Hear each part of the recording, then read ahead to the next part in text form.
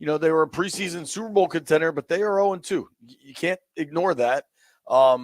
And sure, they fought tooth and nail against the Chiefs in Arrowhead.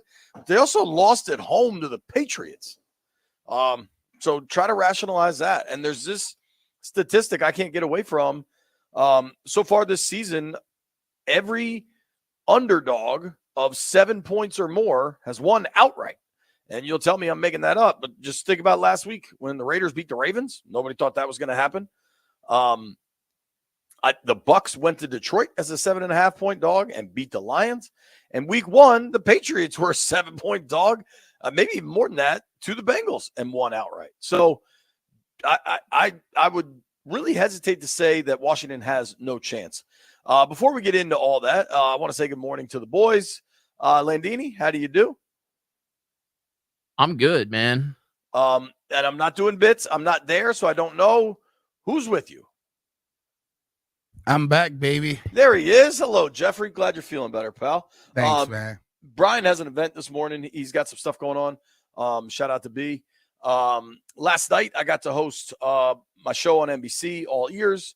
It was a lot of fun. I'm going to guess my guys combined, Jeff and Professor Landini, watched 0 minutes. Do I have that? If I set it at 30 seconds, I'm taking the under. Does that sound right, fellas? Look, I'm gonna be honest with you here. I watched zero seconds. I was busy hunting down Taco Bell gelato. How is that Baja Blast gelato? It's a little more of a sherbet than a gelato, but it does taste very much of Baja Blast. Well, and I thought of you yesterday, Landini, when I was at 7-Eleven. Shout out to MacArthur Boulevard. And I saw the Tapatio ramen noodles. I didn't buy them, but I did think of you. It's kind of disappointing, but thank you. Thank you for thinking of me. Yeah, man, no problem. Jeff, you gonna nail my under here? Lord knows what you were doing. I was knocked out yesterday. Okay. Hey, we all need some sleep, some rest here and there. The good news, despite you guys, a whole lot of people watched, and I got a whole lot of feedback, and I really appreciate it. And we had a lot of fun. It's on YouTube or the NBC Washington app if you want to check it out. Also got some fun news coming up. I guess it's about a month away, a little more than a month. Doing these Wizards altcasts again. I think that's gonna be a lot of fun. Exact schedule, I don't know if it's out yet, so I'm not going to say what my schedule is, but I'm looking forward to that. Those are always fun. And you really get reminded when working in kind of the pro basketball world of how tall all those guys are and how regular I am. Like when I do the show with Jason Smith, particularly, he's 7 feet tall and I am almost 6 feet tall. That's a foot difference. In the regular world, I am not short. I'm not tall, but I'm average. In the NBA world, I'm a dwarf, and it's an interesting conundrum to have. Before we get all the way into football, listen, that's all we're going to talk about all day. But there's a guy that deserves at least a quick commentary from me. TJ Oshie is going on the long-term injured reserve for the Caps. I think today's Caps media day, so I'm sure there'll be Caps content all day, right? Oshie is, for the hockey world, is a legit American hero for what he did for the U.S. men's national team. But for the Caps, they don't ever win a title without Oshie. The beer chug is iconic, putting his shirt over his head. I've gotten to meet him a couple times, handful of times, and just so cool, so down to earth, so easygoing. I covered when the Caps kind of got hot late last year and went on that playoff run. I covered that for NBC4, and dude, the pain that guy was in the dressing room after games and how he tried to gut it out late in the season to come back and help that team as they were going on that late season run just to get into the playoffs. The physical pain he was putting up with. Remember the quote he gave, Landfill, about he was sleeping on the floor in the bathroom because he couldn't really move, but if he had to use the bathroom, he didn't want to have to get up from his bed. I hope the best for him. I'm not going to speculate if I think he's going to play again or not, because hockey's a different world, and those dudes push through everything if they can. It sure is obvious to me that the Caps are trying to pull off. Like, they've got an inside straight draw here. You know what I mean? Like, it's pretty improbable, but it could be quite good if it works. Where I think it was this time last year, Backstrom goes on the long-term IR with the hip thing. Now Oshie's on there with his back. Hips and backs, like those sorts of injuries, those are tough, man. So they've got kind of this aging core that is perhaps aging out. They're trying to rebuild on the fly with all these young players, and they're still trying to get Ovi to the goal record. It's going to be fun to watch. There's no better sport in person. But I will confidently speak on behalf of B-Mitch here. We wish TJ Oshie the absolute best. And if it's over, hell of a run, man. Hell of a run. Jeff, did you want to add anything for TJ Oshie? Like you said, hell of a run, and we wish you the best, man. Cool. All right. Landfill writes the topics, and I think this is a good, interesting one to start with. We got a packed show coming your way. Ralph Vacchiano, Fox Sports, going to join us at 10:30, 11 a.m. Mike Jones, Peter Rosenberg is going to join us this afternoon. You will hear from Dan Quinn, who hasn't talked since Monday.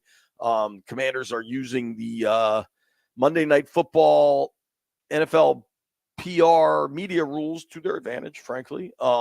Just kind of spacing it all out, and DQ doesn't have to talk, so he didn't yesterday. That's one thing I missed from the Bruce Allen days. I don't know if they were unaware of the rules or didn't care or whatever, but like they just had practice was open and they talked to the media every time. And and now there's a much more awareness surrounding what is obligated per terms with the Pro Football Writers. Anyway, Peter Rosenberg at 1:30. You're going to hear from Dan Quinn probably around 12:30. I also got to sit down and talk to Zach Ertz. You guys are going to hear that. I found Ertz pretty darn impressive, man, both on the field and just as a dude. We're giving away some tickets to the Caps 50th celebration. Going to be a fun day. But we start here. They're 1-1. This time last year, they were 2-0. I think real astute football fans last year probably realized the 2-0 was flawed.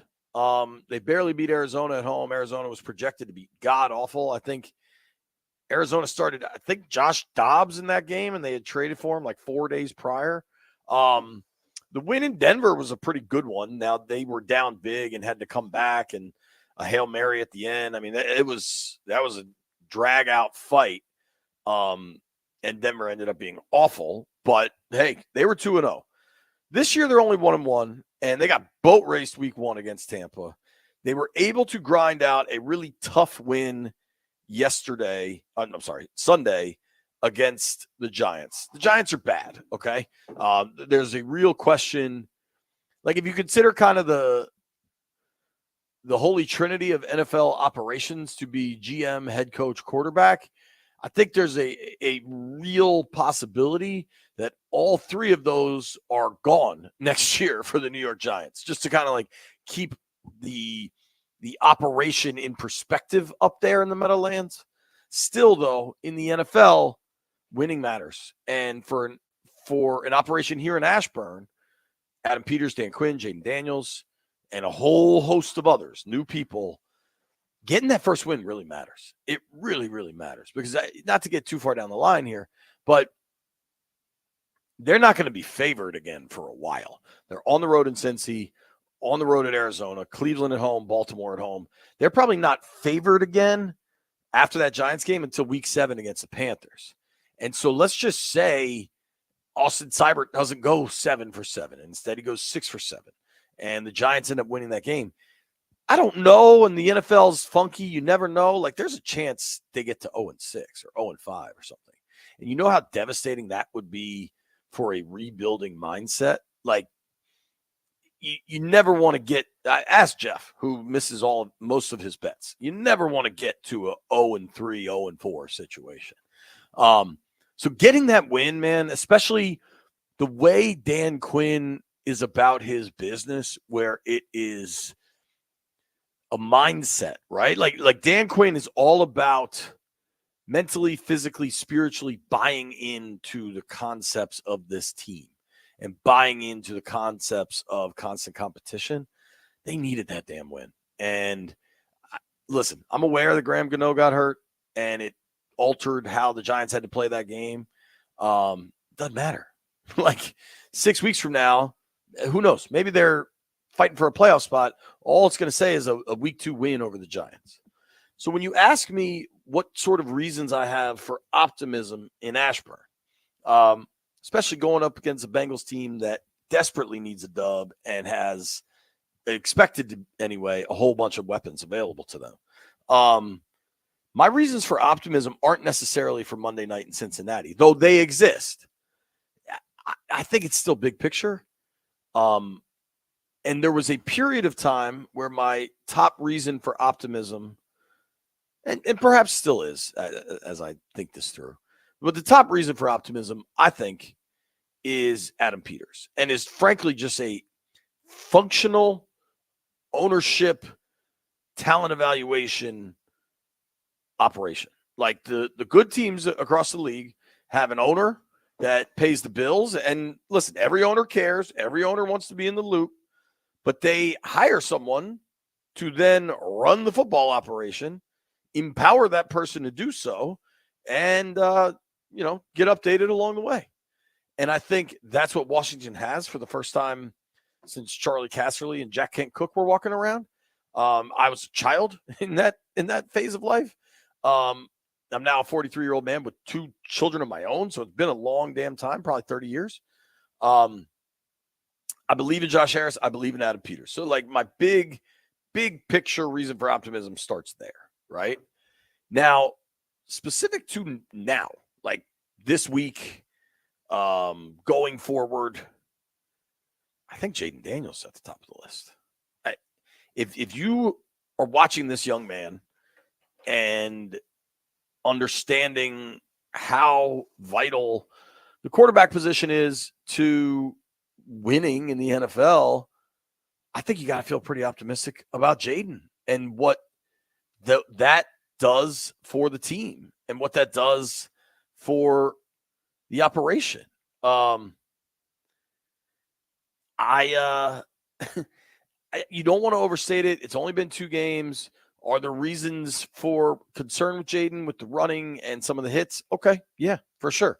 But I think by and large, the good has wildly outweighed the bad. And I think with Jaden, I mean, that's the reason for the optimism, at least at the top of the list. Now, beyond that, I really like the way they're running the ball. I have significant concerns about the defense. I recognize that there's a hope that like coaching and maybe some adjustments can make some big changes there, but I'm not so sure that'll happen. But dude, Landini, I don't know if your question was big picture or for this week, but if you're asking me why Commanders fans should be optimistic about this team right now, I think Jaden is at the top of the list. Yeah, definitely. Yeah. Jaden's at the top of the list. But other than that, like, is there a whole lot? For this season, I think the run game, Brian Robinson, I think, is going into his 3rd season, so there's at least another year on his rookie deal. I got one that people will disagree, and I'm fully aware of the false starts in the red zone. I think the false starts in the red zone stuff, I think you've got to treat that as an one-off outlier, and if it continues to happen, then you got to do like something significant has to change there.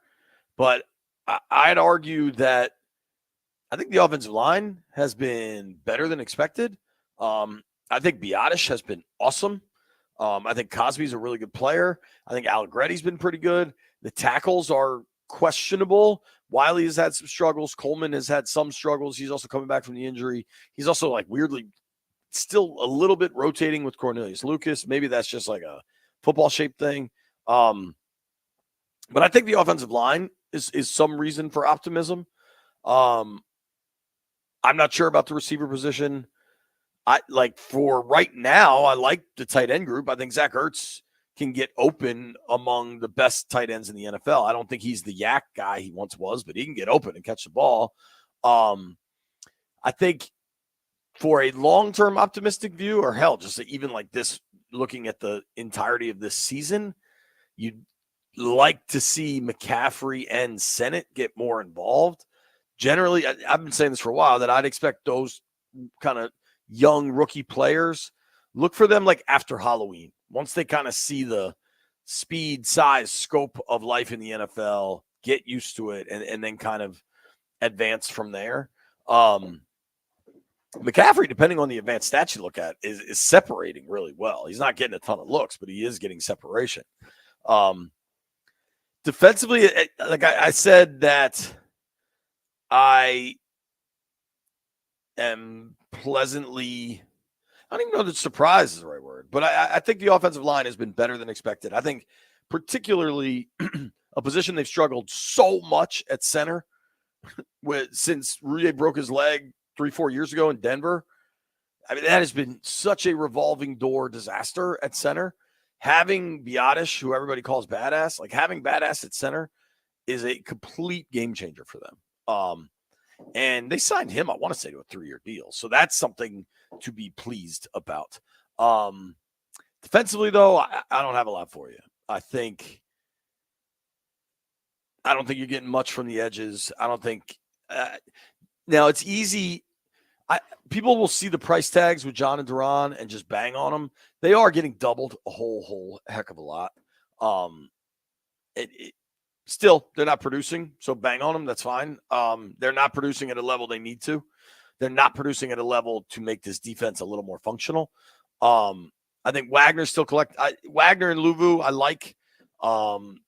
In the secondary, it's a humble group, man. You got to hope the adjustment that was made in the second half last week, where they benched Mike Davis, which is probably where he belongs, not trying to take shots, but he didn't play a snap in the first game and then had to get benched at halftime in the second game, probably tells you what you need to know.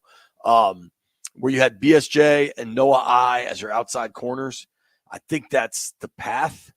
But, dude, Cincinnati rolls out Jamar Chase. If T. Higgins comes back, Gesicki's a pretty capable weapon at tight end. And they got this new wideout, Yoshi. Iashivas, something like that. And then Burrow's wrist all of a sudden looks okay. I think this is a tough matchup coming, and I think it's a very good time for Washington to be 1-1 and not 0-2. But one more time, I'll tell you, nobody had the Raiders winning last week in Baltimore. Crazy things happen in the NFL. You know where crazy things don't happen? You know where things go according to plan and the customer is always right? That is at Orsman Automotive of Virginia. I've bought 4 cars from these guys. I've bought 2 Toyotas, a GMC, and a Chevy. They have been fantastic to me. They've been fantastic to my family. I've had friends reach out. I always tell them to go over there. They go above and beyond to really try to make the experience good for their customer. And buying a car can be kind of weird, kind of shady almost. You just don't get those vibes with the Orsman Automotive of Virginia family. You can buy a car anywhere. You can just walk down the street and buy a car. Buying a car from them is different because they take care of you like you want to be taken care of. They also has the Orsman Lifetime Edge, which features up to $1,500 in extras. 7 dealerships all over Northern Virginia, from Alexandria to Chantilly.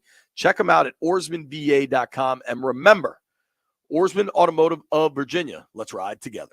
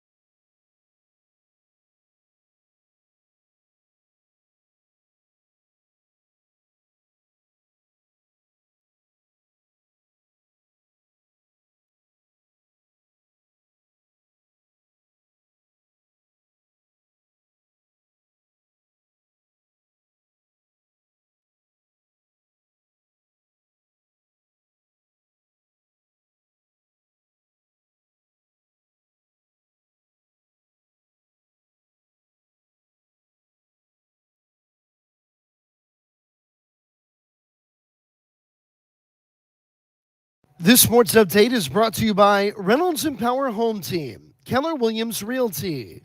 The Nats open a series at Wrigley Field against the Cubs tonight at 7:40 here on The Fan.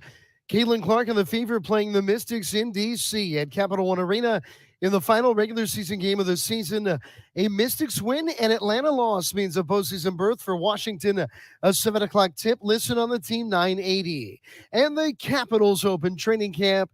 TJ Oshie going on long-term injured reserve. Want to hear the fastest way to know what your home would sell for? Reach out to Empower Home Team. Simply text your address to 800-763-3000. No phone call, just text your address to 800-763-3000. That's 800-763-3000. From the Crump Metcalf 5-Star Sports Desk, this is Adam Pohl on The Fan.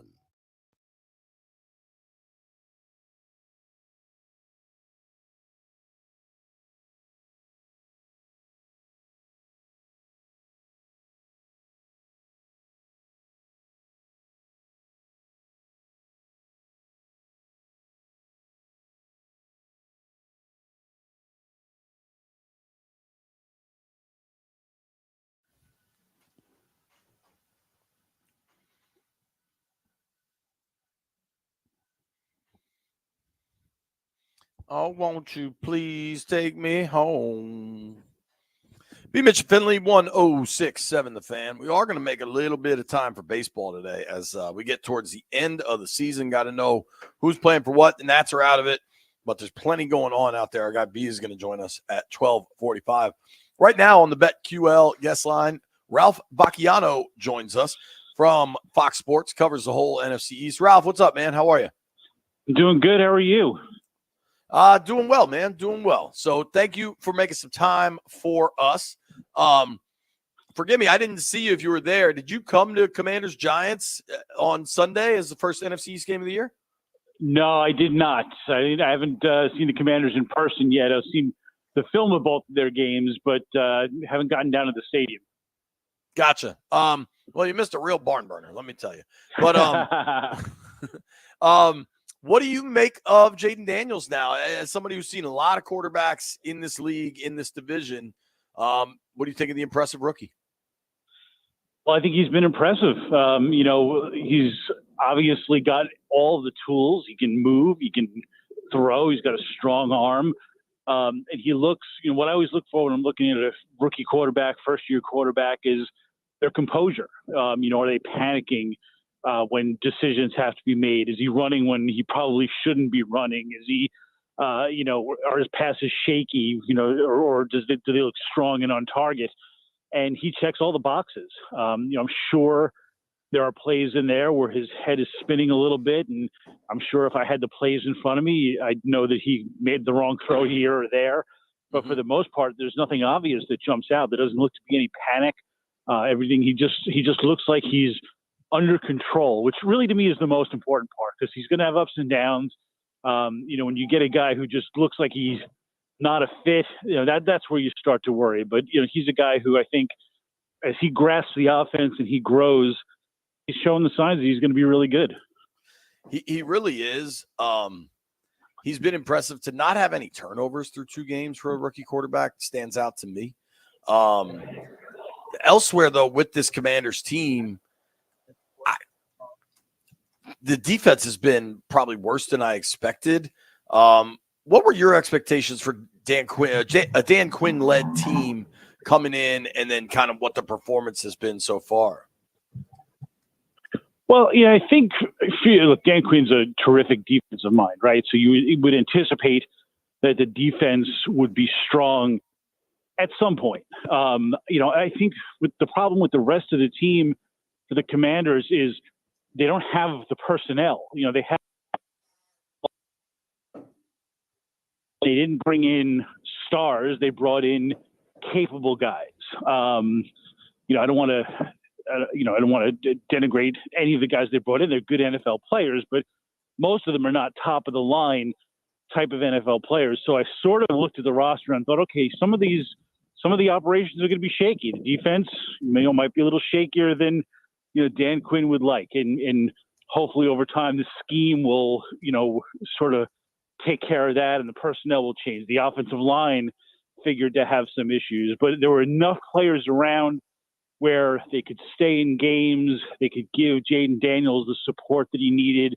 Because that to me is really everything. If Jaden Daniels doesn't grow and become a guy who's a viable starter, there's not a short-term future for this team. So if he does, a lot of the guys they have now are probably not going to be on the roster when they start competing for the playoffs. So, I don't panic too much about what I see with the rest of the team, but I think it's a heavy lift for them to become a playoff team in his first year, because I think that I do think they have some personnel shortcomings compared to some of the rest of the teams in the division and the conference. Talking with Ralph Vacchiano here from Fox Sports. You can check him out at Ralph Vacchiano on X, Vacchiano. Let's zoom out from the Commanders, because I know you're covering the whole NFL, and elsewhere in the NFC East, I mean, it's kind of remarkable. Everybody's I guess the Giants are 0-2. Everybody else is 1-1. Yeah. And only Washington's coming off a win. The Cowboys got blown out at home by the Saints. Eagles completely choked away a dub on Monday Night Football against the Falcons. What chair is hottest? Cowboys, Eagles, Giants? Oh, that's a good question. They're all pretty burning at the moment.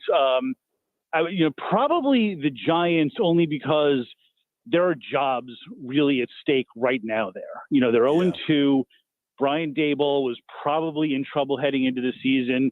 Daniel Jones obviously is on shaky ground. If this season goes wrong, he'll be benched at some point because they don't want to pay his injury guarantee. So, you get to 0-3. The reality is, I know there's 14 games left, but they're 0-3 for almost everybody. The season's over.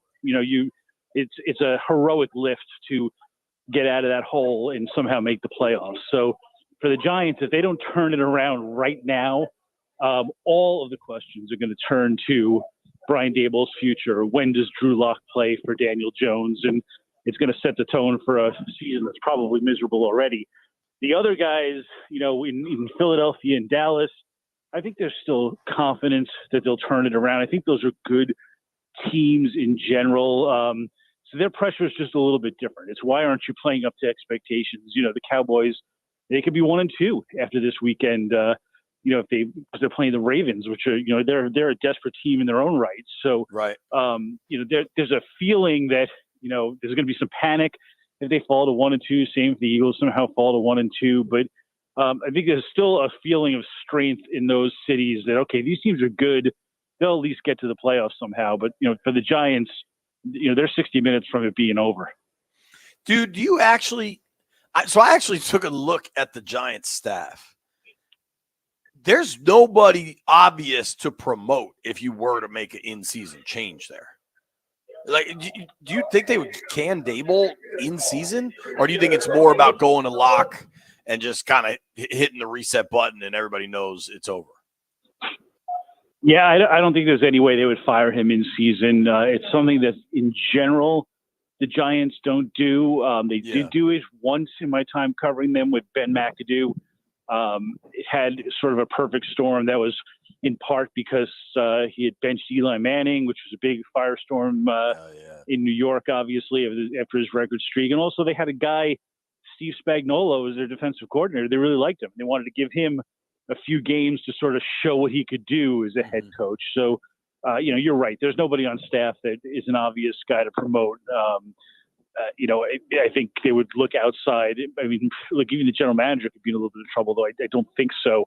But they would look outside, and they're not going to, unless it becomes a circus, unless they just decide, Brian Daboll's gotten so bad that they can't handle it anymore. They need somebody else. My guess would be any move would be after the year's over. Dude, looking at that schedule, they're at Cleveland, Dallas next week, at Seattle, then Cincy, then Philly. I mean, they're probably not favored in another game until the Commanders go up there in November. Yeah, it's true. I mean, that Washington game was big for them, and of all their opponents in the first half of the season, that probably was the one most people would have flagged as the most beatable. And the fact that they didn't is really, really worrisome for this team. For sure. With Philly, are you surprised? Bryce Huff's giving them nothing. They gave him $50 million. They're just, I mean, Kirk against Pittsburgh was pushed off his spot all day, knocked around, right? Kirk against Philly seemed really pretty comfortable in the pocket. There was the one sack, but that seemed like a miscommunication on the offensive line. Are you surprised how little rush the Eagles front is getting? Yeah, I'm actually stunned by that. I watch Bryce Huff a lot with the Jets up here in New York, and I didn't think he was necessarily a 3-down player, which is what the Eagles were saying. I thought he had some limitations in his run defense, but worth a try. Give him a shot at it. But the pass rush was his specialty, and I don't have a good sense right now of whether it's him or whether it's the way he's being used. But certainly, I would have expected more out of him than what they've got, and they've got good players up there. Sweat and Carter and Davis, some big guys and who have shown in the past that they can push the pocket and get to the quarterback. I know they're missing Hassan Reddick, and I know that that's a huge deal. And, I know all the reasons why they traded him away. Obviously, we're seeing that now in his holdout with the Jets. But they're missing him. There's no doubt about it. And maybe he had more of an effect on the other guys than I thought, but I really thought they had enough left behind to continually and consistently push the pocket, and they're just not doing it at all. That's going to be a real problem for their defense, because the secondary was the part that concerned everybody. And, if they're not getting any help up front, that secondary really could be exposed before long. Last one, Ralph, and we'll get out of the NFC East. You buy the Saints? You believe what they're doing? I believe they're not bad. I don't believe that they're suddenly a Super Bowl contender. And that might be a me problem more than a them problem, because I'm not sure I buy Derek Carr as being suddenly a guy that can carry a team to a Super Bowl. I'm not sure I buy Alvin Kamara still being the kind of weapon he seemed to be against Dallas last weekend with his 4 touchdowns. I think they were good though. They were 9-8 last year. I think they won 4 of their last 5. Yeah. They've got pieces to be a good 9-10 win team. But beyond that, are you looking at a team that's a threat to win the NFC? Probably not, unless the NFC is a lot more wide open than I think. And who knows? Tampa Bay won a playoff game last year. I didn't expect that. So stranger things can happen. But I guess my short answer is I think the Saints are good, but probably not as good as we've seen the last 2 weeks. I agree with you. I wonder if Tampa is legit, though. Hey, Ralph, thank you for the time, man. I really appreciate it. My pleasure. Anytime. All right. Ralph Vacchiano, Fox Sports. Give him a follow at Ralph Vacchiano. Really smart dude. He knows what he's talking about when it comes to the pigskin. Another guy that fits that bill, Mike Jones, will join us at 11.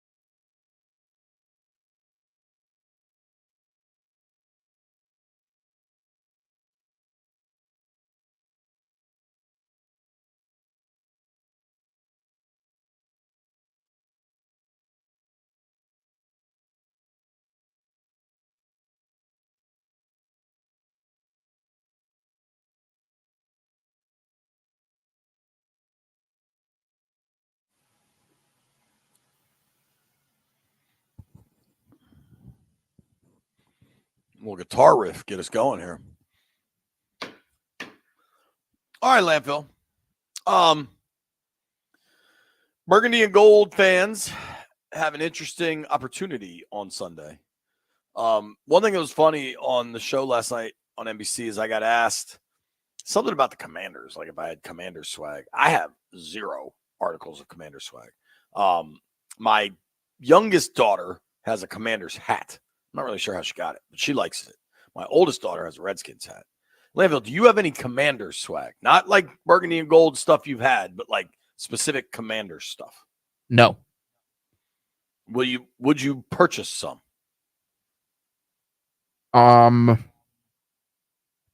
Maybe in a couple years if I'm certain they're sticking with the name. I just think the logo's so bad. Yeah, it's terrible. I know Jeff rides for it, but I think that's just so he can get more free swag. Jeff, do you actually like that logo? No, I don't like the logo. I never had like my thing was the name made sense to me. I never said the logo made sense to me. Because it just looks so basic. It's just a W. Yeah. Yeah, some of the stuff looks cool.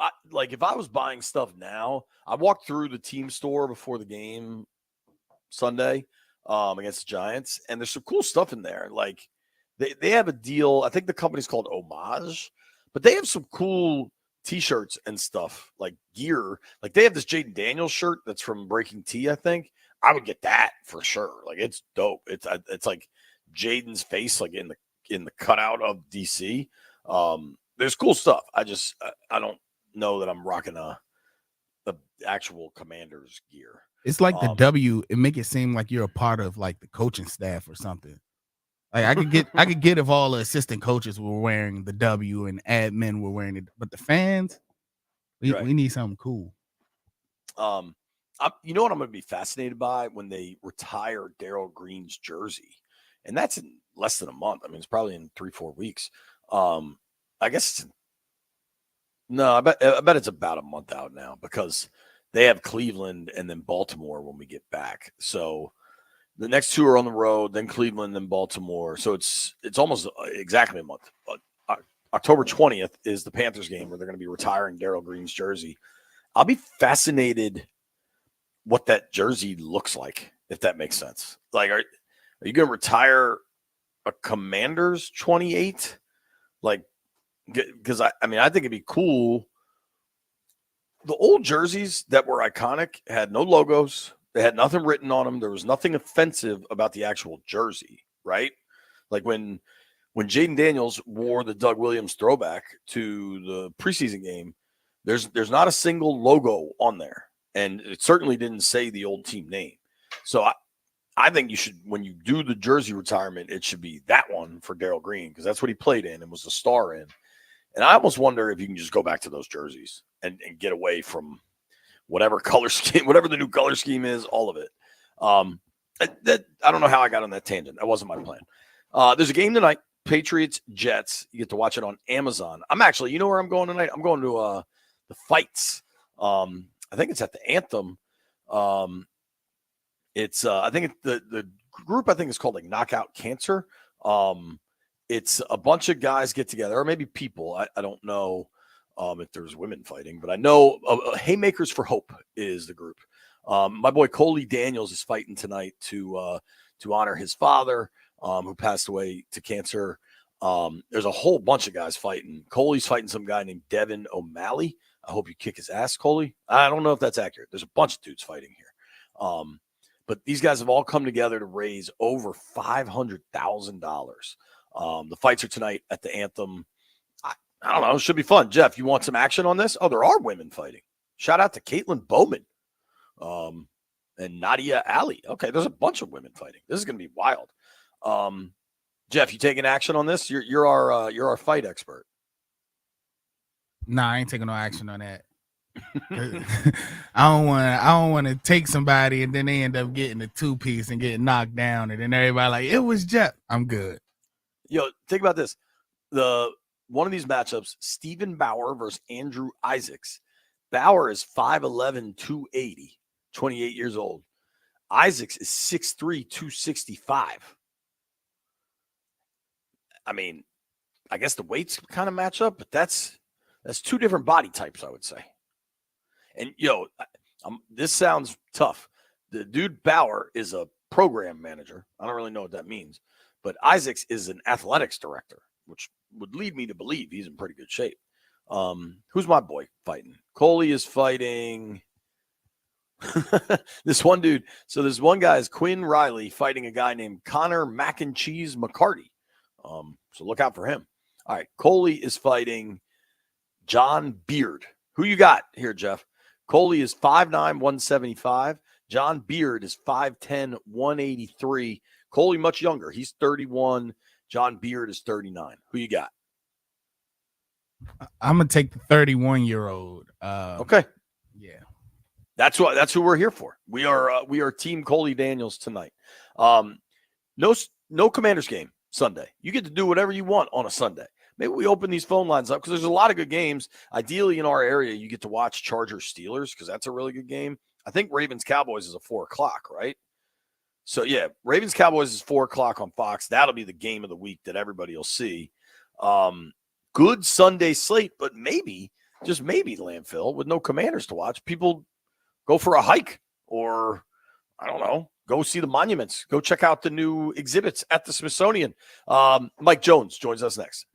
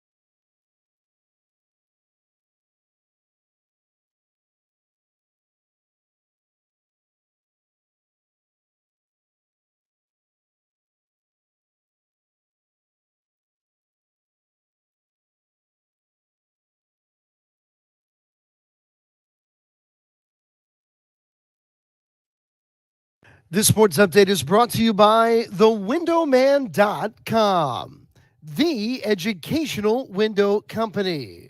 What a night for the Washington Mystics and women's sports in the DMV. Caitlin Clark and the Indiana Fever are in town to take on the Mystics for the WNBA regular season finale. So tonight's game will be at Capital One Arena. But the game has everything on the line for it for Washington. If the Mystics win and Atlanta loses to first place New York, the Mystics reach the playoffs. Tip time, 7 p.m. Listen to it on the Team 980. Thursday night football, the Patriots and Jets. Westwood One coverage follows Mystics basketball on the Team 980. The Nats 10-0 losers to the Mets last night. Washington opening a series with the Cubs at Wrigley Field tonight. A 7:41 pitch here on the Fan. And the Caps announced TJ Oshie is going to start the year on long-term injured reserve. Caps training camp begins today. Superior fiberglass windows. Limited time only, $250 off every window. Replace those drafty, cheap vinyl windows before the winter cold hits. Visit thewindowman.com for your free consultation. Thewindowman.com. $250 savings per Infinity replacement window only. Minimums and installation apply. From the Crop Medcalf 5-Star Sports Desk, this is Adam Pohl on The Fan.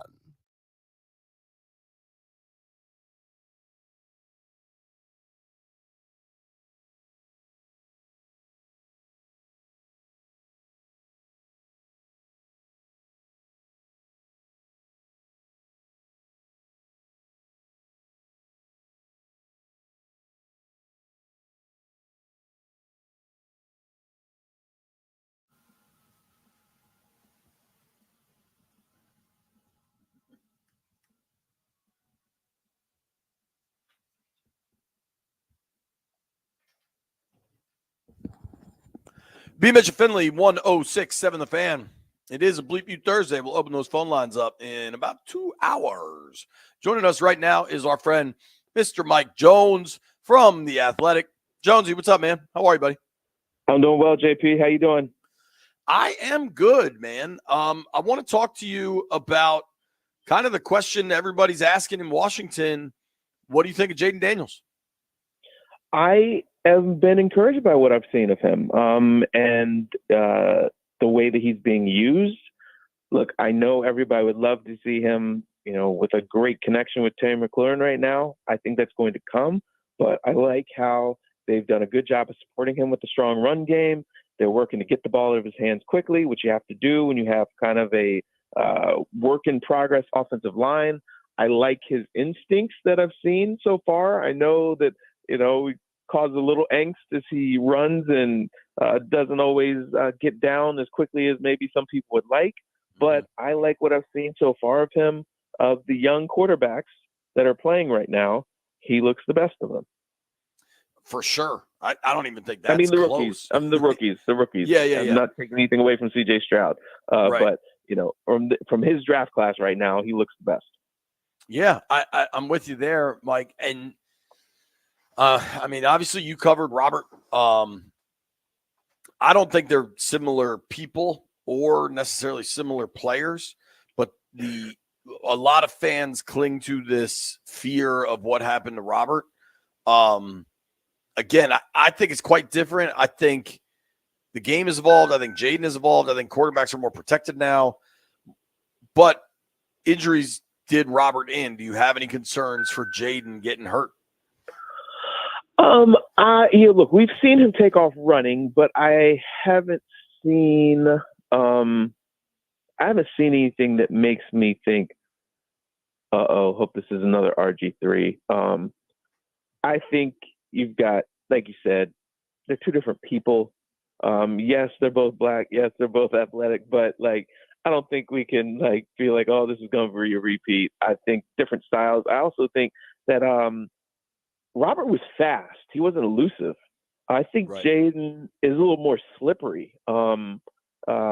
His running style reminds me more of Lamar Jackson's than Robert's. Because Robert could run fast, but he didn't get away from people if they had the right angle. I remember thinking of the Halodonata hit, which started the whole downward spiral with his knee. So yeah, and I mean, look, I don't know that there's the same mentality that he would, kind of threaten his coach, if they tried to pull him out or anything. I just think Jaden Daniels is a different type of guy. If he got injured, hopefully he would listen to the trainers and not try to force his way onto the field because he was afraid of Kirk Cousins taking his job. All of that, it was just so crazy. And so I don't see those similarities. I think that Cliff Kingsbury's done a good job of protecting him. And look, we don't have in DC, you don't have the meddlesome owner to poison the quarterback against his coach. So I don't even, when I'm watching, I don't even think I hope that there's no repeat. It just feels and looks totally different to me. I totally agree with you. My comp, because I think Lamar has that quick twitch, stop, go, juke you out of your shoes ability that I don't think Jaden has. My comp for Jaden, and it's almost hard to say this because so much has happened since he was since we only thought of him as a football player. But do you remember how Deshaun Watson was as a runner, where he kind of glided a little bit? That's been my comp for Jaden. Jaden might be a little more elusive than that, and Deshaun was bigger and kind of could roll lower his shoulder a little bit. Yeah, I kind of can see. But I'm with you that there's no comp with RG3 though. Yeah, just different. I mean, I think he's even different than Watson a little bit. Watson did a lot of escaping and extending, but I don't even know if he was as much to take off as we've seen Jaden. And I mean, there have just been a few times where you see guys converging on him and somehow he squirts on through, and it's just, like I said, he's slippery. Totally. And so, yeah, I don't know. Maybe he's just Jaden Daniels. Very, very unique so far. Again, I'm glad he learned how to tighten his chin strap. I didn't, that stuff was a little scary with his helmet flying off multiple times. Right. But, that shows that he's learning from one week to the other. So I don't know. I'm hoping, look, we both from this area, we've seen a lot of disappointment at that position. I'm hoping that this finally ends the carousel and gives the long-suffering fans in this franchise the quarterback that they deserve.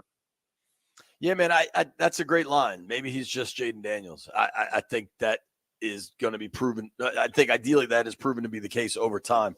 You said something that I found pretty interesting there. Talking with Mike Jones here on the BetQL guest line. If you want to follow Mike, of course you can by Mike Jones. You said you like how Cliff is protecting him. A lot has been made of Terry McLaurin's lack of productivity through 2 games, and that a lot is at the line of scrimmage in the pass game for Washington. At the same time, though, they're dominating time of possession and they're moving the ball really well. What do you make of Cliff's offense? Well, I'm very curious to see the evolution of it right now. What is it going to look like midway through the season? Through 2 games, it is clear. It's okay, get the ball out of his hands, help him get into a rhythm. I think that's what we're seeing. And, it's a lot at the line of scrimmage, a lot of short stuff. And in a way, those quick, hitter 4 and 5 yard chunks are almost like run plays as well. But it's just keeping the defense on its heels, keeping the offense moving, keeping his completion percentage up. Also, it doesn't stop the clock, it's a smart approach, I think, when you have a line. I mean, I was just covering that game in Houston and watching Chicago's offense and the approach they have with Caleb Williams is absolutely maddening. They're not using the run game. They don't even try to establish the run, which is really surprising because Shane Waldron is an offshoot of the Shanahan tree. He worked under Sean McVay for a lot of years. He must have been asleep in class because they don't even try to establish the run. They don't do a lot of the things that the Shanahan offense does to protect the quarterback. And you've got Caleb Williams sitting back there holding the football, waiting for things to unfold. Or then he's in trouble and he's trying to do all this escape artist stuff. And the defenses are faster, but they don't do anything to ease pressure on your young quarterback. look at Washington, and he's not making him a sitting target back there behind a bad offensive line. It's getting the ball up quickly. It's running the football. It's using his misdirection, using his own legs. This is what you have to do. And, I would be curious to talk to him about what he learned, when he had Kyler Murray, another young athletic quarterback behind a rebuilding line, and how has that helped him prepare for Jaden?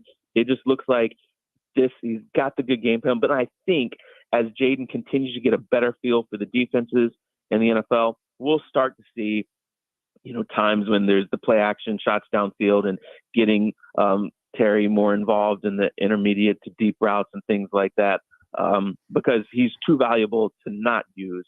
But I just think this is just part of the process of building, giving him a good foundation, and then they'll continue to expand. Interesting there, because I saw you worked that Houston Bears game Sunday night. Obviously, Caleb had a really, really rough second half in that game. Bo Nix has looked terrible. Right. Jaden Daniels has been by far the best rookie quarterback so far. Do you think that will change over the course of the season, or do you think Jaden's in the best position going forward? Well, it depends on the play callers. Sean Payton's supposed to be this quarterback whisperer, and he's had Bo Nix drop back 77 times, which is the third most in the NFL. And he leads the NFL in interceptions, and he's got an awful passer rating. You're putting way too much on a young quarterback. They are not working to establish the run game either. He's out there thinking he's calling plays for Drew Brees. And then you get frustrated when your young guy throws a stupid interception or, holds on to the ball too long.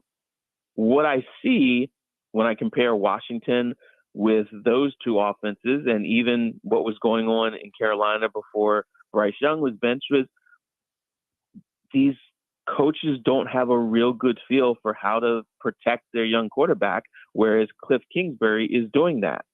Look, if they had an all-pro offensive line, maybe we'd see him sit in the pocket more and they take a lot of deep shots downfield.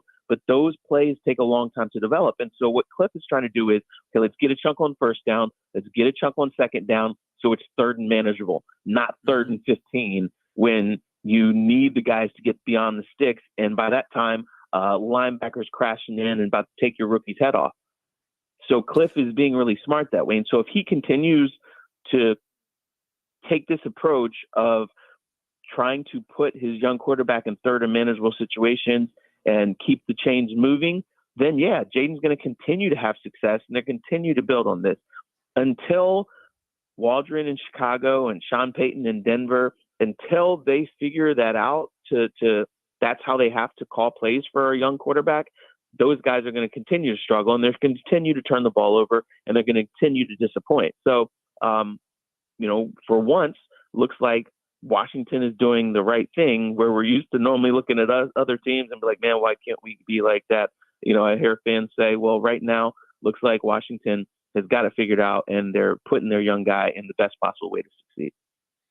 That is, I tend to agree with you, man. I think they're trying to bring him along slowly. They want him to develop more as a passer, I'd say. Like to continue to look to pass rather than look to run. Let's zoom out from Washington and kind of go around the league. The Rams, a coach you and I both know and covered together out here in Ashburn for years. 0-2. How's McVay doing? They got a ton of injuries out there. What do you make for LA? Yeah, I feel bad for those guys. There's, Sean McVay's out there, Aubrey Pleasant's out there, a number of guys that we know that are on that coaching staff, and they just have had some really bad luck with, their offensive line was already banged up coming into the season. Their left tackle was going to be out, I think, 2 more weeks because of suspension, but the backup left tackle was hurt, so they're on the third string left tackle. I think they're on the backup left guard. Then you lose Puka, and then you lose, now you're losing Cooper Kupp. It's and every time Matthew Stafford gets hit, it's like he's moving gingerly. And look, it's too early in the year for him to be hobbling on an ankle or a bad back. It's unfortunate for them because I thought that they had a chance to kind of they seemed like they're hitting a reset last year, and I thought they had a chance to build on that. But man, health is something that you can have the best X's and O's in the world, but if you don't have your horses and you're going with third string guys, it's really hard in this league. It's hard when you're with second string guys. And so I don't know how this gets better for them, because they're in a tough division and these are players at very key positions and they're going to be out for a while. It's not just like a week or two, and so I feel bad. But this is the way the NFL is. And, you just never know how the injury bug is going to hit a team. Totally. We had this debate, Beamish and I, yesterday. Who do you think Kansas City has clearly established himself as the best team in football? And dude, you might do your own list. I think I know The Athletic does them. I don't know if you write them, so forgive me if I'm wrong on that. But like, if you had to do your power rankings today, who's the second best team in football? Who second best team in football today? Because you got some 2-0 teams, but they're probably not the teams you would think to. Maybe the Bills, right? Well, I mean, okay, I thought Philly was it, but then Philly wet the bed against Atlanta, and so it's like, oh wow. Tampa Bay is a team that is very well rounded. Seattle is a team that they're 2-0. They've got a tough defense and a smart offensive approach. Buffalo is looking better than I thought. I thought their offense would take a step backward. The Steelers have a really good defense and a smart approach. We'll see what happens with their quarterback situation. There's question about all of those teams. So it's tough for me to say, oh, this is a clear-cut number 2 team behind the Chiefs. I'm very curious about the New Orleans Saints. I thought it was a fluke in week 1, but then what we saw them do to Dallas in week 2, their offense was dynamic. Their defense was very stingy and forced multiple turnovers. I did not see this coming from the Saints. I don't know if they're number 2, but they're tough. Right now, I think is going to look way different than towards the end of the season, because towards the end of the season, the Bengals, they always start slow. They're going to have their groove. The Ravens are probably going to have things figured out because they're replaced, remember, their defense coordinator and top 2 defensive assistants. And so what we're seeing right now, some of this is not going to hold true. But for right now, there's a lot of intriguing teams up top there, those 2-0 teams, but I don't know who number 2 is, because I have questions. I need to see more from a lot of these teams before I'll believe that they're actually legit.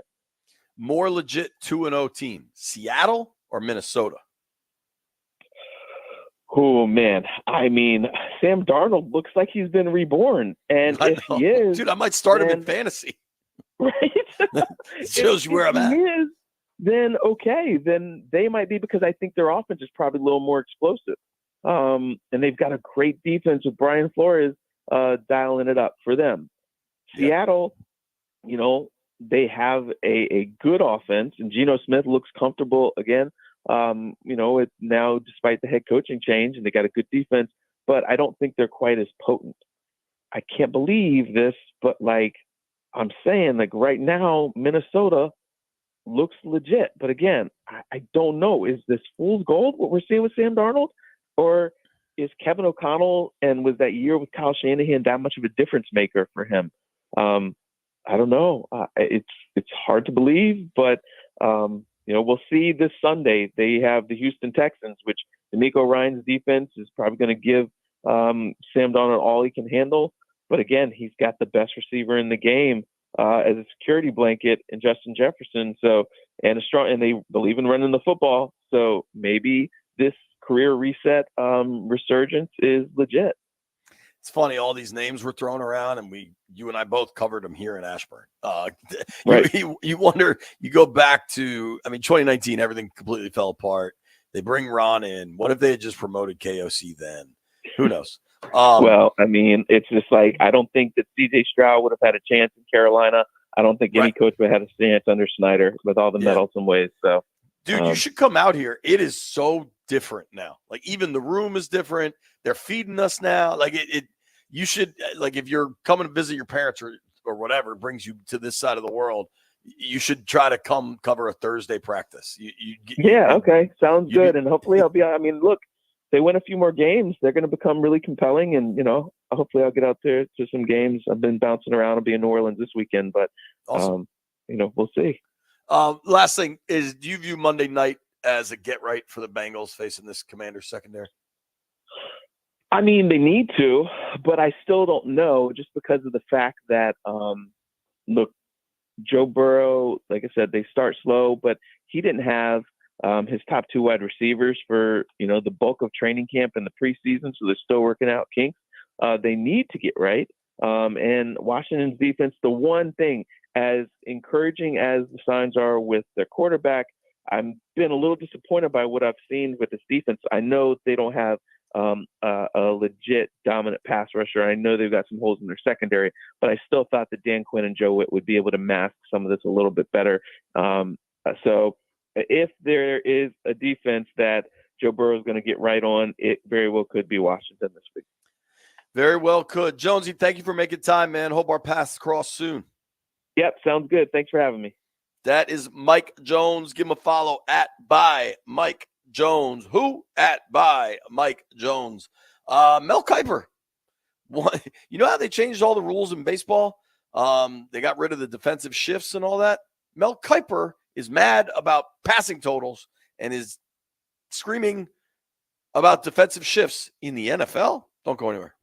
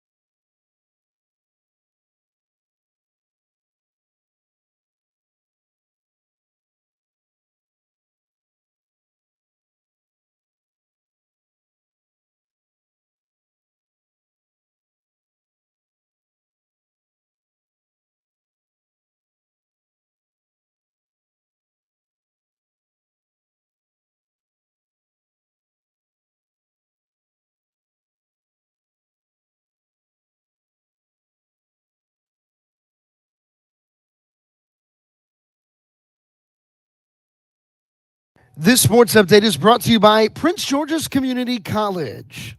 Caitlin Clark in D.C. as the Fever play the Mystics. A Washington win coupled with an Atlanta loss, so the Mystics are in the playoffs. A 7 o'clock tip on the Team 980. The Nats swept away in New York. A 10-0 loss last night to the Mets.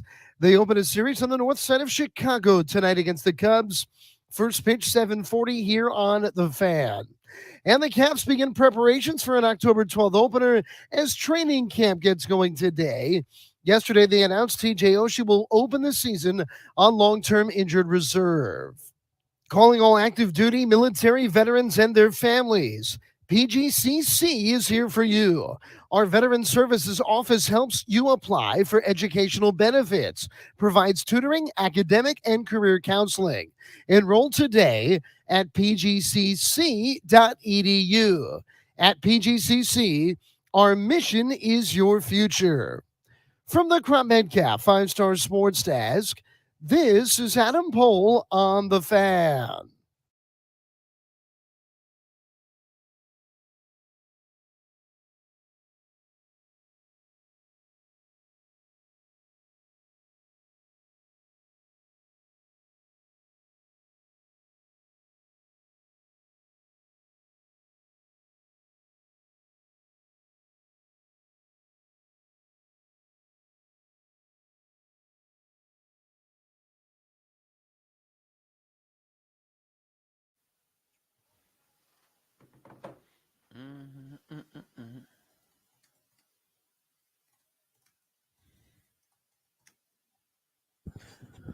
Little Nate X, B. Mitch Finley, 1067. The Fan. Lev, I'm gonna need you to get me up to speed on this because I was busy yesterday. Mel Kiper is a draft expert, and he has created a cottage industry. He deserves. I always applaud people that have changed the world in some capacity, and I think Mel Kiper saw a vision for what the NFL draft would be long before most people did, and he's probably made millions of dollars because of it. He lives on the eastern shore of Maryland and eats pie every day for breakfast, is what I understand about Mel Kiper. Why is he yelling about defensive back formations, Landini? He's not happy about him, apparently.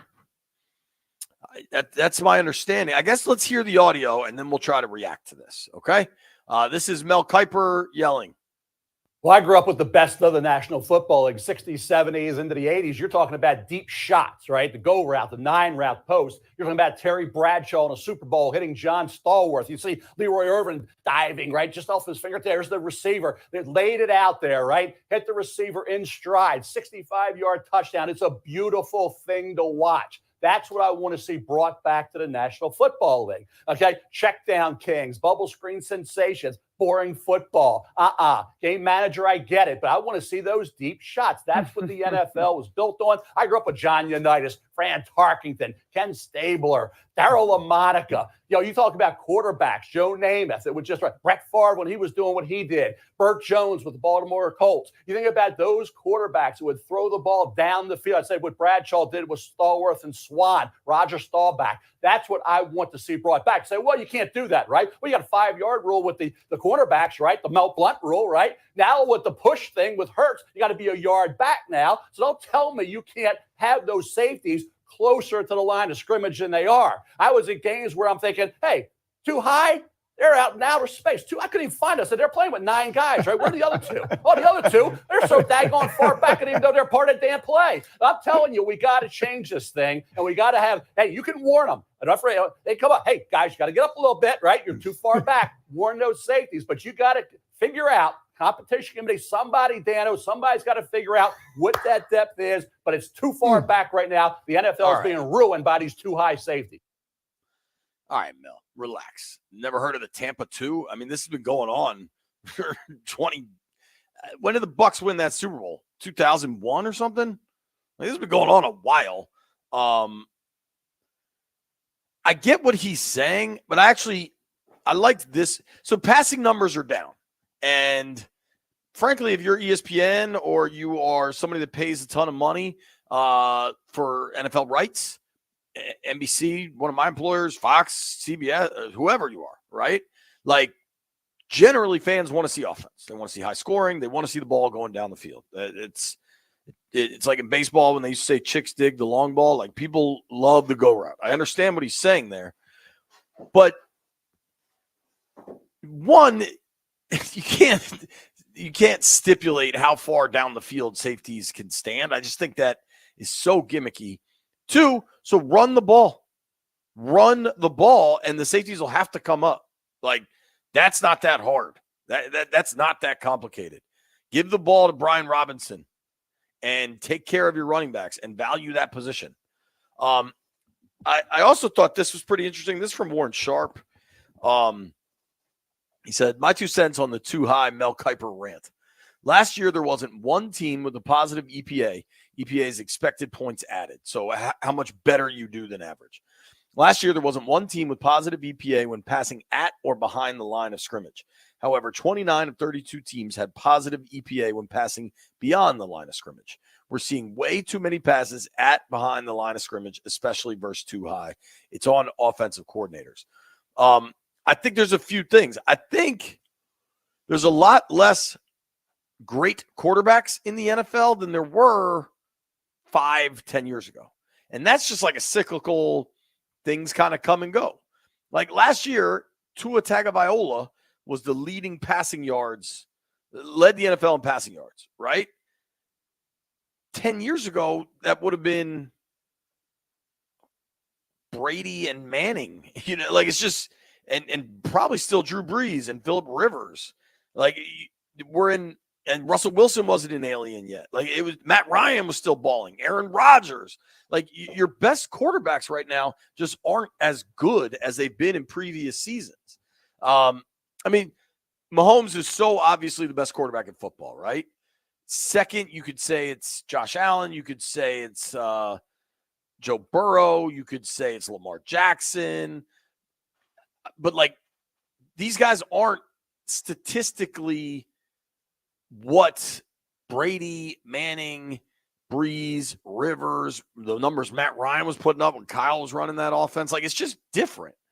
And with that, what you saw, especially when Tyreek was in Kansas City, is these defenses came up with this like amorphous defensive back deployment where depending on specific routes and concepts, they were kind of going where it changed from playing quarters or too high or whatever to letting defensive backs kind of make more decisions as a route unfolded, right?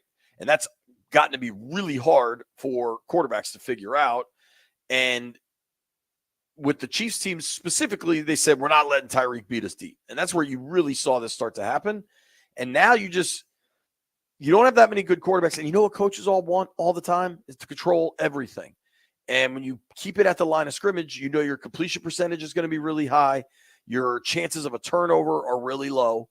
And you can try to chunk your way down the field. I think this is more of a result for not as many great quarterbacks in the NFL right now. And that doesn't mean more great quarterbacks aren't coming.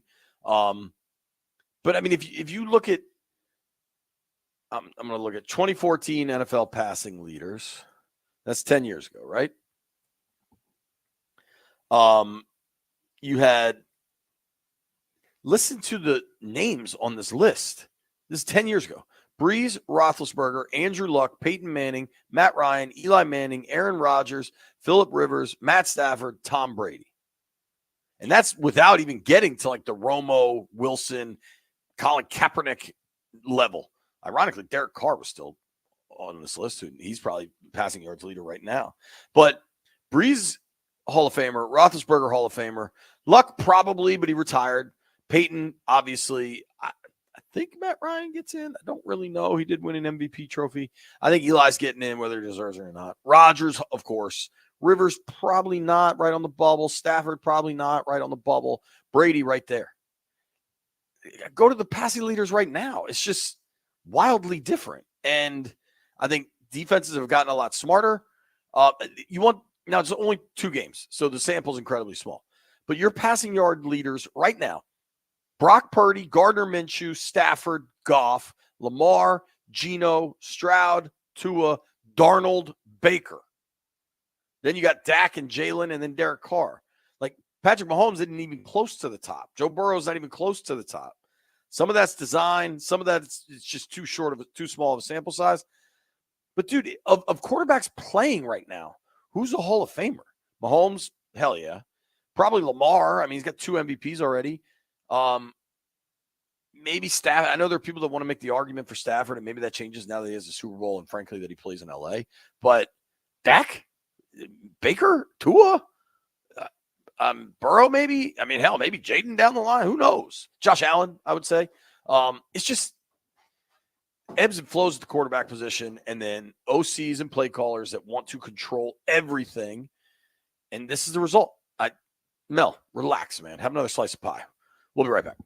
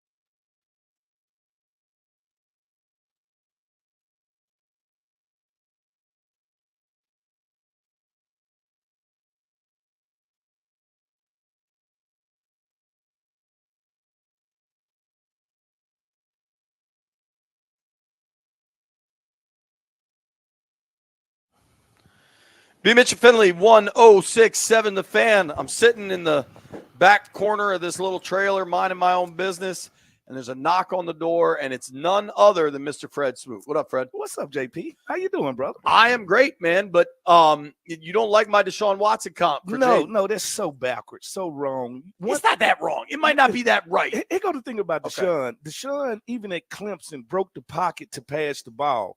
Was he a runner? Yes, he's a legit running threat, but he don't lean on it and weaponize it like Jaden Daniels did. Okay. Like, I have never seen Deshaun Watson with a run over 50 yards. Okay. Like, so at the end of the day, my true comp for him is Randall Cunningham. Prime Randall Cunningham. Eagles Randall. Yes, both of them have a elongated throwing motion. Both of them have a running style where they're not really they're more gliding. Yeah, so gliding has has been my word. He's not a make you miss guy, Yeah. but he has these subtle changes of direction in the open Yeah, field. it's similar to how Randy Moss ran. He was gliding so fast that we could not look at him and say, how fast is he moving? Sure. Well, Jaden has that same deceptive running style, and like you said, very slippery. How about this? So the Randall comp. Yeah. Randall was listed 6'4", 212. So not tall, but not the biggest guy. Yeah. Jaden's listed 6'4", 210. Same body type. That's Same pretty body similar. If you look at Jaden's numbers here, I'm sorry, if you look at Randall's numbers, especially from kind of those prime years, late 80s in Philly, I think Jaden might go over. Like, you look at Randall had 3 straight years where he made the Pro Bowl, where he's passing for 24 touchdowns, running for 440. One big difference, I would say, and this is a difference. It's a different era. Well, quarterbacks, and I don't know if you heard the Mel Kiper audio. Yeah, I about did. banning I don't too know. high I and don't all know that what stuff. Mel talking about. Stick to the draft. Yeah, that was Banana Land. Mm. But quarterbacks used to throw a lot more picks. Yeah. And their completion percentages used to be way lower. Yeah. Now a lot more is kind of a controlled passing game. Completion percentages are way up. Jaden's, never say never, but that Pro Bowl season for Randall that I just brought up, Randall threw 16 picks. Yeah. I don't think Jaden's ever going to throw 16 Well, he picks. takes care of the ball. Like, the one thing I can say this, first of all, let me talk about the Mel Kiper thing. Yeah. It's only two people. You're a defensive back. Yeah. It's only 2 people in this world that get paid to be wrong. and that's Mel Kiper and the weatherman. All right. It's no different between partly sunny Taking and partly shots at my cloudy. guy Doug Cameron. Yeah, I'm just saying, what's the difference? Let me ask you, what's the difference between partly sunny and partly cloudy? Nothing. Supreme Court Justice, I think it's Potter Stewart, has the ultimate line. Yeah. Now, he used this to explain pornography. Yeah. I can't Okay. I can't define it, but I Yeah. know it when I see it. Yes. I know the difference between partly sunny and partly cloudy, but it's hard to define. Technically, it's no difference. Sure. I'm So with you. that Mel Kiper does this all the time, where he goes and say this player is going to dominate this. We never seen a guy like Clowney. Yeah, we have. All right. I'm sorry. So at the end of the day, it's one of those jobs where it's a lot of error in it. So I give him that error. Specific to Clowney, I'm curious if you agree with me. I think the best thing that happened for him, but what set him on a trajectory that he probably never Reached lived his up to, potential when he knocked that kid's helmet off in the bowl game against Michigan. So you're saying that one play of success, because it just blew up so much, Yeah. probably just because the kid didn't have his chin strap buckled and he hit him at the right angle. Yeah. You know what I mean? Well, I think his career path, I think he's had a very good career. Sure. And I think it's similar to Chase. I don't think that's a bad call. I think once you put these defensive end on this pedestal, and everybody thinks because they come out of college looking like Bruce Smith, they're going to have the same effect that Bruce Smith had from day one. And it doesn't happen. Like, I tell any franchise, if you're a franchise and you're leaning on your defensive end to win you championships, you're not going to win them. Sure. They're just football. Yeah. Speaking of the football, defensively, what are you seeing from this Commanders team? How do they get better? I'm seeing a team that has a new coordinator. I'm seeing a team that has 70% new players. I'm seeing a team that's only played 8 quarters of football together. Like, we have to step back. You got to realize this coaching staff, this ownership has nothing to do with the last 25 years of our post-traumatic stress, all right? Sure. And now we want everything microwavable, and we want them to be good now. No, it takes time. Like, the only way that we get better on defense is we problem solve together. Well, I can't problem solve unless we in the game together. Like, we have to see something once, twice, 3 times, and then we're like, all right, this is the best way for us to go about doing this. From the first game against the Bucs, you seen the Bucs get in a lot of bunch formations. We weren't boxing those formations. In the second game, we was boxing those formations. So I'm seeing the growth, but it's not going to happen with all these new players. Come on, we got 4 starters, and it's not going to be linear. Yeah, right? yeah. Like it could be. It's going to be up and down until they understand, one, Joe Witt's philosophy and how he wants things done, and 2, as they play together, they will get better. It's like a boy band. Like once you get them together, they need to work on the routine before we actually go do a concert. I did like the adjustment they made specifically against neighbors, but Yeah. against the Giants, they sat Mike Davis down. Mhm. They put Benny St. Juice on him. Yep. Let Noah I work the other side. Igbenogany. You can't say that name? He's Noah I for me. What is it? Igbenogany? Igbenogany. Okay. I can't believe I can say a name better than you, JP. Come on now. I think you go at least until Forbes is back. Yeah. You do the same thing this week. You go BSJ, Noah I, Sam Still. Use your safeties how you want. How Jamar Chase doesn't seem Jamar Chase quite yet. Yeah, the holdout. That's what happens. Sure. They're saying T. Higgins should be back for Monday night. Mm-hmm. How concerning is this matchup specifically? Burrow, Chase, Higgins. Gesicki's playing well for them. Yeah. This new wideout they had, Yoshi, Yeah. Iashivas. Yeah, and they also have Burden. Right. Jermaine Burden. All right, so another rookie. Well, the thing about it is you do what everybody else doing to upset the stomachs of fantasy football owners all over the world, and you play 2 high safeties. Right? Mel's going to be screaming again. But tell him to eat his pumpkin pie. At the end of the He day, eats pie every day, right? Yeah. Isn't that the thing? I heard he eat pie every day, but I've had this back and forth with Logan Paulson about pumpkin pie as a thing, period. It's not a thing, JP. Do you love pumpkin pie is the question. Love? No. Do you eat pumpkin pie? Probably a piece on Thanksgiving. Listen, ain't we raised by our mom and dad not to play with food? You think that's a play food? Come on, we draw faces in it and set it on porches. All right, like, come on. Like, have you ever said, told your wife, I'll be right back. I'm going to the grocery store. And she was like, by the way, grab some pumpkin. Of all the pies, right? Yeah. Pumpkin is way down my list. First of all, it's last. Yeah. It's last. Yeah, it might be. Like, no other time do you eat slices of pumpkin. Right. All right, so it's just not. It's one of those. Is it a fruit? My wife, though, weirdly likes pumpkin soup. You ever had pumpkin soup? Never. It's like big in Jamaica. No, never. Can I ask you this? I'm telling you, it's kind of good. Is pumpkin a fruit or a vegetable? I don't know.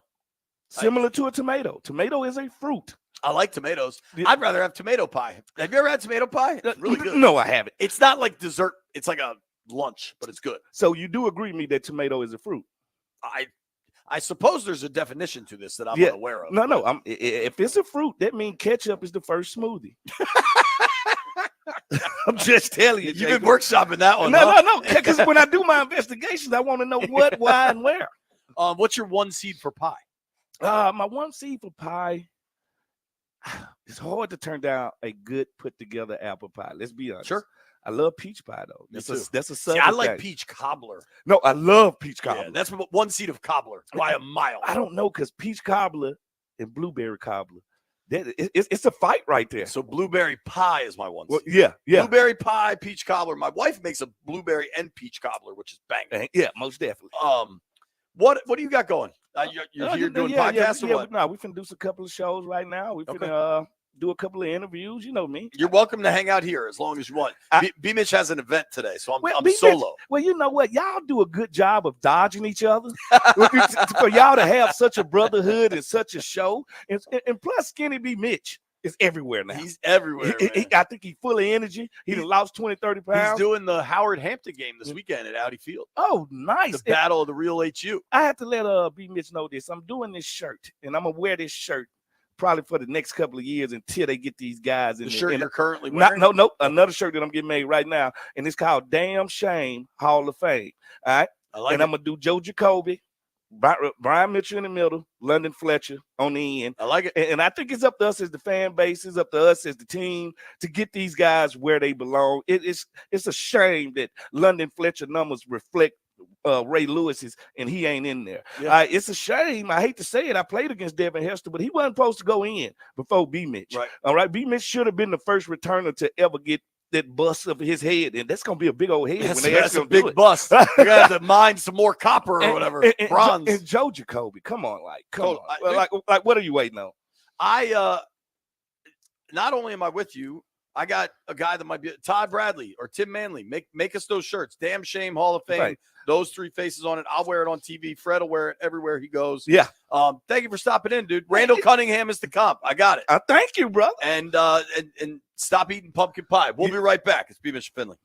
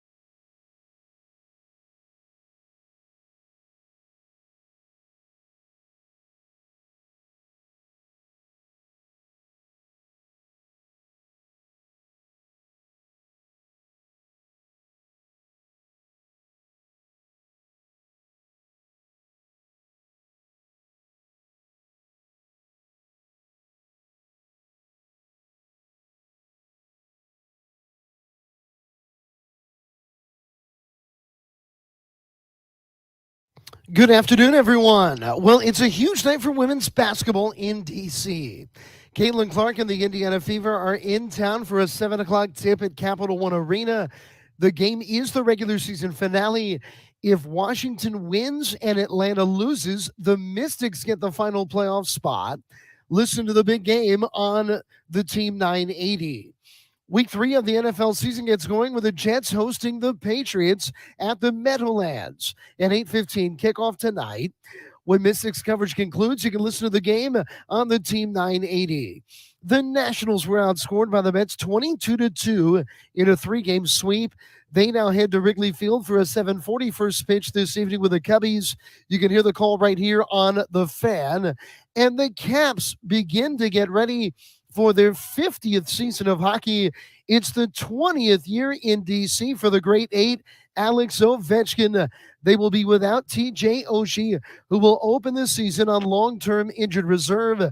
The Caps get their 24-25 regular season going, hosting the New Jersey Devils Saturday, October the 12th. From the Crop Metcalf 5-Star Sports Desk, this is Adam Pohl on The Fan.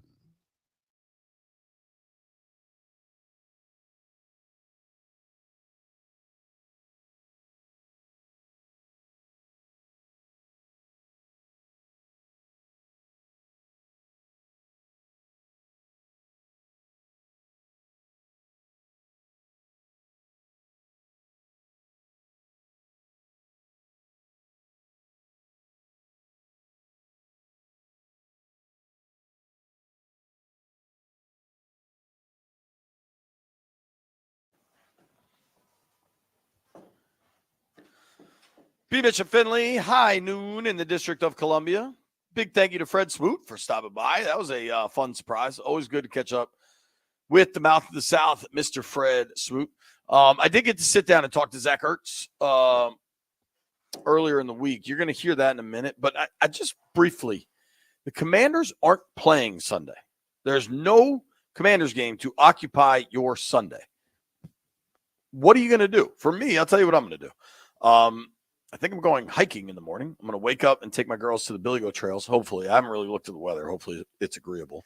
And I fly to Cincinnati at 12:30, I believe, out of Dulles. And I'm gonna be gone for a full week. So I kind of think I should Uber and not have my car there for a full week.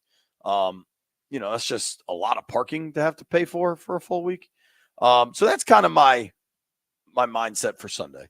I land in Cincinnati at like 2:30. I got to do some work for 4. I ideally, and this is probably overly optimistic, the best time to sit down on a couch or a chair or sit on the floor if times are tough. But the best time one can enjoy as an NFL fan is Sunday from like 3:30 to 4:30. The term that has gained popular acceptance is the witching hour. It's when all the 1 o'clock games are finishing, and usually at least one, often more than one, are coming down to the wire. And I think it's going to be fascinating. I'm hoping I can be somewhere by 3:30 to watch the end of the games. And then I'm actually just going to watch the 4 o'clock games, Landfill. Don't mess with me, because I'm going to watch some football. 4 o'clock games are awesome. Ravens Cowboys, I think, will be a true dogfight. You've got the Ravens are desperate. The Cowboys, after getting smoked last week, are pretty close to desperate. You've also got Lions Cardinals, which I think is going to be a shootout. If you look, that's got to be the highest total of the week, right? 51.5. I'd be tempted to go over that, frankly. Yeah, that's the highest total. Think about it this way, dude. Lions Cardinals is a 51.5 point total. The lowest tonight, you've got Jets Patriots 38.5, but the lowest total I feel like I've seen in a while, probably this season, is Chargers Steelers Sunday 1 o'clock 35 and a hook. Those are low totals. I mean, that's almost 2 full scores difference from Lions Cardinals to Steelers Chargers. Those are almost preseason numbers.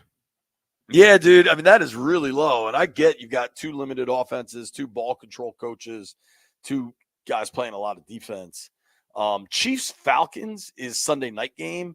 I'll be watching. Is Cincinnati in the same time zone? Does anyone know that answer? As Here. Yeah, I think they are. Okay. Well, that I kind of wish it was central because I like central time zone for sports might be the winner. Because when you're out west and you're watching football in the morning, it's like, I mean, 9 a.m. for NFL kickoff, 8 a.m. Right? I mean, 10. No. That sounds kind of awesome, 10. actually. Yeah, but dude, then like if you work and you get home for Monday Night Football, like it's over at 8:30. Then what do you do? Go to sleep? Maybe people out west are well rested, unlike us. I mean, that's a hell of a lot better than it being over at like 11:45. That's miserable. See, I like Central though, dude, because then Monday Night Football starting at 7:15 and it's over at 10:30. That's perfect. Then you just go to bed. Like Denver or something they got to be 2 hours behind 2 us, right? hours? Yeah. Yeah. That might What be is perfect, Phoenix? actually. What is Phoenix 2 or 3? I believe it's 3. I think it like switches because they don't do daylight savings or something. Yeah. No, Arizona's strange. Arizona is strange. Right now in Phoenix, according to my computer, it's 9:10 a.m. So they're And it's 3 hours 12:10. behind us. Okay. But I think in the winter, it's only 2. Because remember we did the Super Bowl there in the winter? I don't know.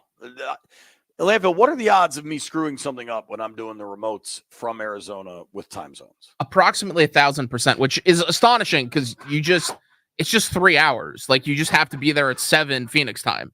Like that's not that difficult. Well, yeah, hopefully it works, dude. So it's my understanding. I think part of the reason for going out to Arizona to practice is that They have a game out there? Well, yes, that's part of it. Good point. But I think a big part of it is just to keep them in their completely normal routine. So they're going to keep practicing in the afternoons like they do here in Ashburn, which means our radio show in Arizona starts at 7 a.m., right? I mean, for everybody here on the East Coast, the correct coast, it'll still start at 10. Yeah, I think I'll just do it from the hotel. I don't know that like I could go to practice, but they're not going to be practicing for hours. So it'd just be me sitting there. It will be cool though. They're practicing at Arizona State, which I don't know if they're at the stadium or what. I don't know where Arizona State's going to practice while they're out there, but these are all things we're gonna figure that out together. Landfill, no Commanders game to watch on Sunday. What will you do on Sunday? I will take the opportunity to watch football. And actually, I think that it's great because, you're not going to have any kind of emotional investment in anything. You can just actually enjoy it. There's some solid games at 1:00 on Sunday. And there are also some terrible games. The games at 1:00 I'd like to watch. I think Chargers Steelers could be good. I think it'll be close. I don't think it'll be good, but it'll be close. Texans Vikings could be good. Yeah, that'll be a good one. Sam Darnold. And That's Eagles Saints should be pretty good as well. Eagles Saints should be quite good. Are the Saints for real? What the hell are the Eagles? I bet how they do like the look ahead lines with a lot of this stuff, like early in the summer when the schedule comes out. So there are certain like Vegas sports books that'll give you lines for every game. I bet the original line or what people thought the Eagles Saints line would be and what it is are very different. The Saints are favored by 3. So just straight home field in the Superdome. There are also a couple of absolutely atrocious games Sunday at 1. The Bears and the Colts and the Giants and the Browns. By far the worst game on the board, though, is Panthers Raiders at 4:00. Yes, that is just brutal. Jeff, what will you do on Sunday? Man, Jeff's not here. Where is he? I have no idea. Bears Colts appeals to me in like a NASCAR wait for the wreck kind of way. Dude, I just got this email from one of these like betting websites, not like a actual like betting, like you can't actually bet with them, but it's like betting analytics, that kind of stuff. Probably similar to BetQL, I guess. Does this make any sense to you? So none of the rookie quarterbacks have thrown a touchdown pass yet. Jayden has run for 2. Bo Nix has run for 1. Caleb hasn't thrown any. Nix and Caleb have thrown a bunch of picks. Jayden hasn't thrown any of those. What of the rookie quarterbacks, who do you think is the first to reach 5 passing touchdowns, Landfill? Wow. Well, they're all at 0, so I guess They're all at 0. There's not a ton of reason. I guess I would go with Jayden because they seem to be moving the ball the best. Bo Nix has just been absolutely atrocious, and Caleb Williams just looks completely lost out there. So at least the Commanders are consistently moving the ball down the field, getting in the red zone. Right. I am shocked by this. Their percent chance is Caleb Williams with 38% chance, Jaden Daniels with 30% chance, and Bo Nix at 26% chance of being the first rookie quarterback to reach 5 passing touchdowns. That's just disrespectful. The odds, they say, would be plus 160 for Caleb, plus 225 for Jaden, plus 275 for Bo. And then, I mean, if you want to get nuts, you could get plus 3,500 for Drake May, which I think is kind of silly. I don't understand that at all, to the point where I'd like to bet on it. Like, these aren't real odds. This is just like a hypothetical talking point. But, dude, the Commanders threw – so I think they've had 8 possessions, right, in both games. So that's 16 possessions. I think you take 2 of them out because 2 of them were kneel downs before halftime.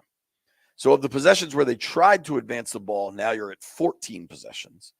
And they've had scoring opportunities on 12 of them, if my math's right. I mean, because I know against the Bucks, they missed 2 field goals. Like that, they had 5 of 8 drives with scoring opportunities. And against the Giants, they never punted and kicked 7 field goals. So, like, they're at least getting into scoring opportunities on damn near every drive. Every possession where they attempt to advance the football, they're getting a scoring opportunity. Yeah, one of those, I mean, they're going to get in the end zone eventually on one of those. Yeah.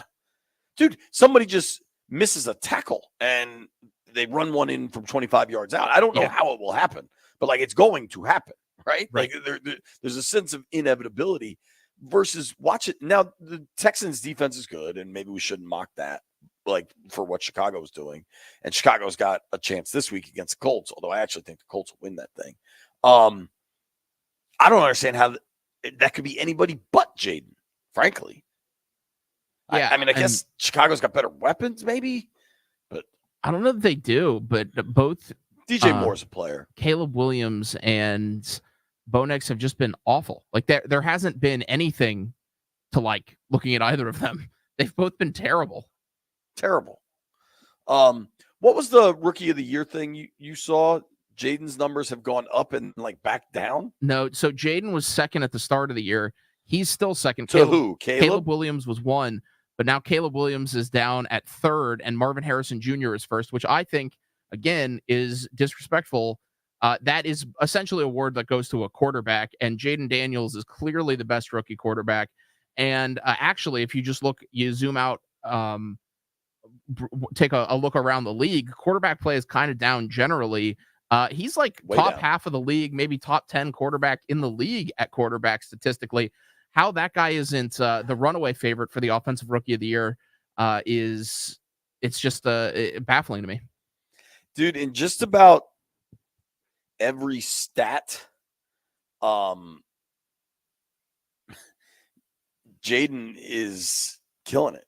Now, it is worth pointing out that Malik Willis has an 80% completion percentage. Gardner Minshew's at 77.5. Derek Carr's at 77. Then Jaden Daniels checks in at 75.5. Leadville, for whatever incredibly dumb reason, NFL.com, though, doesn't list completion percentage with a minimum number of attempts. Maybe, through 2 weeks, it's too hard to set a minimum. But do you know who, this is NFL.com, I'm not making this up. Do you know who the leading passer is in the NFL in terms of completion percentage? Well, it's got to be somebody who's thrown like 1 to 2 passes. So that kind of it leads me to believe that maybe it's like a wide receiver or somebody who got injured very early. It's a punter. Jack Fox, punter for the Lions. They ran a fake punt and he completed it. He's 1 of 1 for 17 yards. Shout out to Jack Fox, leading the NFL in completion percentage. Now, some would say, the haters, the ops would say that is how I led the country in 3-point shooting percentage in high school. But, the facts are facts. Jack Fox, shout out to him, through 2 weeks in the NFL, highest passing rate in the league. Now, Malik Willis, the Green Bay situation is fascinating because I think they want to get Jordan Love back out there. What they did to win that game with Willis was really exciting. It was a really, really well-coached plan, but I don't know that it was I don't know how, replicable that is. Also, I just thought of this with the touchdowns. Landy, Eckler had a touchdown that got called back. And did B-Rob score, or was it just a really big play that got called back with OZ? When he had that illegal, I think they called him for clipping, even though the damn defensive back turned around. I can't remember there. But Eckler definitely scored, and that got called back. Imagine, for all the talk of Gano got hurt, imagine if Eckler, if they didn't call it was a relatively fair call on the hold, but still, that game was just bananas. And I think trying to pin it on Gano being hurt is an oversimplification. Now, if you want to pin it on Daboll for not keeping an extra kicker on his roster when he had an empty roster spot, different conversation. I imagine John Mara's having thoughts about that kind of stuff. Lanville, one thing we haven't talked about at all is the Commanders. I applaud them for this. And whether they were strong-armed into it by this Montana senator that decided this issue mattered to him, probably just to gain political points or not, I'm still cool with it. The Commanders posted a new memorial in the memory of Walter Blackie Wetzel, who was he designed the old logo, and it's got deep roots with the Blackfeet tribe, actual Native Americans in Montana, and I think it's cool. I think there is a path, man. People can do two things at once. There is a path to a new name and understanding that the old name was derogatory to people, but you can still honor the history appropriately. There's a path to that. And I think the new ownership understands how to get there. And I like that as a step. As a step for us. Quick break. And then Dan Quinn will be talking.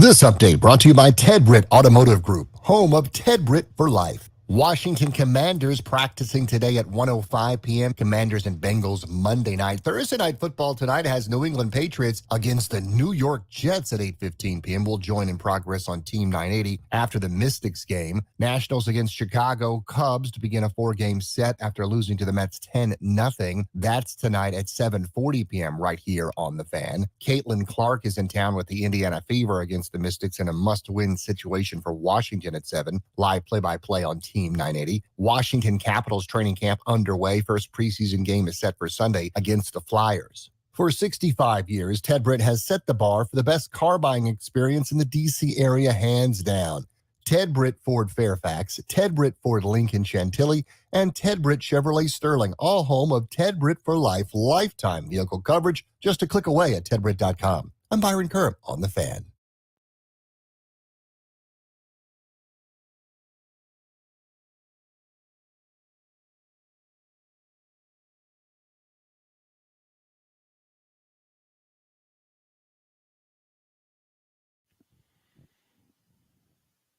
Peter Mitchell Finley, 106.7 The Fan. Right now, you get to hear from Dan Quinn.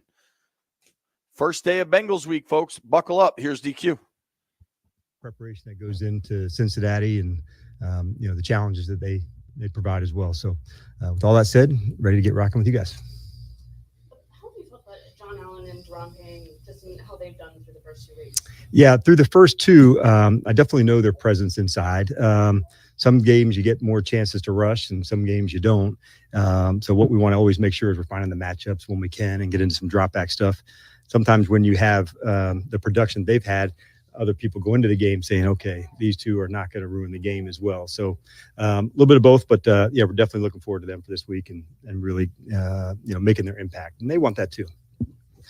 Brian Robinson, has anything surprised you about what he did in week 2 or what he's done in the first 2 weeks, really? I wouldn't say surprised, Nikki, but what I would say is maybe coming in, I didn't know his hands were as good as they are, just from me coaching against him.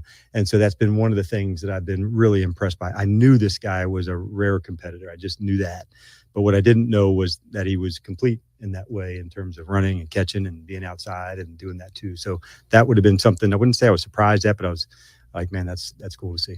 When you say rare competitor coming in, what did you see to tell you that, and what are you seeing with that now? Well, first I would say, coming out of college. And so he may have not had as many carries early on, but neither would a lot of people who had some of the guys in the backfield in front of him when he was a freshman there. So what I thought early on, that showed a lot of perseverance to say, hey, your time is going to come here. But when you were, playing behind some of the guys that were, absolutely hitting it at the highest level, I'm sure some of those standards and toughness came through that. And then coaching against him, tackling plan, how do you go about him? You got to get down to the legs because of the physicality. Seeing him step through some tackles, that's a big deal. And so it wasn't, a normal tackle a lot of times with him based on his size and his strength. So the rare competitor comes out when he gets one-on-one and sized up on somebody, like you better have your tackling plan correct or he can make you look bad. And going back to Allen Payne, obviously a lot of double teams last week. So how do you then work with that, knowing if they're getting all these double teams, obviously in theory, somebody else could be freed up. So how do you work around that? What are your thoughts on that and how that has been handled? So yeah. And I want to be clear. I think what we're probably talking about first, John, is like first and second down, because the play pass, you can still do a double, but it's a run action. So I think when you're talking about trying to get 4 hands on them, it didn't happen every snap, but that is something, on the first and second downs. How do you beat it? Some blitzes where you're looping and getting outside. And so those are some of the ways that we do that. If we had actually, gotten him down a few times in Tampa, I would say the conversation is probably a little bit different, but that's competing and that's ball. So what do we like to do? Get some on the move. That helps guys who have that kind of quickness for their size, and we'll continue to do that. In week 1 with Terry, he didn't get the ball until kind of midway through the third quarter for the first time. This week, you were able to get the ball into his hands a little bit earlier, but not for a lot of yards. How can you balance getting the ball to your explosive players and getting them the ball in explosive situations? Yeah, well, I would say tried to move Terry around into different spots, which, is important because he is, has that like playmaking ability. So we want to find the spots to go. As we're going just into our second, full lap together, there'll be more ops for him than we need them to be. What you don't want to do is force the ones that aren't there and make sure, even though in a certain route, he may be the primary read, but if that one's taken away, that you don't force that one and go to somewhere else. I really respect that about Jayden, of making good processing decisions. Sometimes you have a play design that's, going to go to one place and it's not there. So the worst thing you could do is try to force something in that's not there. And so I'm pleased that we're not doing that. Do we want to get him involved? Man, you bet, in the biggest way. And so the catch and run opportunities, I thought we had, one or two chances that we didn't go his way. One we had a penalty on that I thought on a trap pass. I think Nick might have been down the field on a slant. That was going to be a big place. That one doesn't count as one of the targets to go. And then on the offensive line with Brandon Coleman, I guess what did you make of the game on Sunday and his growth from week 1 to week 2? Yeah, I think the good news is we're trending up for him. And so that's what we were wanting to see, that, more practice time, more playing time to go. So I continue to see that part improve. As we're going week to week, we'll keep assessing it and move from there. But it was good to see just more playing and more going. And I think the same thing for Johnny Newton. It was maybe a week later, but got in, for near the prescribed amount of plays that we had allotted for this game. And now we get to do more. And those two guys need reps and playing time. And so I'm glad that the trajectory is finally here. We had to battle through some of the injuries early on with both of them. But we knew at the time, if you guys remember us talking about, we knew this wasn't season ending and those kind of things. And it was frustrating at the time for them and for us. But the good news is now, like, okay, those are behind us and we're moving forward and they're gaining more experience as we're going. No. Sticking with Newton, is that trajectory going up? You expecting more snaps from him? We do, yes. So it was by design, coming off an injury, to make sure that we weren't, going past where we thought was the right amount in his first game. And so now that we get that, then we get more available for us, moving into this week. What do you think of that interior D-line group so far through 2 games? Yeah, I think we just addressed it before you came to say, how do we get more production with the inside guys? On the early down, some movement helps where they can get outside and get out of some double teams to go. We've got a lot of faith and belief in them and Johnny inside. So we're excited to get those guys revved up and going. Good afternoon.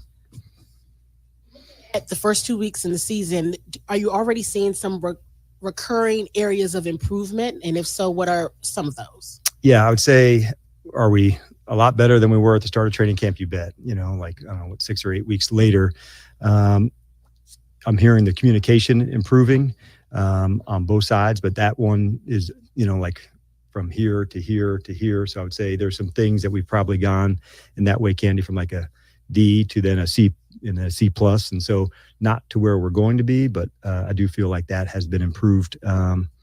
The communication at the line of scrimmage and combination blocks, I think we probably had talked about that at one time, maybe when we didn't have a lot of the offensive line together, and how would we do with not having a lot of reps together. So I'm seeing those combinations, those techniques working together. So that's been another one in the running game that I've been pleased with.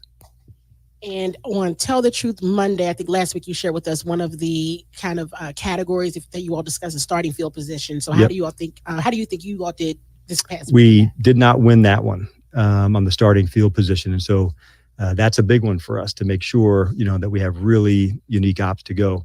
When we had the holding penalty on the opening play, that was a big shift, to know that here we are, get a chance to go all the way on the opening kick and had a foul onto that one. So I love the big tackle we had. I think it was T.O. that knocked one down, right on the 15 or 18 yard line.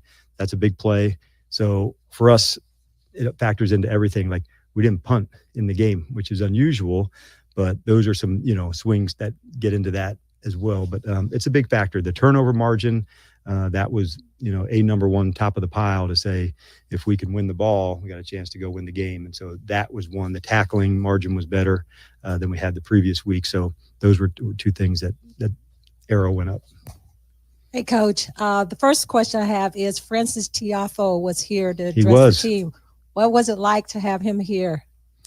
Well, first, it was really cool because he's very authentic and very real and very honest, and he really connected with a lot of the players. So we did not let the team know that he was coming through, but we had actually spoken about his journey the week before, and we were talking. The message was a little bit about perseverance and gratitude for people making sacrifices for you and for his family moving here from Sierra Leone, and just his journey coming up. And so we wanted to spend some time with him, and most of the questions with the players were talking about performance and routines and getting ready and mindset and how do you react after a bad play or a good play. And so he's very strong from the neck up as well, and we noticed that right away. So we really enjoyed spending the day with him.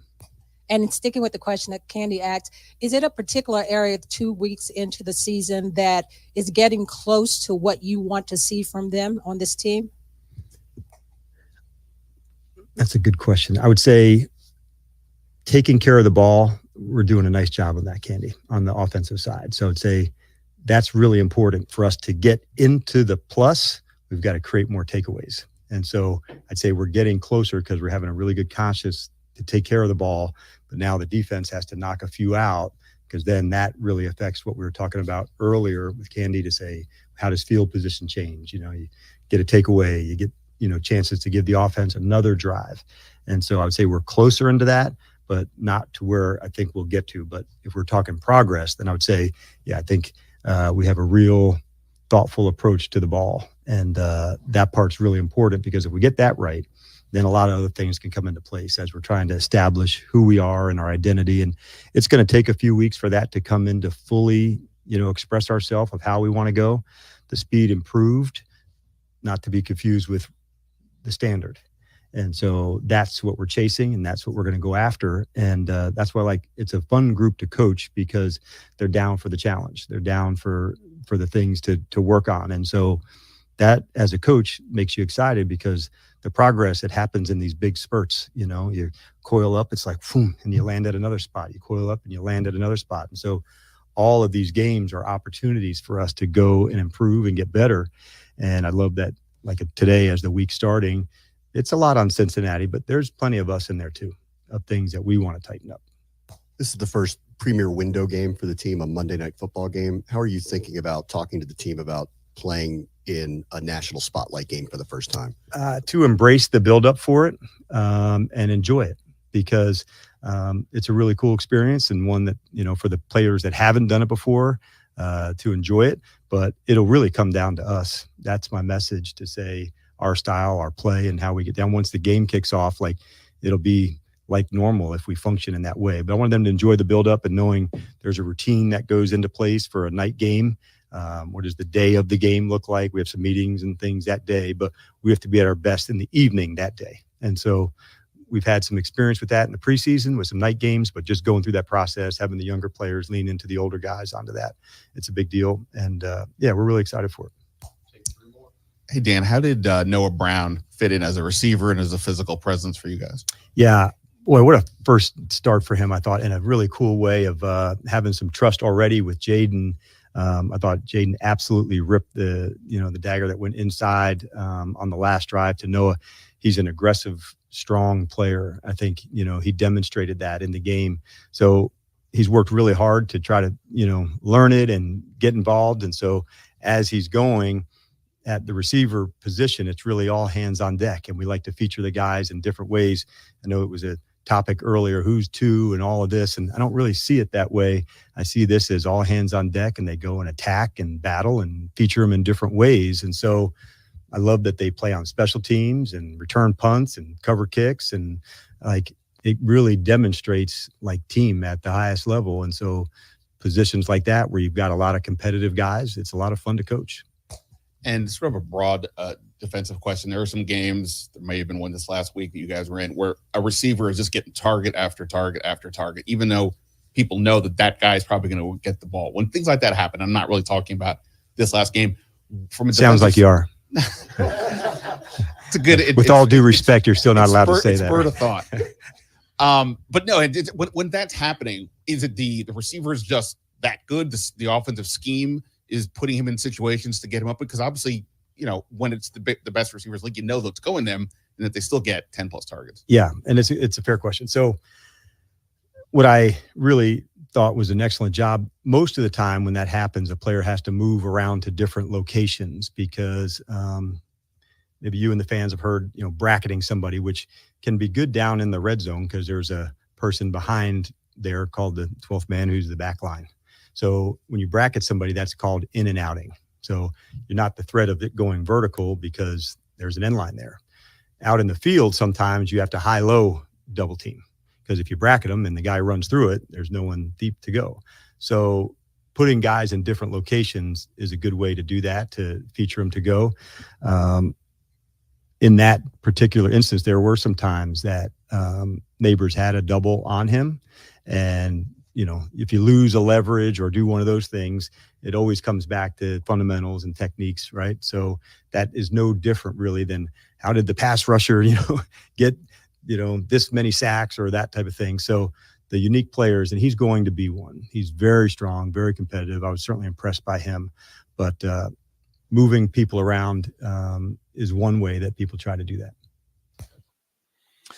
B. Mitch Finley here. That is Commanders head coach Dan Quinn talking live in Ashburn in advance of today's practice.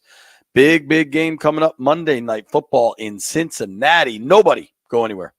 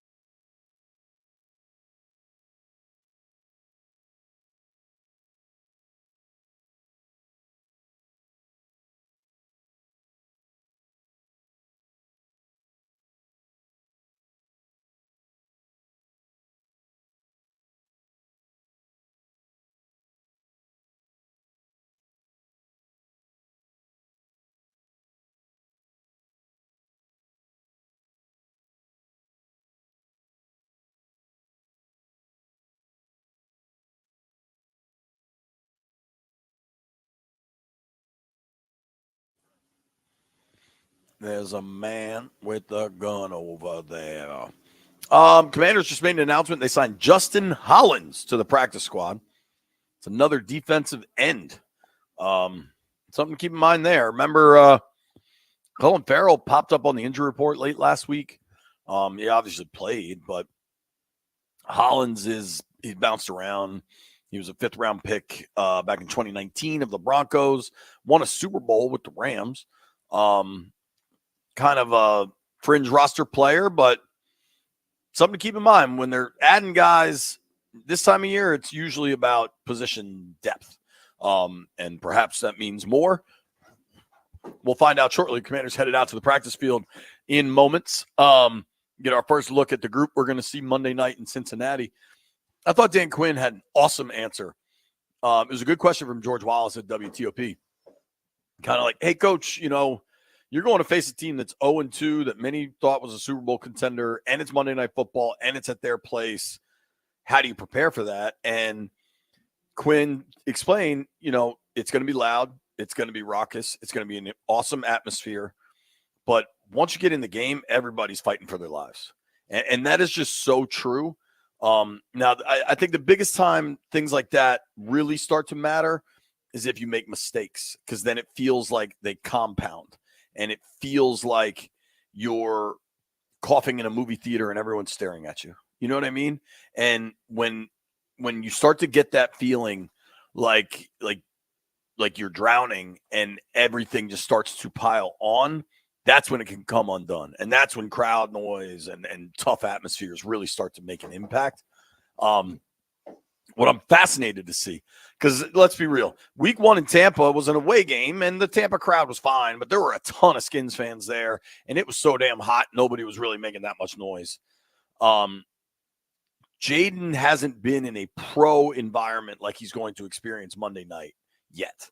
Now, I think it's really foolish that I think maybe because like on the East Coast, we tend to be more pro football fans than college football fans. But if people don't think Jaden Daniels has stared down crowd noise, they're nuts. What the SEC is like. Jaden Daniels played at Alabama last year. He played at Ole Miss, played at Mississippi State. That's like their arch rival. Like he's played in some really, really loud places, games. Just playing at home at LSU was nuts. But they played at Bama at 7:45 at night. That, no offense to Bengals fans or NFL fans, period, that Tuscaloosa crowd for a night game with LSU coming to town, it's probably louder than any NFL crowd. So, like, the actual crowd noise stuff, not that big of a deal. He's handled it. But he's been unflappable so far. All of the BS, Top Golf, he didn't care. The preseason, cool. At Tampa, home against the Giants, he's the same kid. He's just Cali cool. This is the first real test, and the Bengals are pretty darn good. I'm fascinated to see how it shakes out. The other thing I'm fascinated for, we haven't done it. I don't think we've done it in like 2 days. We're going to open these damn phone lines up. Hit the button, Jeff, assuming you're sitting there. 800-636-1067. 800-636-1067. It is Bleep You Thursday. Whoever you're mad at, here's what I need you to do. You let me know who has wronged you, okay? What has gone wrong in your life? Who you mad at? Bleep You Thursday. Next.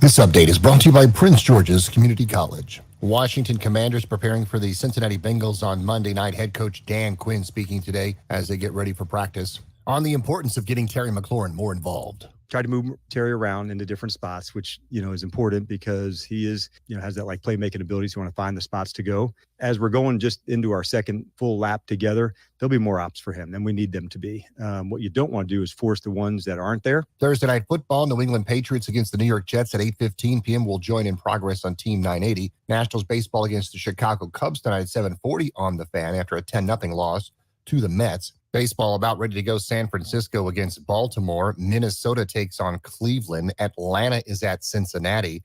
Later, Toronto versus Texas. Yankees against Seattle. Dodgers against Miami. Boston and Tampa Bay, and Philly against the Mets. Caitlin Clark is in town with the Indiana Fever and the Washington Mystics, 7 p.m.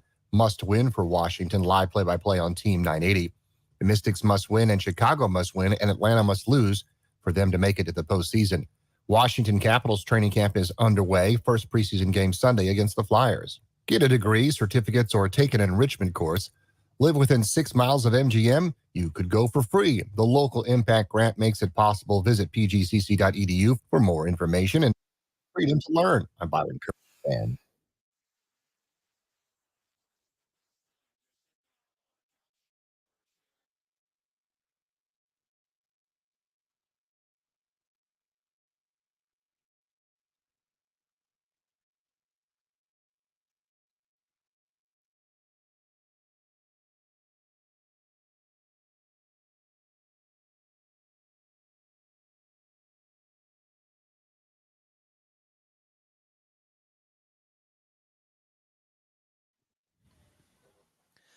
Ain't that some?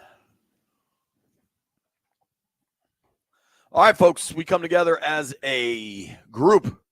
All right, everybody, we're coming together. This is your opportunity. Whoever you're mad at, be mad at them right now. You can do it publicly. You can shame them should they be listening. Let's try to eschew from name calling, anything like that. But it's Bleep You Thursday, man. Everything goes. We're going to start with our guy, Jupe. He knows how to get it done. Jupe, who you mad at, dude? My man. Hey, real quick before I get to my bleep views, I want to give you your props. I watched the show last night. I enjoyed it.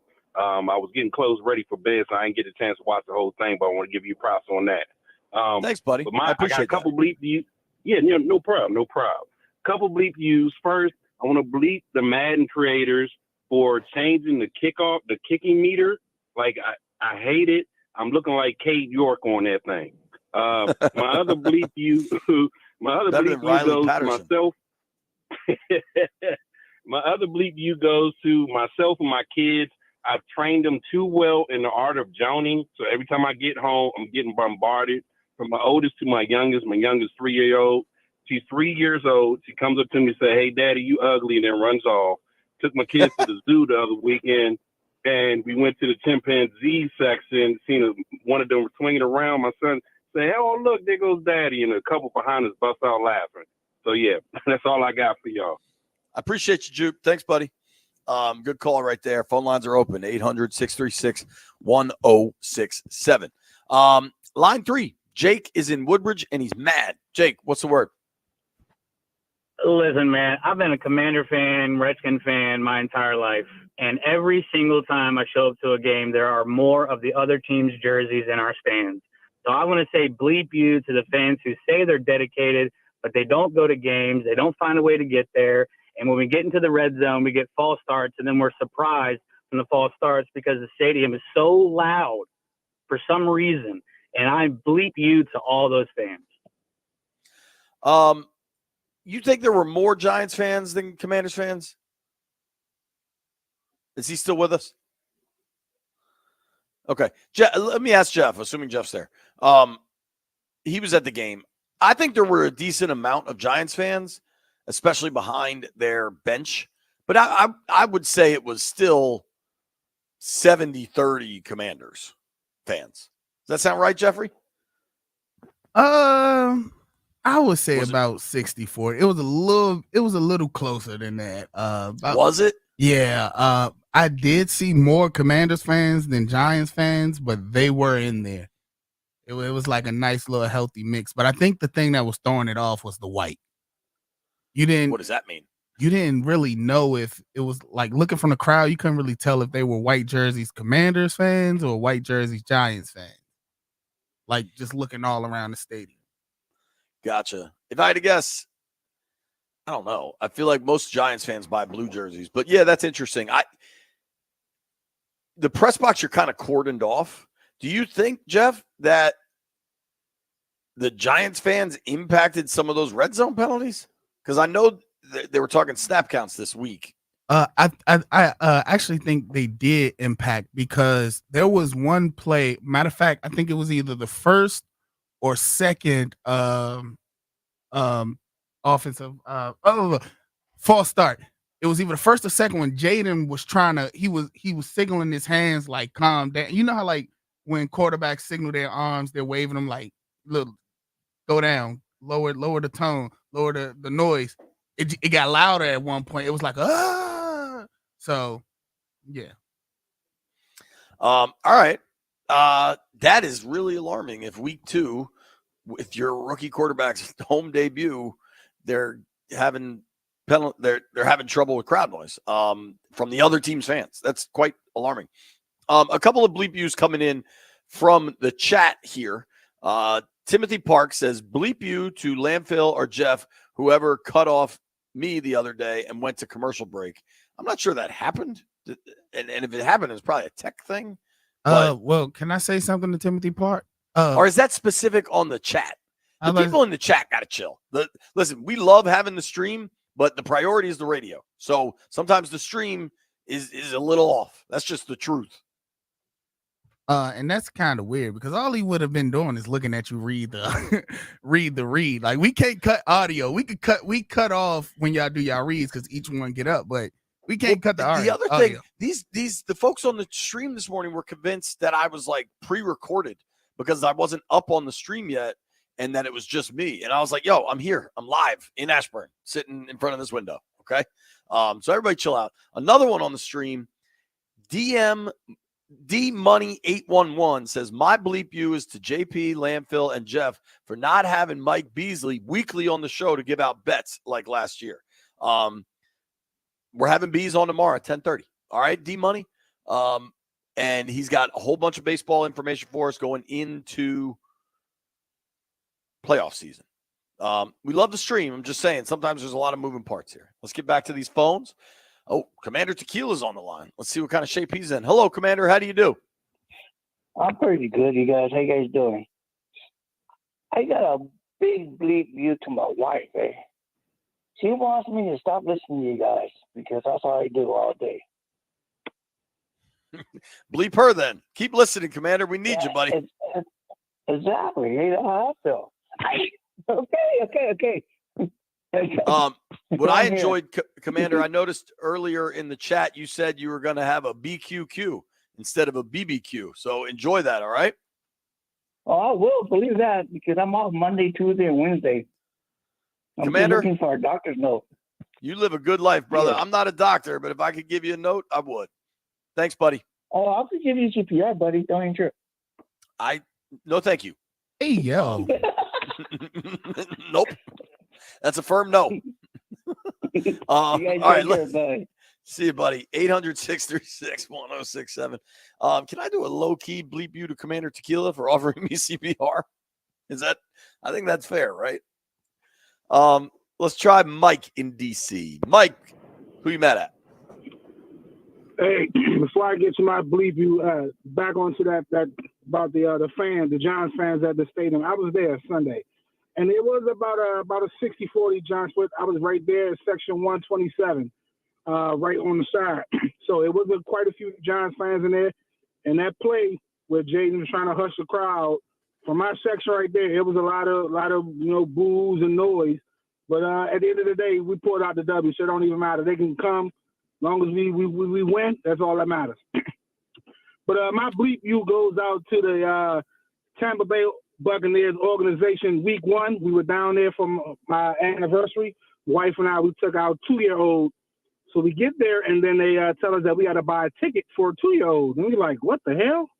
Like, why do we got to buy a ticket to enter a game where he's not even taking up a seat? You know, it's like on the plane. He's the lap baby. But, yeah, they made us pay for a ticket. So then for a 2-year-old behind us for a 2-year-old, yeah. So here's my question: ticket, look, does it say anywhere on their website or anything how that works? Like if a 2-year-old, man. So on their site, so I had to, like, while we're in line, I'm scouring the website, and I'm looking at the at Raymond James Stadium website, and it says it all fans must include a ticket. But on the Tampa Bay Buccaneers site, I saw that nowhere. But on Raymond James Stadium site, it says it. It gives a breakdown of different events that's going on. And then for all Tampa Bay games, everyone that comes in has to have a ticket. So if you have a newborn who is not taking up a seat, obviously have to have a ticket.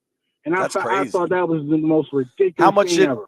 So how much did a ticket cost? A ticket up in like the high section. We were sitting down at section 150, like right adjacent to the pirate ship. So we ended up buying a ticket up in the high section. It was like $45, but it's just the principle that we bought a ticket for him just for him to get in. I'm sorry, dude. So bleep you Buccaneers, man, for that nonsense. I mean, it's a baby. He's not, and it was hot as hell. So he ended up falling asleep, thank God. But it's like we done wasted $45. But it was a great experience, nevertheless. Let me ask this. So it was hot as hell at that game. You had to pay for the ticket. Now you're trying to celebrate your anniversary. Did you eventually get to shower, cool off, and get down to business to celebrate your anniversary? Most definitely. As soon as we left the stadium, we got back to the hotel, showered, and it was like lights out. So it was like, we made the best out of the worst situation, especially not coming home with a W. But actually, JP, if you look at your Twitter/X, my wife actually tagged you in the photo of my son. I was holding him up. It was floating around by Rigo's Rag. They were searching for my son. They made this cool post on their Twitter page. So if you check your DMs, you should see it. Send it. Just tweet it at me again, because I don't really know how DMs work. I haven't turned off. B. Mitch always knows that. It wasn't. Thank you, bud. My apologies. It wasn't a DM. Wasn't a DM, but she added you. But I'll definitely send it to you and show you. All right. Awesome. Appreciate it, man. Good luck. That sucks you had to pay for that ticket. Hey, yo, JP. Hello, Jeff. So I just got something from Tailgate Ted. He said, I agree with Jeff Too Funny. It was 60-40 Commanders Giants fan. Can you please tell someone at Commanders not to show the score of NFC East games when the team is on offense? Fans cheered when the Saints versus Cowboys showed, and we were on. So, all right, but our friend Greg just texted me a video that he says it's more like 80-20 Commanders fans, and that the cameras always focus on the visiting sideline. The cameras focus on both sidelines, but I thought it was 70-30. I didn't think there was that. I thought behind the bench was pretty blue, but I thought the rest of that crowd looked pretty damn red or burgundy or whatever that color is. I don't know. A lot of folks are kind of weighing in. Tailgate Ted said that, and now I got all kinds of people weighing in on this.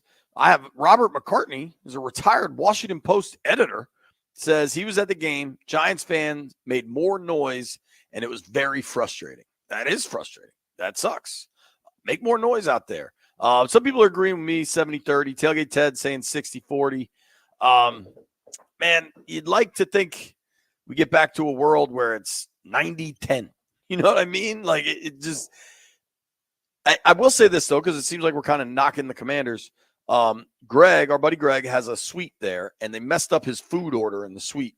And so they're taking care of him this week. They're going to comp it. That would never have happened in the old days. Pat is in Mechanicsville. Pat, who you mad at, dude? Bleep you, NFL, for not already having Brian Mitchell in the Hall of Fame, man. Let him know. Let him know. Yeah, we will. We're going to get him there. We're going to get him there. Smoot's making T-shirts. Thank you, Pat. I think, tell me if you two agree with this, Landini and Jeff. I got a little bleep you to the NFL for Washington's only Monday night game happens to be on the doubleheader night. I get that they have a Thursday night game later in the season against the Eagles. Thursday night's not as cool as Monday night. Of the primetime rankings, Thursday night is last. It would be Thursday, Monday, then Sunday. And when I was a kid, it's kind of ironic. Like Sunday was not as cool as Monday, but that has shifted. You think it's junk that they don't get their own Monday nighter?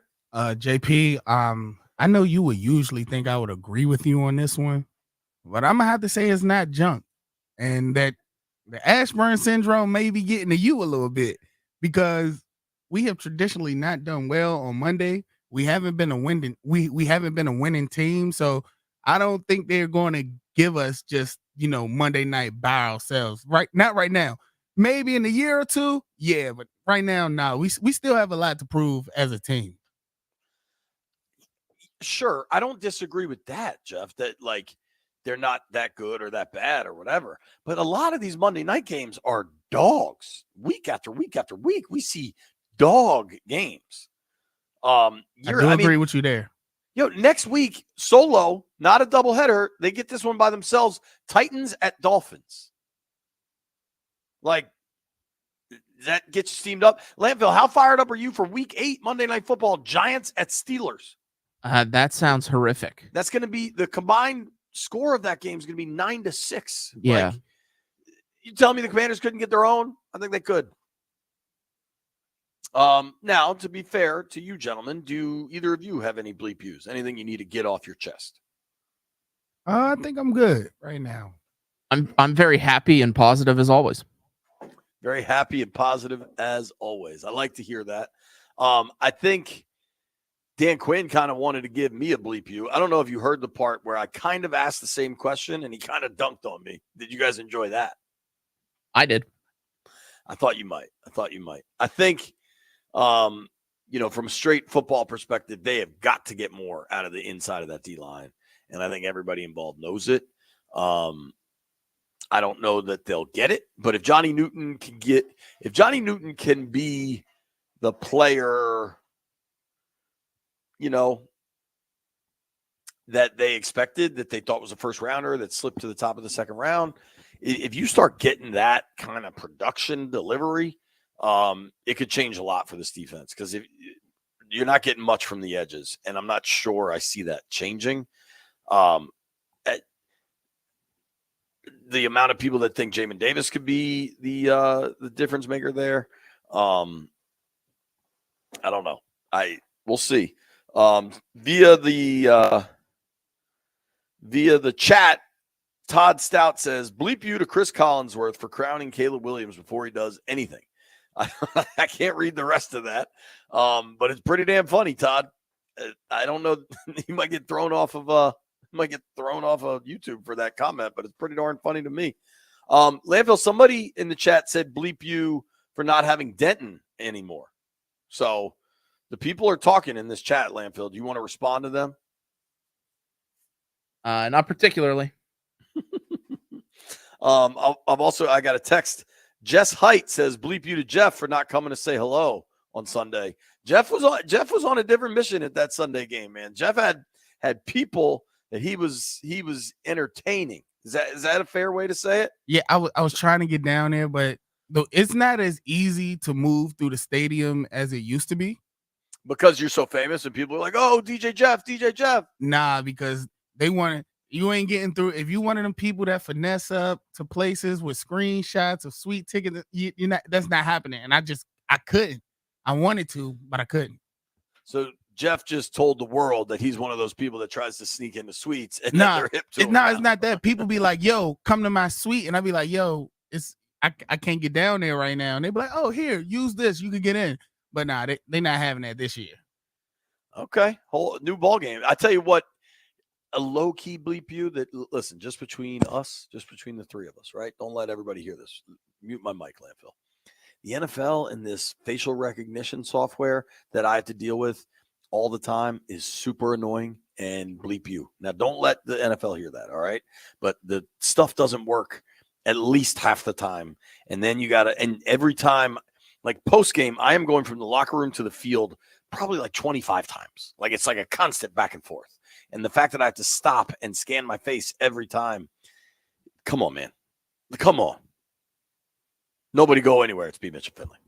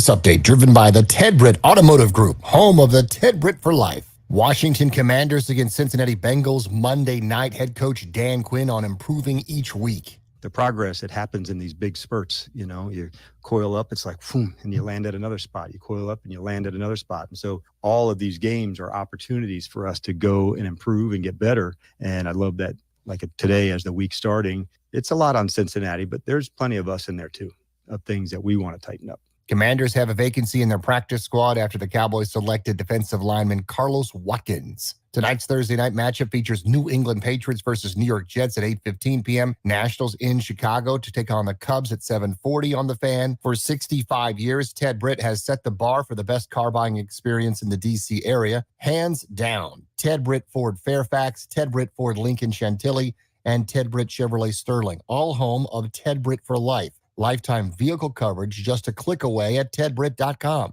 I'm Byron Kerr on the Fan.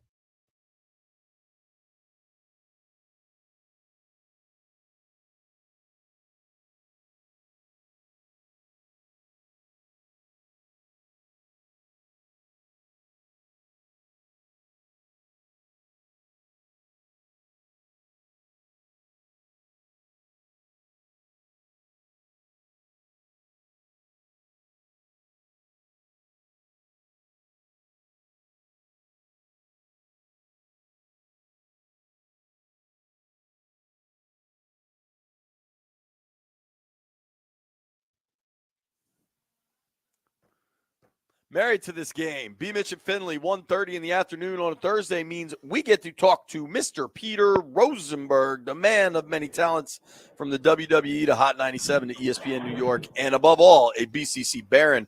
What up, Peter? How are you? I appreciate you saying a man of many talents. Not just I always get a man of many jobs. You know what I mean? But you can be a talentless person with lots of jobs. So I appreciate that greatly. Dude, I think you have a ton of talent, sir. What was the reaction in NYC? I mean, you were on everyday sports radio in New York. What was the reaction to that loss to the Commanders? They were not thrilled. I guess the unfortunate part for me was this was a situation where I was only able to get to avoid misery. I wasn't given the opportunity to celebrate anything great because of the way that we won the game. So I couldn't exactly get on the air on Monday and be like, you guys are a joke. Look at us. Right. We're the real deal. All I could do was say, hey, I'll take a win where I can get it. I thought the quarterback showed some things, and that's all we're looking for right now. They don't have that luxury of, hey, we just hope our quarterback can do some things. I think that ship has sailed. They're now 0-2. I know that there is serious heat. How significant is the heat up there on Daboll, Shane, whoever they're coming for? I think most people believe that the conversations about the end of Daboll feel a little premature, but also if something doesn't somehow change, it's expected to be there. They're in a bad spot, man. I don't know how it gets much better. And the interesting thing is that when you really think about it, they do have some pretty incredible pieces. Neighbors looks like a dog. I mean, Neighbors first of all, he just seems awesome. That guy seems awesome. Seems to get it too. Just the way he handled the mistake. He just seems like that dude. And then, in Kayvon and in Dexter Lawrence, they have legitimate big time studs on defense. Listen, I'm not saying that they're a good team. They're not. They are definitely weak in a lot of places, but they do have a couple of pieces that are pretty nice, and yet they're terrible. They're absolutely terrible. I mean, I think the most incredible thing was they never got us off the field. The idea that they could hang their hat on red zone stops. They didn't get red zone stops. We don't have an idea to play in the red zone. I mean, Right. There were 4 penalties on the Commanders that all of a sudden made 1st and goal at the 5, 1st and goal at the 10. It happened over and over again. So you can't really feel good about that even.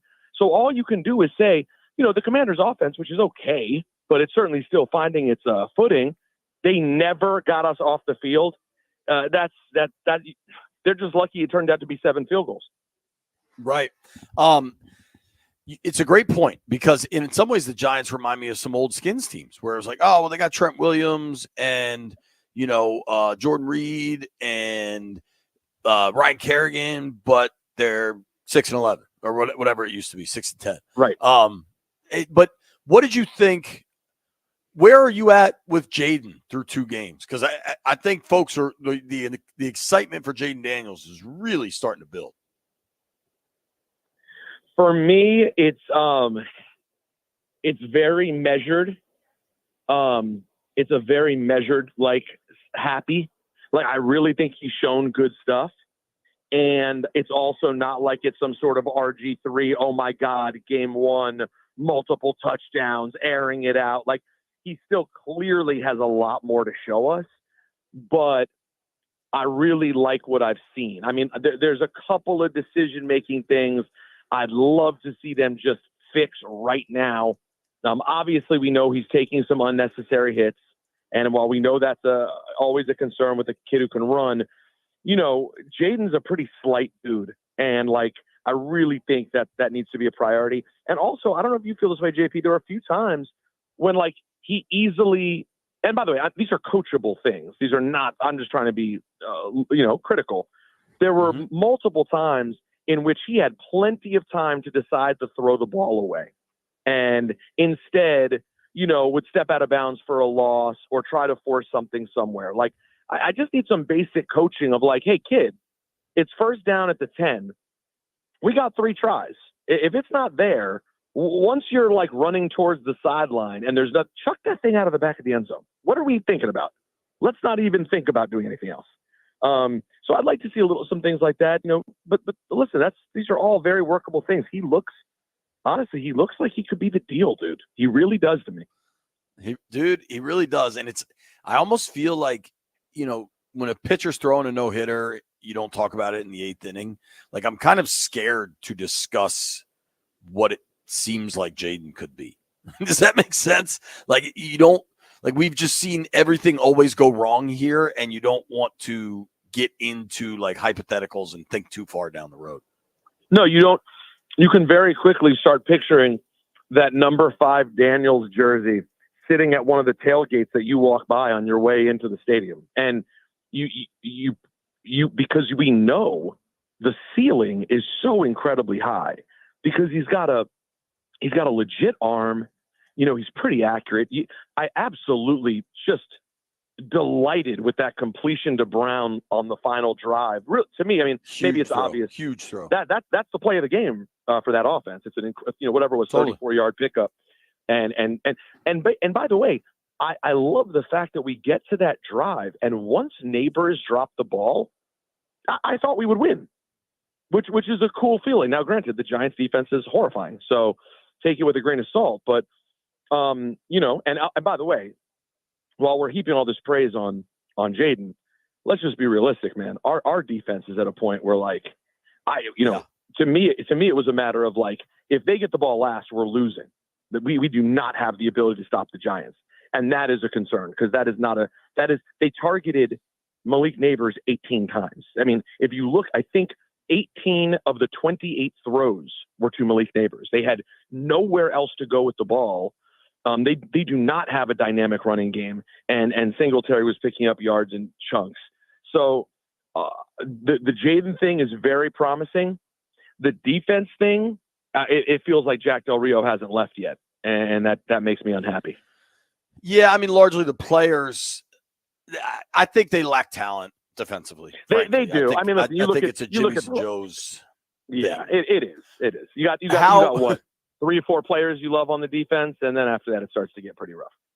Right, and it's a whole bunch of veterans on 1-year deals that are kind of Band-Aids and maybe not the best Band-Aids, right? But, dude, that said, speaking of the defense, I think offensively they can keep this thing moving. I think the offensive efficiency numbers are there, and they're there for a reason. I think that's who they are.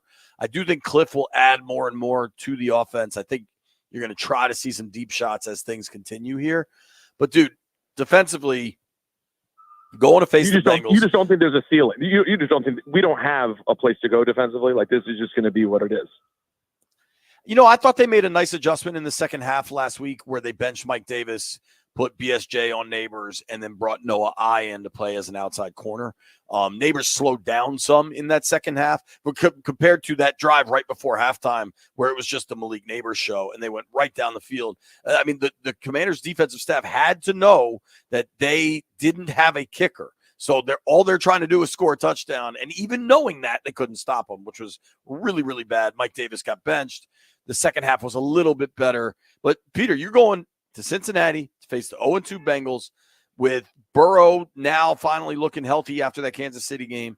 Jamar Chase, you'd think, is pretty motivated after that penalty in the KC game, maybe cost them that game.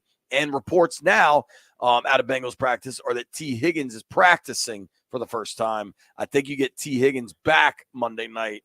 What's the line in this game? 7.5 right now. Oh, yeah, that's right. It's a big number. If it wasn't such a big number, I would call that the lock of the week. I mean, well, dude, I would love. Let me balance that for you, though. So far this season, there have been 3 7-point or higher point spreads. Okay, they all lost outright. They all lost outright. The Raiders beat the Ravens last week.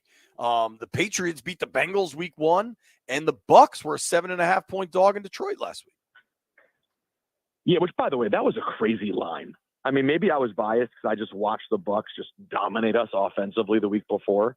But that line to me was so stupid. I didn't pick that game. That was so ripe for a Bucks win. So listen, maybe you're right, but at the same time, that trend is going to change at some point. And I just hope it's not us because, you know, an angry and ready to prove something Joe Burrow just absolutely goes off. You know, you could picture a situation where, like, in the first half, we're able to trade punches with them, and then at some point, you know, it just ends up being too much of a track meet for this young offense to keep up with. I could see that happening. For sure, dude. And Jaden hasn't turned it over. He's been really unflappable. I don't think going to Cincinnati scares him. This is a kid that this time last year was starting at Alabama. You know what I mean? Right. But I think Trey Hendrickson scares me in this game. He's a really good defensive end. Doesn't get talked about in the same breath of the company he keeps statistically around the league. And whether it's Brandon Coleman or Andrew Wiley, the tackles have been not as good as the interior anyway on the offensive line. Hey, real quick, though, a big one tonight in the Big Apple, Patriots-Jets. What do you think? I like the Jets a lot tonight. Again, it's a fairly sizable number, but I kind of like the Jets tonight to win and cover. It just seems like New England is one of those teams that people are more high on at this moment than they should be. Like 3 weeks ago, I was listening to a couple of my buddies doing a radio show, actually one of which is Bart Scott, the former Jet and Raven, do their radio show up here. And I was listening to them go over the Patriots schedule, and they got like 10 games in and could not find a win for the Patriots. So like this team is 0-10, right? And now they win.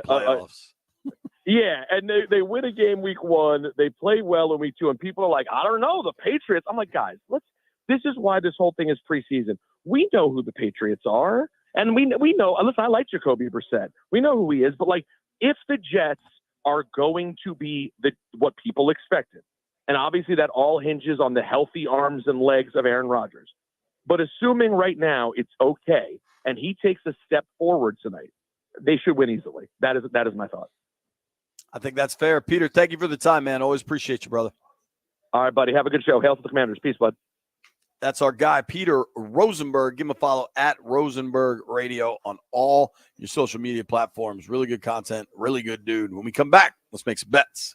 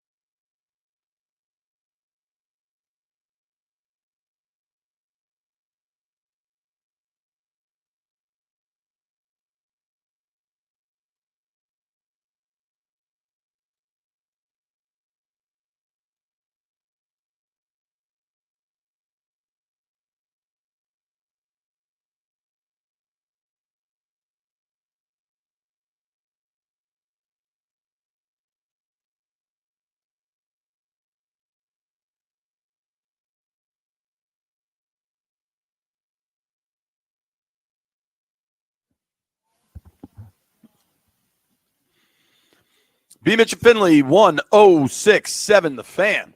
A lot we got to do right now. We're going to start by giving away some tickets. That's right, caller number 10. Right now, you win tickets to the Caps 50 celebration. It's going to be an awesome, awesome night. 800-636-1067. 800-636-1067. Caller number 10 right now. You win tickets to the Caps 50 celebration. You can, at the Caps 50 celebration, Thursday, October 10th, Capital One Arena. We'll have over 60 Caps alumni there, the entire Caps current roster, photo opportunities, entertainment, and a concert by Third Eye Blind. Tickets are only $19.74. That's the first year the Caps existed. They got Caps Media Day going on today. Going to be a fun season on the ice, man. Love the pucks. For tickets and more info, visit thefandc.com/events. Landfill, I'm going to be honest with you. What else did I have to do here? T-Mobile, baby. That's right. We talk football pretty much nonstop. All of our football coverage on 106.7 The Fan is presented by T-Mobile. Switch to T-Mobile and you can get tons of benefits and still save on every plan versus AT&T and Verizon. Use the savings calculator to find out how at T-Mobile.com/switch. All right. That was a gauntlet. We did it. Let's make some bets.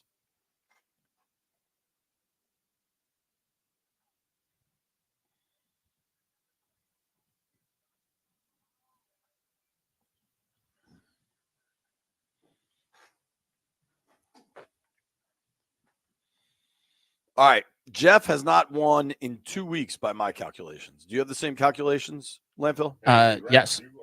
2 weeks? I didn't win no bet last week. Nope. Sorry, bud.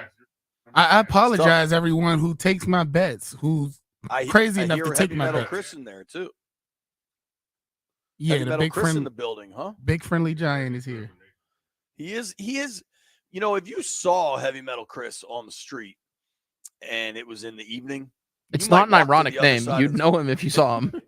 Yeah, like you might walk to the other side of the road. Like he's big and he's got long hair and a million tattoos and he's always wearing black. He kind of looks intimidating, but once you start talking to Chris, he's a sweetheart. He's like easygoing, father of 2 little girls, I think, just like me. Great dude, but kind of looks intimidating. Kind of has pro wrestler vibes a little bit. Is that or like biker gang vibes? Does that sound fair to describe Heavy Metal Chris? Yeah, I think guy who goes to heavy metal shows would be more accurate. Yeah, I think that's probably most accurate. Good call, Landfill. All right, we got a lot going on tonight. There's an NFL game. The Mystics are playing. They're hosting the Fever. The Fever are trying to get in the playoffs. There's baseball. There's college football. App State playing tonight. Go Ears. Where are we going, fellas? Everybody make a pick. Let's play ruiner and spoiler. Let's go Mystics. Money line, baby. Money line for the Sticks. All right, the Sticks are favored in that game. Isn't that a little odd? Yeah, but no, because they've been on a roll lately. They just got smoked. I just bet on them against the Liberty. They lost by like 17. Yeah, and that's their they won 7 games prior to that. They're like 7-3 in the last how many games? 10 games. Shout out to Jeff's WNBA analysis. Yeah, but no. All right, so Jeff's on the Mystics. Landini, what are you taking? I'm taking the Cubs because they're playing the Nats and Patrick Corbin is pitching. Yo, how many more Patrick Corbin starts do we have in our life? This if is he's either starting today. If this isn't the last one, it's probably the next to last. So I mean, assuming regular 5-man rotation, if he's starting today, at most there's one more because they're done next weekend, right? Next Sunday is the last day of baseball. I believe so. Of regular season baseball. Dude, in a weird, twisted way, I almost want to make sure I tune in tonight for Corbin's last start. It is incredibly bizarre how good that dude was in the World Series year and how bad he's been since and how we all try to reconcile how we feel about Patrick Corbin. Shout out to Patrick Corbin. This might be are they home tonight? Are the Nats at home? No, it's in Chicago. Are they home next week? Maybe we all go and parlay. I'm taking the Patriots tonight. Oh, that's the patented B Mitch last second parlay. I didn't know Jeff was doing it. I'm laying the points with Appalachian State tonight. Go Mountaineers. Thank you to everybody that listened to the program today. Thank you to Ralph Vacchiano for joining us. Thank you to Mike Jones for joining us. Thank you to Peter Rosenberg for joining us. Thank you to all the callers. Thank you to the boys in the aquarium. B is back tomorrow. So am I, assuming the creek don't rise. Grant and Danny next. Made this far. I owe you a beer.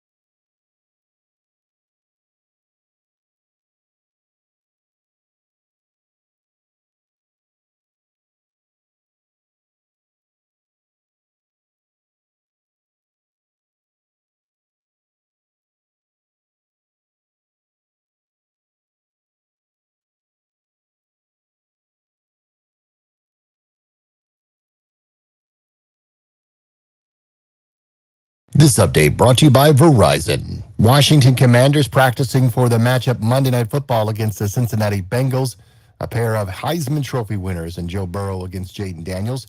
Head coach Dan Quinn on prepping for the night game prime time. To embrace the build-up for it and enjoy it, because it's a really cool experience, and one that, for the players that haven't done it before, to enjoy it. But it'll really come down to us. That's my message, to say our style, our play, and how we get down. Once the game kicks off, it'll be like normal if we function in that way. But I want them to enjoy the build-up and knowing there's a routine that goes into place for a night game. Commanders have added defensive end Justin Hollins to the practice squad after losing defensive lineman Carlos Watkins to the Cowboys. Tonight's primetime game is Thursday Night Football. Patriots against the Jets at 8:15.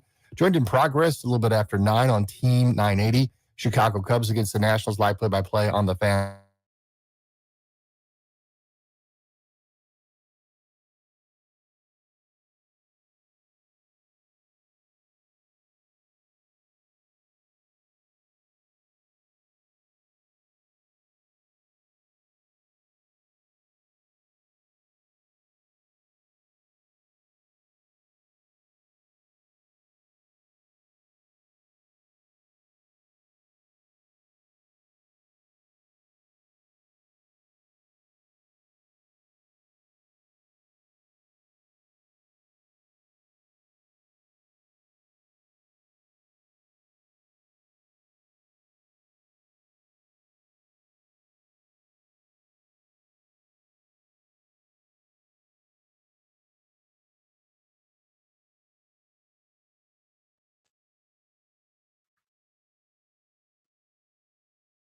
Good Thursday afternoon on Grant and Danny, September 19th, 2024. We are taking you all the way up to 6:30 here on The Fan. We are giving away tickets at 4 o'clock ahead of the Beltway Blitz to the HF Festival over at Nats Park on Saturday. And at 6 o'clock, before we say goodbye, we've got tickets to the Caps 50 Fest. Ladies and gentlemen, Danny Rouillet. Let's all make a pact that the Nationals don't play the Mets for a little while. Let's just not do that anymore. That wasn't much fun, was it? No, but what was fun? The Fredericksburg Nationals. Hey, here we go. Won the Carolina League Single A championship last night behind Travis Sikora on the mound. Oh, he's nasty. Who is going to be the future ace of the Washington Nationals. I have decided it. You can put that one. Yeah, put that one in pen. Wait a minute. Whoa. Dude, he's a big leaguer. He's going to be part of the rotation. This is what a number one looks like. The future ace of the Washington Nationals? Sikora is that dude. 5 innings, 1 hits, no walks, 9 strikeouts last night. He is by far their most impressive farmhand. And look, they got some decent arms in the system. Arlene Susano, who they got in the Juan Soto deal, throws 102 miles an hour. Had a nice little year. Travis Sikora is different. He's 20. This was his first pro season. They drafted him in the 3rd round last year. 20 starts this year, a 2.3 ERA. He punched out 130 batters in 85 innings. He is awesome. He throws upper 90s. Actually, in high school, touched 100. He actually threw a little harder in high school than he did this year, a little more pitchability. But he also added a splitter I was talking to him about recently, kind of that Paul Skeen splinker thing. He is awesome. Last night, he was great. But the Fred Nats, man, down 95. Champions. Yeah, how about a championship? Excited for them. Listen, people can roll their eyes. Totally fine. It's minor league baseball. So, you never know who's committed and did certain. I remember years ago, George Steinbrenner used to stack the Staten Island Yankees, for example, with better prospects so we could go watch them, and they would win more games than everyone else. So it's like, yeah, so what would we do? First time in 10 years they've won the title at that level. But that's my point. I'm just saying that there is nothing wrong with that. At a minimum, you have to acknowledge there's something bad that took place there, right? It's good for those kids. Yeah, when they didn't have good prospects, they didn't win the championship in Single A.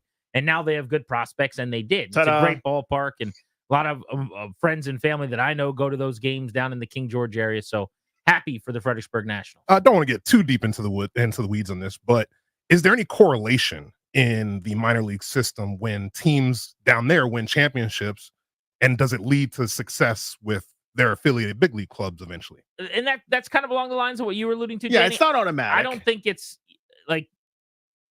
direct, but you'd rather win games at the minor league level than lose them because you learn how to win, and generally talent wins. The Tampa Bay Rays, as an example, have been the best team at the minor leagues in terms of win percentage the last few years.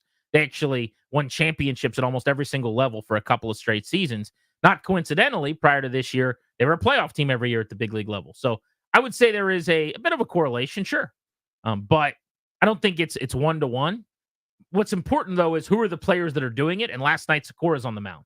He'll be in D.C. in 2 years, pitching for the big club at 22 years old. Yes, I think that's the key. So if you look at, for example, the Hershey Bears winning every Calder Cup there is now, pretty much, it doesn't automatically mean, okay, now that once this class graduates, they'll be winning Stanley Cups for the Capitals. It's not exactly 1-to-1, right? But who's doing it? Totally. AKA one of your now top 3 prospects, according to whoever you ask, in Travis Sakura shoving, that matters. If you want more on the Fred Nats title or the Nats minor league system, you're going to have to go listen to Bustin' Loose Baseball tomorrow when our new pod drops. So make sure you grab that in the morning. But we are on to Cincinnati, literally and figuratively, as a show. Have you begun any of your preparations? Your packing? My wife said today, are you going to do any packing in advance? You're going to do the thing you always do. The thing you always where do. you pack at midnight and then you fly out at 7 a.m. And that is exactly what I'm going to do. You're going to be doing that. I wouldn't have it any other way. I had my first cursory glance at where we are in the laundry cycle. Okay. Right? Where I'm going, what's not going to be available to me at all?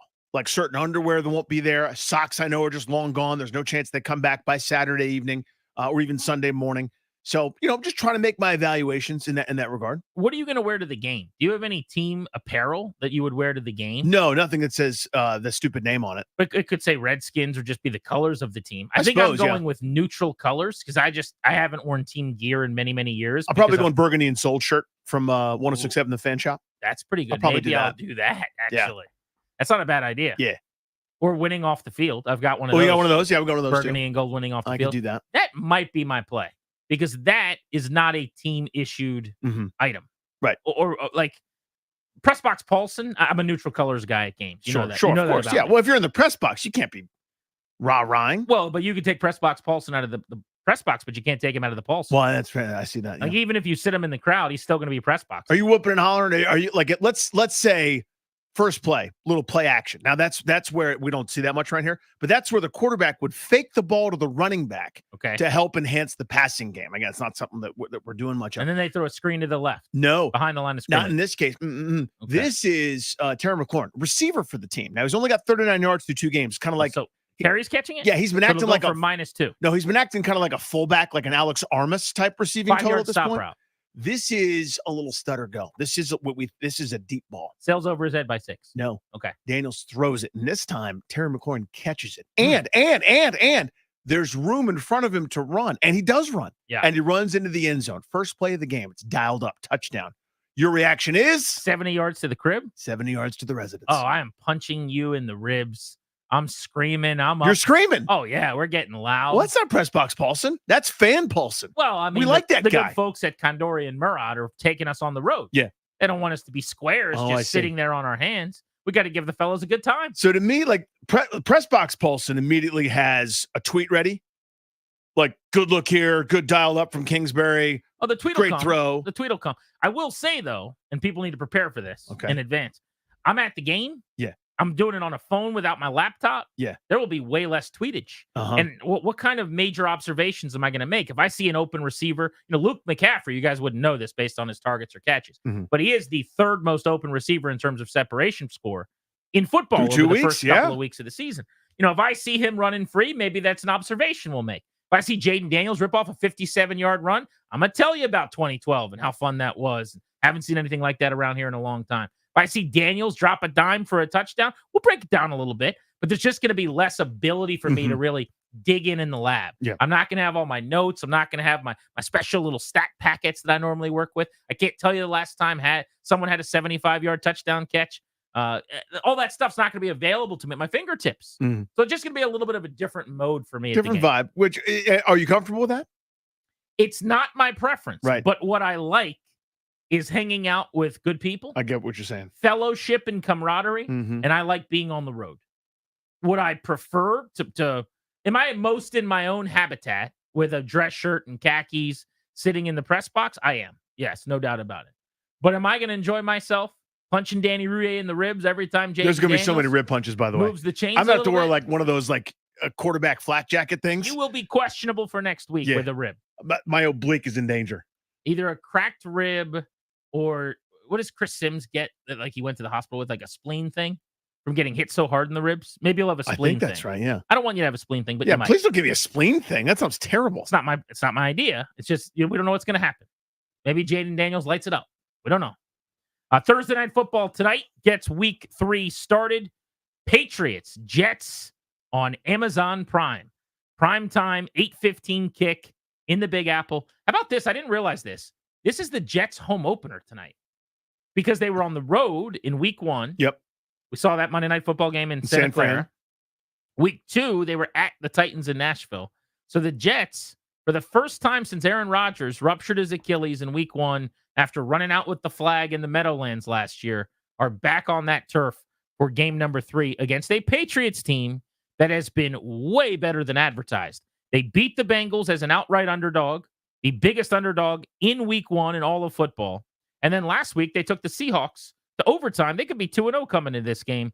So actually, I'm not going to bet this game at all. I think it's going to be low total, which we're seeing. It's not going to be a lot of Favors scoring. the Patriots if that's the case. I don't think there's going to be a lot of yards, so there's no reason to hammer overs on stats.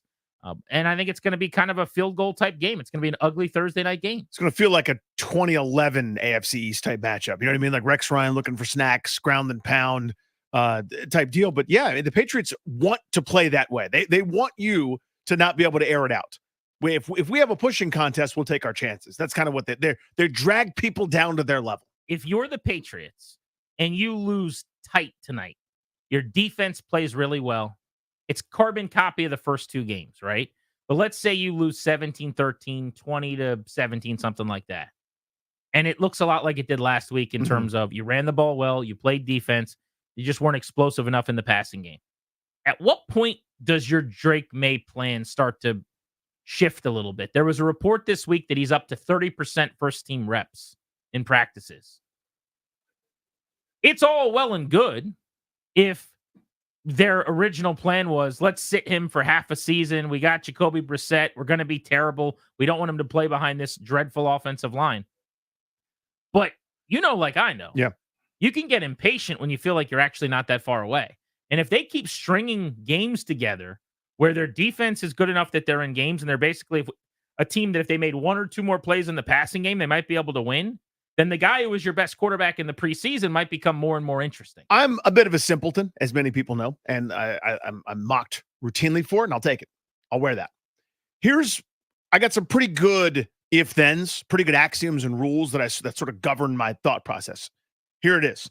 The only reason I'm not playing Drake May is because I thought my evaluation was that team is so terrible, right? Coming into the season, you're going to get him decapitated. You're going to get him his brains bashed in. We'll have a David Carr situation. He'll never make it because he'll be destroyed because this roster stinks. That was that's why I wasn't going to play Drake May right away. That was my argument for it. Through 2 games, that's not the case. They're not a disaster. They're not a tire fire. They're not an embarrassment. I don't think they're good. I'm not sitting here telling you that that's the AFC East champion. What I'm saying is I thought they'd be as bad as Carolina or close to it. One of the worst teams in the NFL. They do not look like one of the worst teams in the NFL through 2 weeks. They're at the bottom of the middle, but they're frisky. They're competitive. As you said, they absolutely could be 2-0 and probably should be. Therefore, the clock is now 60-minute style for me to start playing Drake May. Like, I'm not dropping him into a war zone. I'm not dropping him into a terrible situation where he'll have no chance. I'm dropping him into a competitive team that's not going anywhere this year. The team has definitely been better than expected. The biggest reason, though, why he didn't start the year on the field was the offensive line and pass protection. And that part of it has not been all that good. They rank 29th out of 32 teams in pass blocking, according to PFF. Only the Rams, Seahawks, and Dolphins have done a worse job protecting the quarterback than New England through a couple of games. And to Jacoby Brissett's credit, the ball's been out. We know he's a veteran. He's smart. He's a processor. He's 31 years old. He's been in the league dating back to 2016 at this point. So I think you could make the case maybe that he is better for that offensive line than Drake May would be. And maybe that's the whole argument. You're not going to hit the explosives. He's averaging like 130 yards a game and half of a touchdown basically through 2 games. But he has not thrown an interception, and he's turning sacks into throwaways basically. So instead of 3rd and 11, you're facing 2nd and 4 or something. And you're able maybe to pick it up on the ground and get to your 17 points. Now, if they were 0-2, maybe it'd be a different conversation. But by shocking the Bengals the way they did, I don't know. I just think it's interesting. If you're going to be that good defensively and you're going to be able to run the ball, is it worth the volatility of a young quarterback where maybe he'll take some sacks, maybe he'll make some mistakes, but you might get some good in the passing game too. And this kind of goes along with what we've been talking about with offense and touchdowns and yards and some other things being down.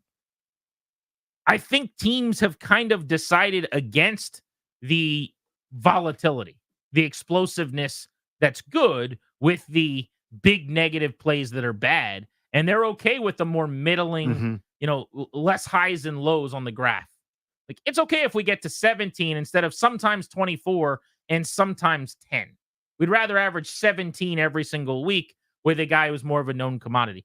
And the Patriots are going that route right now. Yeah, which, sounds good if it's a big concern to you to eke out that 6th or 7th win, which it's not for me. Big picture, I just don't play that game. It's also easy to do that when your defense is going to rank 5th the way it's playing. Yeah, and I don't expect them to be 5th in a month, but again, they deserve credit for what they've done to this point, tremendously so.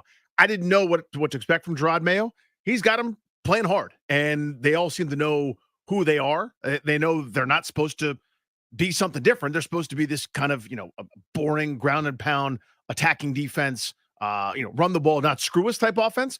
But to me, that's fine for a little while. Everyone's got their feet wet. Now I drafted this kid 3rd overall for a reason. Let's get the future started time. But if they win this week, which is not crazy, man, they're 6-point dogs.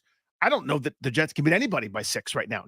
I don't really see that. I don't think they have that explosive trait to beat somebody pretty badly. I think if they somehow win tonight, why would you disrupt this? You'd probably keep riding it. I am jacked up to go to the game, though, on Monday night. It's going to be a lot of fun. Again, let us know if you're in Cincinnati. We're putting a little list of folks together to check in with when we're out there. You can tweet us at Grant H. Paulson and at Funny Danny. We'll be broadcasting live on Monday and Tuesday from Indiana. We'll be staying in Kentucky, and we're going to the game in Ohio where the Bengals play their home contests. And I think Danny Rouillet will even maybe have some food at the stadium with me. I don't think we're doing a tailgate or anything because we're going to rush over when our show ends. Yeah, we finish the show, then we got to go. Cross state lines. So maybe, sounds like a possibility, you might get some stadium fare with your pal. Yeah. Are you the kind of guy who's going to walk around and look for something fun to eat at the risk of missing some football? Or is it just great question? To me, it's where's the chicken tender basket? How can I get back to my seat? I'm not missing a snap. No, I hear you. I'm specifically not doing a chicken tender basket. I could see you being a guy who shows back up early second quarter and you found the sandwich that you read about online. No, there's some of that in you. No, there's 100% that in me. I can't miss football plays. Okay. I can do that. Different than Nats. Yeah, at a Nats game. In the 4th inning, you show back up and you're like, you won't believe the line at Roaming Roosters. Right. You're like, yeah, I would.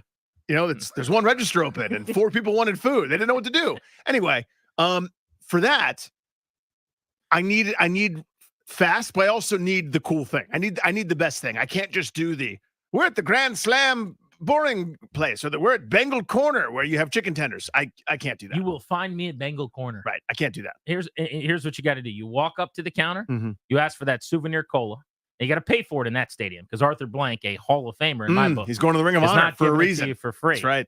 But they say we'll give you this soda for free if you do a Bengal roar, and I'll go roar, and I'll get my food. But if you want a chicken tender basket, I'll bring it to you. You can wait in your seat. Yeah, I'll grab 2 of them and we'll enjoy the game together. Darius, I know I can count on you to enjoy a nice chicken tender basket with your pal in Cincinnati. Or are you going to do the Danny bit and go roam the stadium? Oh, well, I actually do get a little size to roam a new stadium that I've never been in before. No, it's a lock. We're going to walk the premises when we get there. For sure. Have to. But I'm saying for food, are you going to prioritize something interesting over football? No. Football comes priority. Will be priority in this instance, especially because my team will be playing. So yeah, football will be the priority. But I will eat a chicken tender basket. Speaking of chicken tender baskets, Darius was blown away by this. I don't think you know this about me yet. So you know what I always do with my chicken tender basket for many, many, many years? Order them and eat them quickly? Yes, but what do I eat them with? Ketchup? Of course. Do you know what I did on accident about a month ago for the first time? Accidentally put barbecue sauce on the chicken tenders. Close. Honey mustard. Yeah. I love it. It is so good. I'm now in on honey mustard on my chicken tenders. I couldn't believe it. He's a chicken tender mark I and know. has never had honey mustard. I know. How is that possible? Me and Darius were at the Nats game the other night, and I'm like, dude, this is incredible. He's like, what? I'm like, this honey mustard. I've been doing it the last 2 or 3 times. He's like, what about before that? What about your whole life? Had never done it in my life. Honey mustard on chicken tenders is phenomenal. Are you really? People should find out about this. I'm telling people right now. They're going to find out as we speak. That's why learn this. I'm providing this service. So what I do is I put ketchup on one side of the chicken tender basket. That's for the fries. And now honey mustard on the other side for the chicken tendies. If you have not tried this, you will thank me later. I bet you'll like it. My 6-year-old got into the honey mustard game. He's now very excited to dip his chicken nuggets in there, and even sometimes when we go to get chicken tenders. He said, "What's this?" We said, "Honey mustard." He goes, "Those things don't go together." And we had to explain a lot of times things that you don't think are intuitive. Yes, mustard and then honey. What? Does that make any sense? Of course it does. It's perfect. Well, you know my proclivities and kind of how my brain works with food. So the reason I never tried it, it's a sauce, and I don't do sauces that I haven't had. So that's number one. But number two, but it's a paradox. How could you ever have had a sauce if you never have one that you never had? Right. But number two, honey is in the title. Not a honey guy. Right. It's very sticky. It's very gross. Comes from bees. I have no interest in honey unless I can't talk or I lost my voice and I'm going to grab some of yours to spray into hot water or something. Yep. So the idea of honey just bothers me. So I've always been out on it. Honey mustard, excellent. Yep. Thought you might like that. Yeah, that is great information for people. Terry McLaurin, John Allen, Daron Payne off to slow starts for the Commanders. Who are you most confident still in having a great season? We're going to get into that next right here on Grant and Danny on The Fan.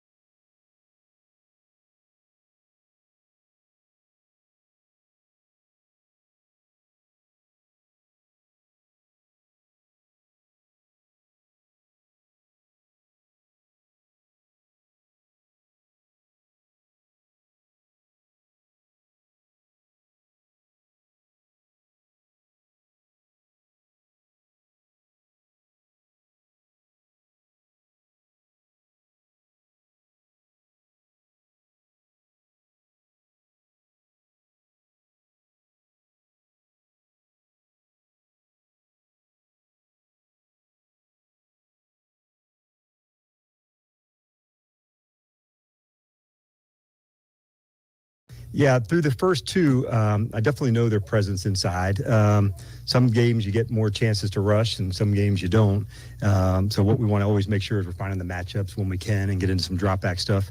Sometimes when you have the production they've had, other people go into the game saying, okay, these two are not going to ruin the game as well. So a little bit of both, but yeah, we're definitely looking forward to them for this week and really making their impact. And they want that too. That's Dan Quinn talking about Daron Payne and John Allen on the interior and what has been a quiet statistical start to their seasons. Welcome back, Grant and Danny on the Fan. The Commanders are 1-1, and they're going to Cincy for Monday Night Football.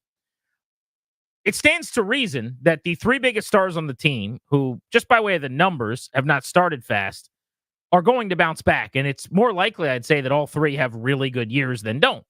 But if you were to just put your money on one of those guys to still have a monster season, still put up their normal numbers or maybe even better, who might that be?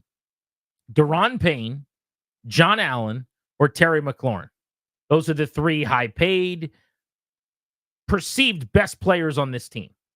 And we'll open up the phones on this at 800-636-1067, 800-636-1067. My answer is John Allen, the best track record, the most consistent of all three of these players. So the years we look at, you go, he only had 5.5 sacks. What do you mean consistent? You look at his pressure percentages. You look at the percentage of times he beats his guy. You look at the tackles for loss. You look at quarterback hits, all of the knockdowns, all those things. He had years like before he broke out for that 9-sack season, where the year before he was just as good in terms of those metrics I just listed. And we said it then. If you replay every one of those plays again, and you gave me those same ancillary metrics that sort of tell you how someone's doing as a pass rusher, he would have had 9 sacks. And the next year he did because the regression happened. To me, he's been their most consistent defender. I don't expect a super ridiculous, incredible year. I don't think that's in anybody's cards here among this group of three. But John Allen, to me, has been so consistent, and he's at way more missed tackles than he's ever had. That stuff is coming. He'll normalize. He's going to be the best. First thing I want to do is talk about the 2 D tackles. I think that they were pretty good against the Giants in a way that maybe they haven't gotten credit for. There is now some film, I think, circulating on Twitter that I'm sure a lot of our social media-oriented listeners have seen, where those guys were getting doubled and chipped a whole lot, obviously.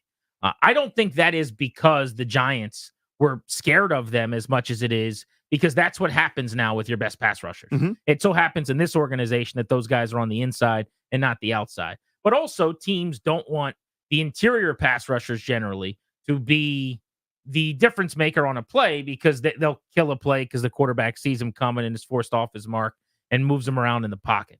So I just think it's what you see all over the league generally is we're doubling, we're chipping these interior rushers, and we're making the guys off the edge who theoretically it takes longer to get home beat us, right? So I actually thought the Giants game was okay. If you look at the numbers so far this season, as a total pressures count, Daron Payne through 2 games has 7. John Allen has 5, which is not terrible. Now, here's the issue. They've combined to hit the quarterback 2 times. John Allen has both of those hits on the QB. Payne does not yet have one. All 7 of his pressures have just been hurries. But I actually think Payne has been more impactful, oddly. And the reason I say that is on both of Clelin Ferrell's sacks, he is the only guy on the team, by the way, with a sack at this point. On both of those plays, Daron Payne has made the play. And Ferrell has just kind of broken out his mop and done some sweeping up at the end of the snap. And he gets the sack on the stat sheet. But I would essentially give Payne 2 plays on sacks that he won. Allen, I don't think, has any of those yet. But that all said, I'm not sure that they've been as invisible as people think, but they have not made the loud plays that are noticeable to people. So that's number 1. On McLaurin, I'd say I'm a little bit more concerned. And when I use the word concerned, Danny, what I reference is not just Terry, but it is usage and it is the style of this offense. It's a little too early to make big conclusions, but I think generally the wide receiver will be less significant in this offense than the tight ends and the running backs in a way that's even a bigger discrepancy than I anticipated. Because you and I both suggested this is what was going to happen, and that was why they were comfortable trading Jahan Dotson. But if you just look at the numbers on, target share and percentages and how they involve the receivers, they are throwing the ball to receivers behind the line of scrimmage at a rate that is massive compared to the rest of the league. That's not Terry's game, really. I mean, he's not going to turn those plays into big gains. 38% of their wide receiver targets have come behind the line of scrimmage. The highest rate in the NFL, the league average is 11%. That's the offense right now. It'll change some, but I don't feel as good about McLaurin having a big year as I do those other guys. So I'm going to say Payne will be my answer based on the fact that I think he could easily have 1.5, 2 sacks as it is that Farrell has got. The McLaurin case is interesting. So we talked about this yesterday, why offense and really passing totals are dramatically down here over the last couple of seasons and the start of this year, really especially. And there are a bunch of answers for McLaurin as well. One of them, and this is not my favorite part about this because I love the guy, all he's ever been is awesome, but there are a handful of receivers who, if you were the only good option on your receiving core, will still put up numbers. Guys like Cooper Kupp, we saw Malik Neighbors, Devontae Adams, go up and down the list of some of the best players. Justin Jefferson, without a great number 2 receiver opposite him. There are a million guys that are excellent. Then there's kind of another tier where if it's not 72 and sunny, don't expect that CeeDee Lamb 1,700-yard season, even if he's the only good receiving option week to week. So McLaurin's kind of below that tier. Then you add in the offense, the design, as you said, how easy it is for defenses to go, all right, that's where 17 is probably going to be, or even if he lines up and goes in motion one time, we can still key on him. It's pretty easy. There's not much else there. I just don't see that breakout happening. Now, I don't think he ends up on the pace that he's on, which is 340 yards or something paltry and ridiculous. But I don't think that 1,100 yards, 7 touchdown season is coming either. You know how old McLaurin is? 28? 29. 29.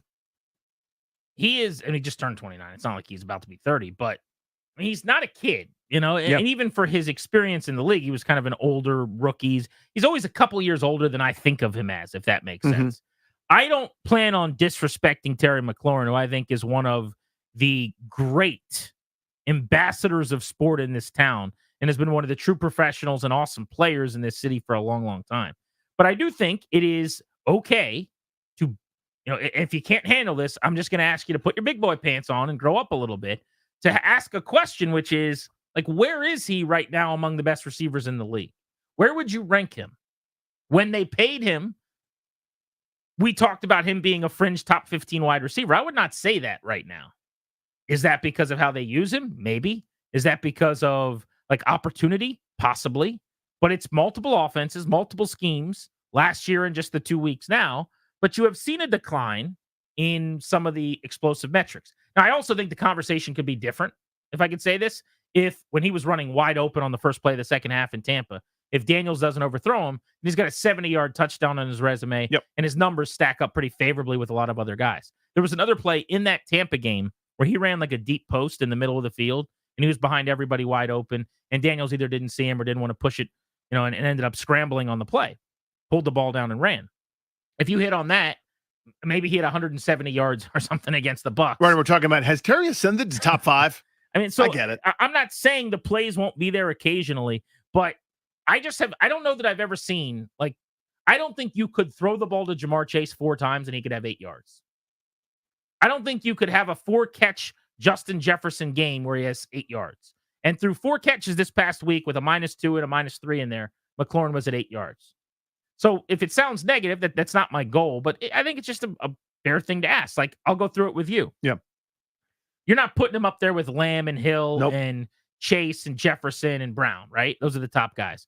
I would say that the next tier of Amon-Ra St. Brown, Garrett Wilson, Chris Olave, Devontae Adams, those guys are above him too. Yes. Yeah. What about the next group down, like a Puka Nacua, Michael Pittman, Marvin Harrison Jr., Malik Neighbors, Mike Evans? I would say they're all better than him. Yeah, then you start going, Nico Collins and I'll take Collins, Drake London, DK Metcalf, Deebo Samuel, Devontae Smith is maybe in that conversation, but I haven't mentioned Cooper Kupp yet. I always struggle with Cooper Kupp's name. Koopel. For some reason, I say Koopel a lot if I'm doing it quickly. Yeah. I don't know why. Koopel Kupp. Koopel. Jalen Waddle. I would take Terry over Stephon Diggs right now, probably. I think they're similar. Diggs is a little bit older as well. DJ Moore, I would take over him. What about Brandon Ayuk or Terry? Ayuk. I agree. I mentioned Neighbors. What about Zay Flowers or Terry? Terry. I think I would go Flowers probably. Ridley or Terry? That's close. Similar. T. Higgins or Terry? Higgins. Rashee Rice or Terry? Rice. George Pickens or Terry? Terry. I think I would go Pickens, but it's a nice debate there. Yeah. Godwin or Terry? Terry. Amari Cooper. I mean, so basically we're saying that's the tier. That's now top 30. That's upper 20s. So that's different than a couple years ago when we're going, this is a top 15 receiver. Mm-hmm. Part of it is there's some really good young guys that have joined the league. Part of it is just the way we view him is different because it hasn't been as explosive or productive.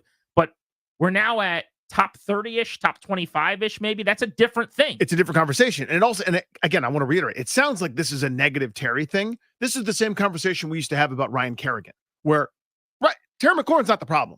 Ryan Kerrigan is not the problem. I'm sorry he's not Von Miller in his prime. I'm sorry this guy that's going to set the franchise record for sacks is not Aaron Donald, the defensive player of the year. I'd like to have a couple more players as good as Terry McLaurin, and I'll figure it out, right? Like he's better at his position than 97, top of my head, percent of the roster is at theirs. Maybe it's Cosme, Allen, Payne. Everybody else, he's competing where he should be. He could also, by the way, if they wanted to, get 7 or 8 grabs and go for 100 to 125 yards every single week.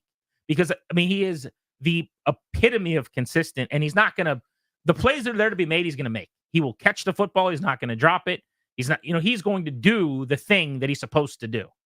I don't think he's going to create a whole lot off script, so to speak. He's not going to separate a ton, but he'll make the contested catch. He'll get you what's there generally. That's up to them now to get him to 6 for 80, 7 for 100 instead of 5 for 26 or whatever this last couple weeks has been on average. But let's open up the phones. The question for you guys, McLaurin, Allen, Payne, slow statistical starts, only 2 games in. We feel like all 3 of these guys are going to pick it up. But if you were going to put money down today on one of them having a huge season still, who would it be? We're Grant and Danny on the Fan.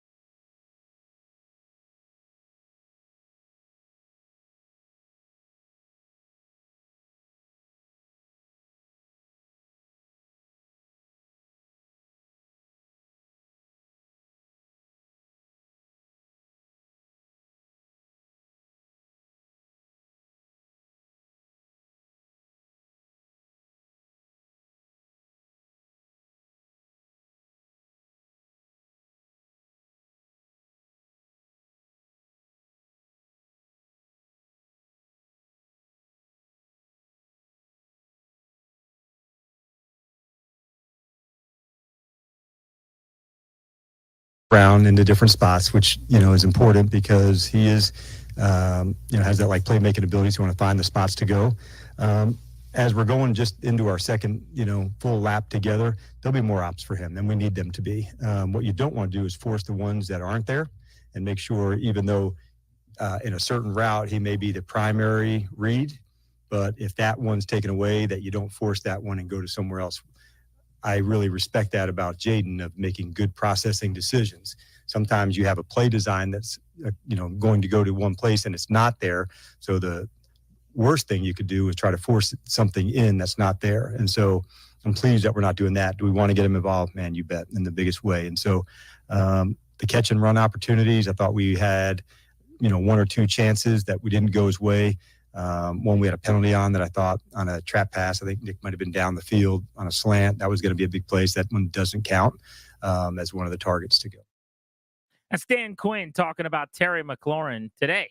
Welcome back, Grant and Danny on the Fan. I actually want to go back to start a next hour maybe and drill down on this idea that they don't want to force the ball to McLaurin, despite Quinn acknowledging he's their best playmaker in the passing game. And is that good logic? Would you rather Daniels just kind of read things out and get the ball to somewhere else? Or should there be more of an emphasis on, even if it means occasionally taking a risk, like pushing the ball down the field to McLaurin? The difference between him and the D tackles is he is completely dependent upon a lot of things.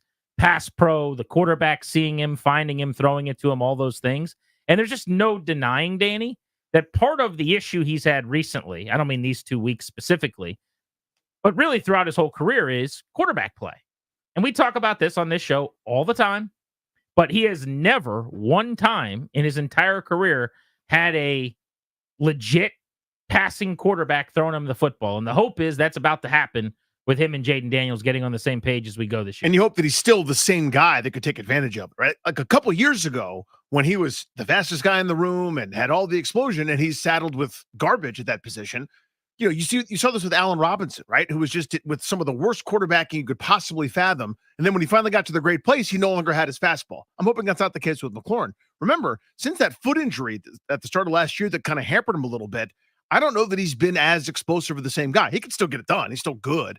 But I don't know. I don't know if it's by the time that they're ready to wide open this offense and modernize it and have Daniels sling it around, that McLaurin will still be able to get that huge season that we've all been waiting for him. It was great to hear Quinn talk about the importance this week that they moved McLaurin around and that they need to do more of that. Yeah. It's almost like he's reading the press clippings a little bit on some of the issues people had with week one. Danny's got John Allen. I'm going with Deron Payne. The question for you, of the big three stars that make the big money, Allen, Payne, McLaurin, who are you most confident in having a huge year still, despite slow starts? Shane's in Virginia on Grant and Danny. What's up, Shane? Commander Grant, how y'all doing today? Buddy. Hey, look, it's simple. Terry's always been a number two receiver since he's been in this league. Unfortunately, he just had to be a number one here with the Commanders. He's a solid number two. That's what he is, and that's what he's going to be. Unfortunately, he has no quarterback, like you said, but it's got to be Payne. Payne, I think right now, has got something to prove. I think he's been a second fiddle to Jonathan Allen since he's been here, and I actually think he's going to have a better year than Allen this year. But it's got to be Deron Payne. I think he's got an explosive year. He's got to step. All three of these guys got to step up. Let's call it what it is. Or by the end of the trade deadline, they'll all be out of here. That's why I was going to ask you guys a question. Now, look. Now, say if the wheels completely fall off, do we trade? Is Terry trade bait now at this point if he's having that big of a decline? No, I don't think so, because I don't think they have the ability at that position to risk losing what he means to the receiver room. Jahan Dotson's one thing. He's never really shown the ability to consistently get open and make plays. McLaurin's excellent. He's proven it over many, many years. He's a great football player.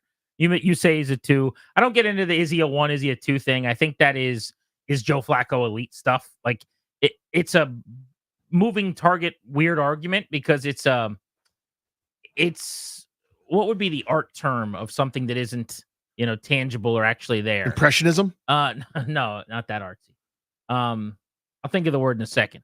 But it's not a real thing. It's not actual. What's actual is, where does he rank? At one point, I think it's easy to kind of make the point this way. If we used to say he's top 15, do you still now? I think that's a hard argument to make at this point. I would tend to agree. Again, and a lot of that's based on production, and some of that's not necessarily his fault, but some of it is, right? I mean, there's a hand in it. The exercise I always try to do, it's impossible to prove one way or the other, but I go, if you swapped right now, CeeDee Lamb was here and Terry McLaurin was there, would he put up 1,700 yards and double-digit touchdowns like CeeDee Lamb did last year? Do you think so? I don't. And I think Lamb would have better numbers than McLaurin did here in the same I don't offense. think anybody would argue he's that. I mean, that's a top 5 wide receiver in football. But that's the exercise. I'm going, okay, let's do a body swap. Let's do that Jason Bateman and Ryan Reynolds movie where we just change places and see what happens. You have to go to the fountain and go to the bathroom or something? I think that's pretty much what happens, yeah. David in Bethesda, you're on Grant and Danny. Hello, David. From Bethesda! Hey, General Grant and Danny Commando. But I think it's got to be Terry McLaurin. When you look at Allen, he just looks disgruntled. He's got his money. I don't see him stepping his game up again. Payne possibly, but Terry really is our best receiver. Jaden Daniels has to find a way to get him the ball, and he's open a lot. So that's the point I want to drill down on. And sorry to cut you off. I thought you were done there. But yes, he is open a ton. There's no doubt about that. And on the 2 plays specifically down the field where he's gotten behind everybody, he's been targeted once and overthrown and then not targeted on another of those opportunities. If you hit on a third of those as the year goes on, the numbers look very, very different. Yes. And my guess is they're going to. Daniels throws a beautiful deep ball. I think he hits that first play of the second half to Tampa on the sideline that he missed probably 75% of the time. Maybe that's too high, but 60% of the time as the year goes on, more often than not, he's going to hit that. But he said you've got to get him the ball. They did a good job at making sure they threw him the RPOs and the screens and the line of scrimmage stuff that they can control this week. But you heard Quinn say, I don't want to force the ball to him. I don't think we should just be trying to involve him to do it. We got to read things out. Do we agree with that? Let's get into that next, plus more on if you think McLaurin or one of the D tackles ends up breaking out. You're listening to Grant and Danny.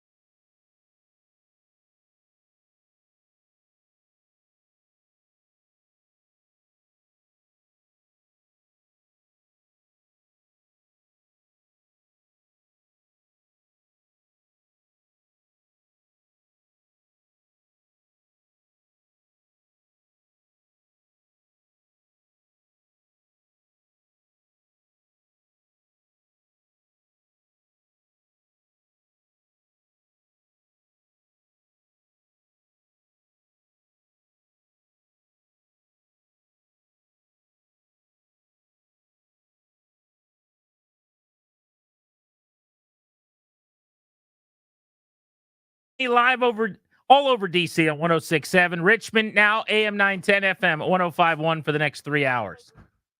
You can also listen to the show wherever you're at on the Odyssey app, coast to coast. And we're available streaming on video right now, live, and every single day, all show long, on the 106.7 The Fan YouTube page. Go join the chat. Enjoy the conversation with some of our listeners.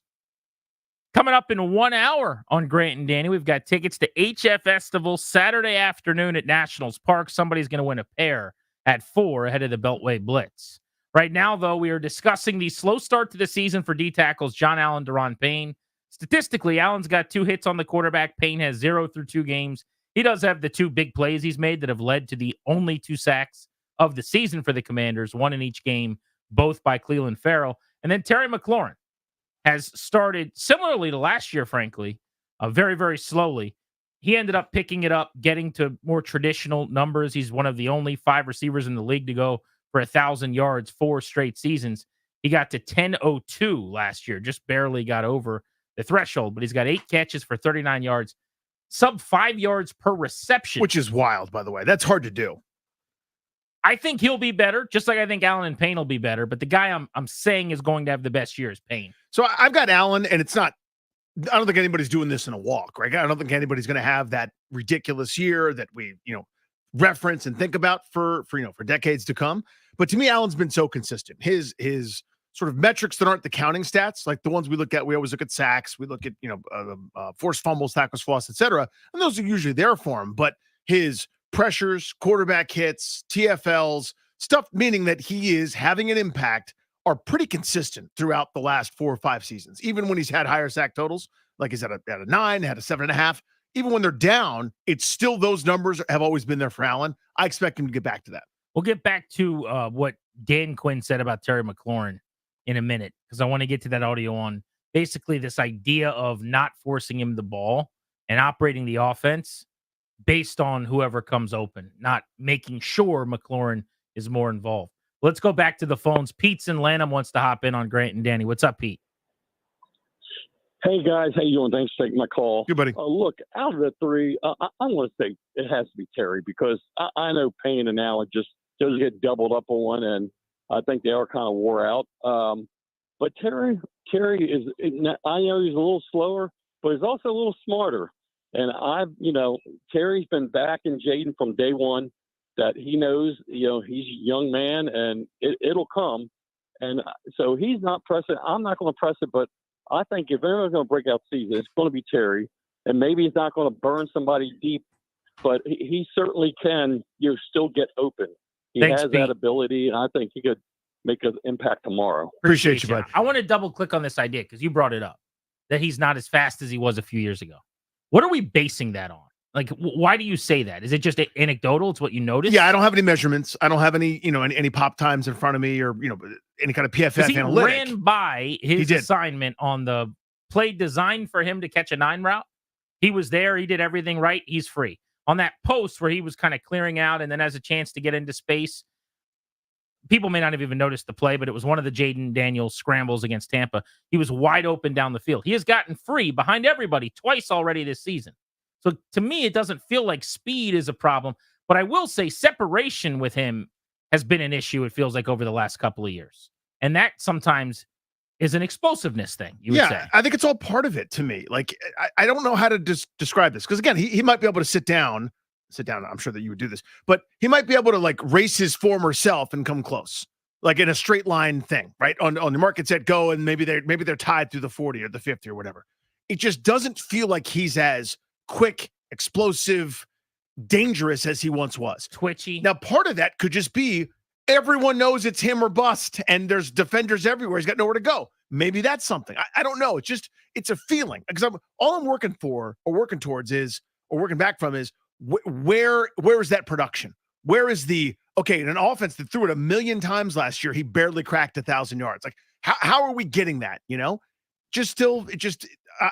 I'm reaching for an explanation. I don't have anything definitive. I would love, and I just don't know that we're going to get this. I don't know that's going to happen, but I would love the chance to see what McLaurin would look like in a really good passing offense with a really good quarterback. And hopefully that is what Washington becomes this year. It's very possible. Mm-hmm. But in his career to this point, this minute, this is not an indictment on Kingsbury or Daniels or the current team, so everyone stay out of your feelings. I'm just saying for Terry McLaurin's career, he has never at any point, it's a lot of Case Keenum and Sam Howell and Alex Smith and just a bunch of busters, dude. He's never had the chance to just go out with Andy Reid and Patrick Mahomes and see what happens. Or even just a reasonable situation. A Cousins or a Derek Carr or whatever, like nothing. I would love to see what that looked like. But hopefully, Daniels becomes that guy as the year goes on. Edward, Silver Spring, you're on G&D. What's good? Hey, Edwin. Well, how you guys doing? We're great. Thank you. What do you got? Definitely Terry. It's frustrating just seeing lately it's been a move to just diminish him or he's year number one on over social media. Which guy better than him? Is he as good as this guy over here, this guy over there? These guys, and they're playing with functional quarterbacks, functional passing schemes. We were barely even a forward passing team, honestly. Fair. But let me ask you this, because this is not just about 2 games. I would agree with you if he was coming off 1,400 last year or something. I would make 2 cases, then I want to get your response to them. Number one, you just watched Malik Neighbors for the Giants in his second career game. That's Terry does not do like that. Whatever that is not Terry, and that guy's better. Now I'm not trying to knock Terry McLaurin. My point is just that's what an elite young wide receiver talent looks like. I know he was drafted in the top 10. McLaurin was a 3rd-round pick, but that in and of itself is an acknowledgement. That means something, I would think. He got more targets in the second game of his career than he's ever gotten his whole career. Number one. The number 2 point I would make is you're bristling at the idea of people asking questions about McLaurin. When are they allowed to? His catch percentage, his yards per catch, his yards after contact, like all of those numbers are going down essentially year by year. When are they allowed to ask questions, or you're just never allowed to? I'll answer that question. Last year, he was playing with a complete bum in Sam Howell. When they see him in a functional team, with even a decent, just above average professional, consistent quarterback like Cousins, like you said, Carr. Your phone. I appreciate the call. So I hear the passion because you're a fan of Terry McLaurin, and my response. And again, this is like the unpleasant part of it because no one dislikes Terry McLaurin. He's an awesome dude. He is one of my favorite players in DC sports of the last 30 years. If I had a daughter, I'd be like, it was the appropriate age. Please date Terry McLaurin. Bring him home. I can't wait to have Thanksgiving dinner with him. But DJ Moore had Justin Fields and Matt Eberflus, who went for 1,300 yards. Amari Cooper had Joe Flacco off the bleeping couch, who went for 1,250 yards. You see what I'm saying? Yes, they also threw the ball 1 million times last year. Yeah. So, I understand that Eric Bieniemy is currently not scoring at UCLA because nobody in the NFL wanted to give him a job, and Sam Howell's a backup. But they also threw it 1 million times. His targets last year, he had 132 targets, which was essentially the most he's ever had before. The other time he had that many targets, he caught almost 90 balls. Last year, he caught fewer than 80. Yeah, 2 years ago when Devontae Adams was in Vegas, I just did it. Damn it. Derek Carr got benched. He went for 1,500 yards and 14 touchdowns in a year where Carr was ultimately replaced, right? I understand that it hasn't been ideal. Devontae Adams was on a Raiders team where they benched Jimmy Garoppolo. 1,100 yards last year, and he got benched, and then they went to AOC. Not the politician lady, but the quarterback who may or may not be any good. Nobody knows yet. And he had a pretty good year statistically. I think he had 100 catches for 1,100 yards or whatever. Yeah, Garrett Wilson had infinitely better numbers not infinitely, but better numbers last year than Terry McLaurin, especially on a per game basis. See, now it even sounds like we're killing Terry, which was not my goal. It's not my goal either, but when you are no, it's a bad situation. It absolutely is. No one's ever, and I've argued this for years. Of course it's a bad situation. I think it's a bad situation now. They should have gotten someone else to help him. But the point is, that's the only reason I can't have that. That's kind of my point here. And it's not the only reason. This is one of my big frustrations just generally with a fan base that I love, of which I am one, and with a group of people that I adore. Okay. You guys are the reason that it's still fun to be a fan of this team. The people that are still here, that are still grinding, that are still watching. But there is, and this is not specific to DC or Commanders fans. I think this is team by team. But there is this community of folks that any questioning of any of the players that we've just decided are awesome. And he is awesome. But they're above reproach. This team never wins, ever. They haven't won anything since he got here, ever. Not his fault. But we're not the group that is too good to be questioned. They haven't had good passing offenses. They haven't had good offenses. They haven't scored a lot, and they've never won. So this idea that you just can't question anything. No. You want to do that with the Chiefs or something? Be my guest. We should be questioning everything all the time. We should be asking tough questions. And it's just, if a 5-year-old with his jersey doesn't like the question, I can understand that. But big boys and girls driving to and from work, I think it's okay to have a discussion about what is he? And I also agree with the caller to say, man, it would be fun to know what it looked like with a real passer for a full season. If he was the number 2 with Jefferson, with Kevin O'Connell and Kirk Cousins in Minnesota the last couple of years, instead of Jordan Addison last year or whatever, or KJ Osborne. My guess is Terry McLaurin will put up some damn good numbers. I agree with you. Brian's in Leesburg. What's up, Brian? Hey, Brad. Hey, first of all, I hope you guys have a great time this weekend. I can't wait to hear all the details. Secondly, I think it's going to be either one of the 2 tackles, pick them. And I have a different take on it. I think it's going to be one of them because for them, it's about their own effort. Terry is hamstrung by the system he's in. They are not. I think it's more about their effort. And for him, it's about the systems he's in. And I'll hang up to hear your response. Yeah, another way to say, kind of something I alluded to earlier, the other D tackles can dictate a little more directly how they play. McLaurin is a product of an environment. Yeah. It is such a dependent position that he could do everything right all day long, be running free constantly, and have 2 catches for 29 yards, and nobody would know the difference. It's fair. I mean, again, think about what we said about Luke McCaffrey. Sorry to cut you off. No, it's right. After week 2, where the hell was Luke McCaffrey? What's going on? And then the numbers come out, and he was the 3rd most open receiver in the NFL according to separation on that day. But the plays didn't go his way. It didn't get funneled that way. Jaden didn't see him. Whatever happened.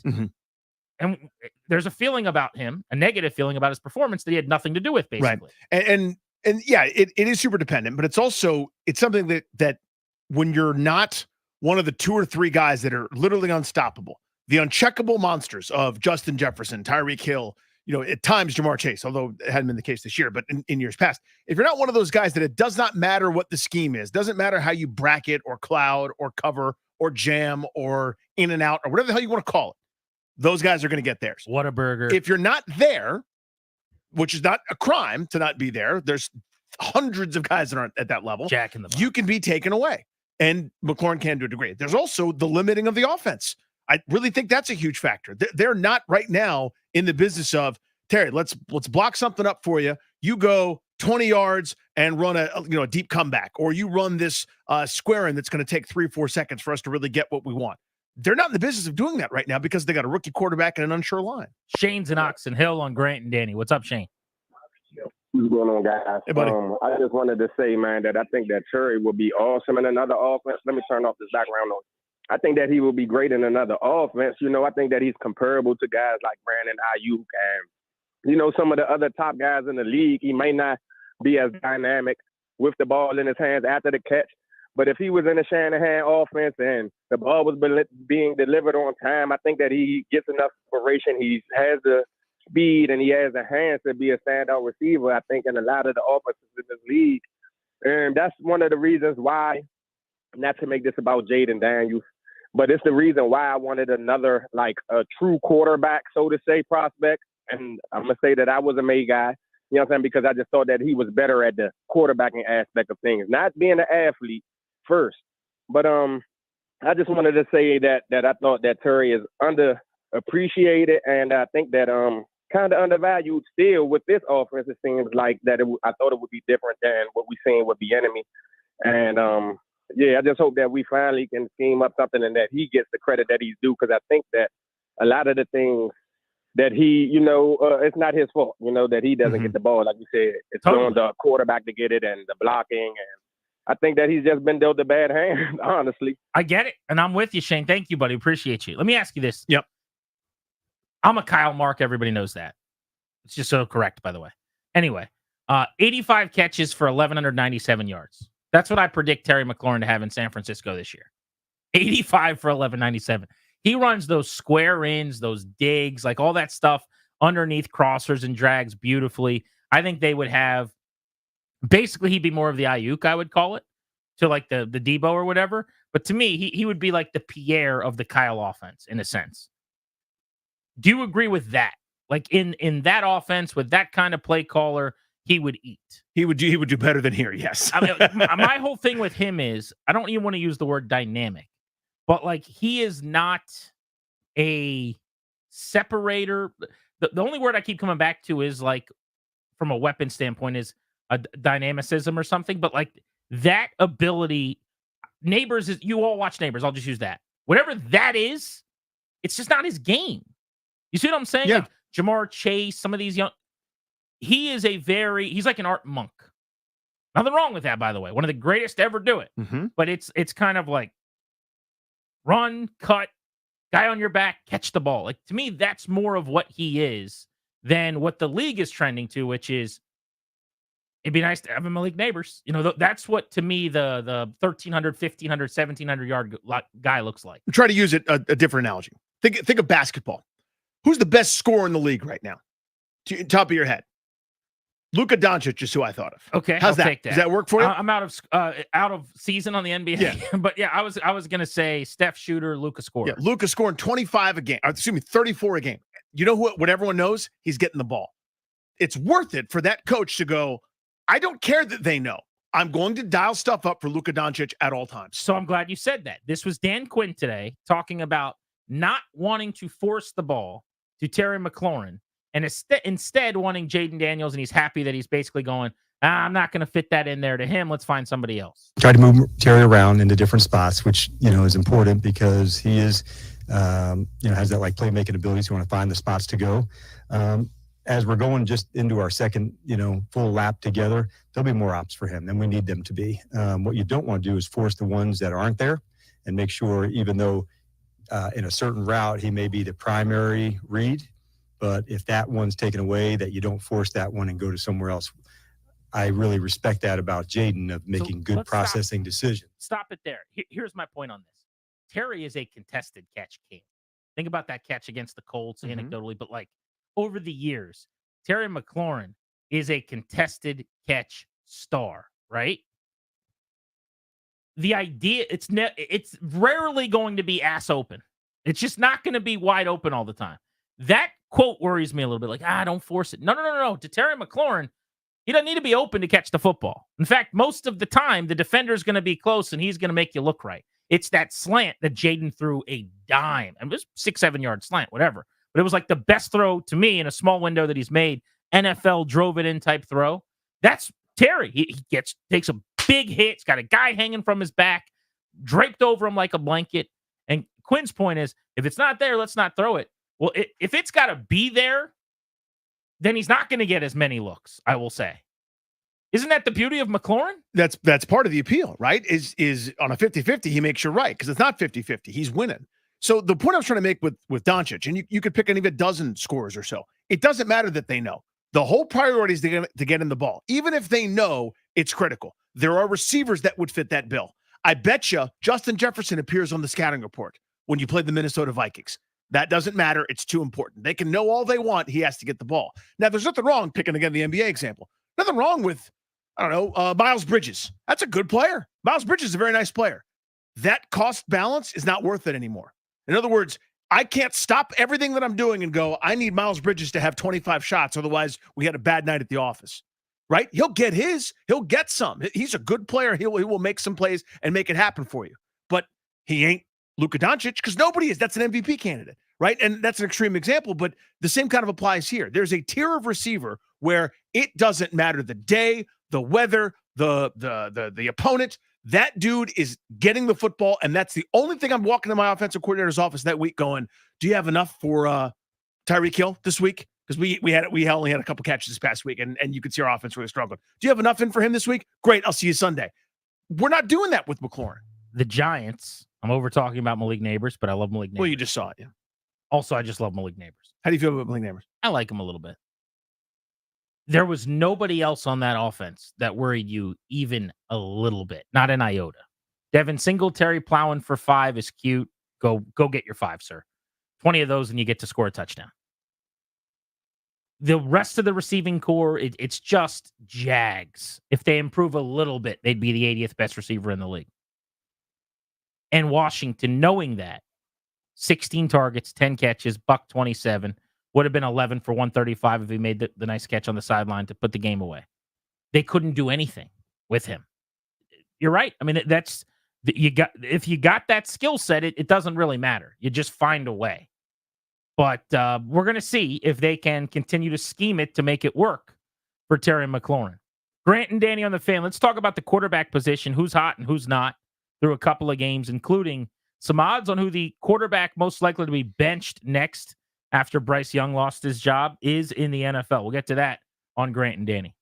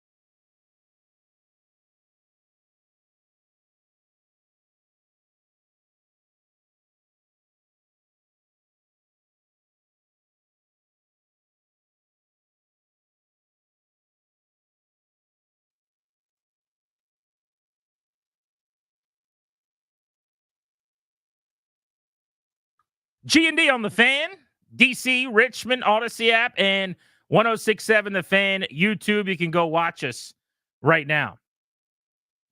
Want to talk about the quarterback position, who's hot, who's not in the NFL. Our double plays coming up at 3:45, and in 30 minutes on the nose, we're giving away those tickets for you to go see the HF Festival at Nats Park on Saturday. All right, let's start with the quarterbacks who have played the best so far this season, because it's a pretty surprising list. How about what Derek Carr has turned in for his homework in New Orleans to this point through 2 games? Carr, 5 touchdowns and a pick, completing 77%, 443 yards. Carr went for 203 scores against the Panthers and then took the second half off. And then 243 in a pair against the Cowboys, was intercepted once. They have scored on every single drive. Clint Kubiak's got them under center 70% of the time, the most of anybody in the league, and it is working. Throwing it back to the early 2000 Shanahan style, right? I mean, the offense has been unbelievably good. They haven't even needed Chris Olave at this point. I mean, he's barely been involved as they've scored 90-plus points through 2 games. What an absolute display. Level of confidence, let's go 1 to 10 scale here, that Derek Carr has a great season. I'm going to say 7.5. I actually really like the fit for him in this offense, under center, drop back, play action. I like their weapons okay. He's not going to sustain this heater. That would be impossible. But I think it's going to I think it's going to be okay. I think he's going to be good. We're not doing MVP record-setting type stuff, right? But he's going to have a decent year because they run the ball tremendously well. Everything's kind of, one look leads to another. Everything's related. They're doing fakes off of fakes and counters off counters, etc. Everything looks right for them. I think once the league adjusts, this will cool off, which is, I'm sure, a hot take after they've averaged 45 points a game. This is me saying they won't average 45 points again the rest of the way as there's more tape out there. But I think he has a nice year. Another quarterback who has played very well, Sam Darnold in Minnesota.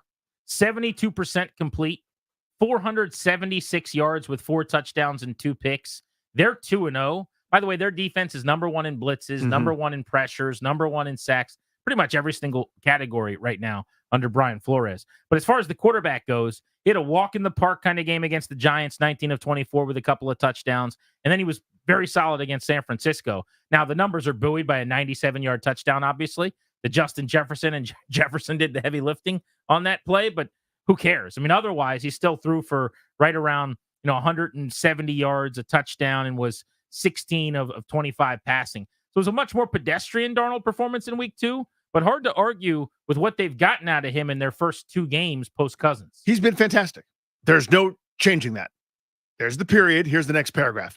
I just can't. Give me your 1 to 10. I'm not mentally there that Sam Darnold's going to have a good year. I'm 2 out of 10 confident. I just don't. I can't. With not him. If his name was Sam Stevens, I'd go, maybe they found somebody.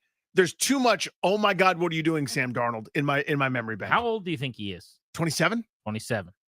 Still not very old. Still a guy that was in terrible situations earlier in his career. Totally was. With the Jets and the Panthers specifically. He has since worked with Kyle Shanahan and Kevin O'Connell. That'll turn you around a little bit. I'm going to give him a 4.5 out of 10. Like you, I don't completely believe in the player, but I believe in O'Connell. I believe in Jefferson in the scheme. I believe in receivers are going to get open from time to time. And I think that the way Minnesota's playing defense, he's going to be put in some admirable positions where they're going to be in a lot of football games. They're going to be leading a lot of football games. So that helps too. They also are running the ball really well with Aaron Jones, who they just brought over this offseason. Last year, Alex Madison was the guy, and they struggled. This year, it's like Aaron Jones and Ty Chandler. Those guys are pretty explosive.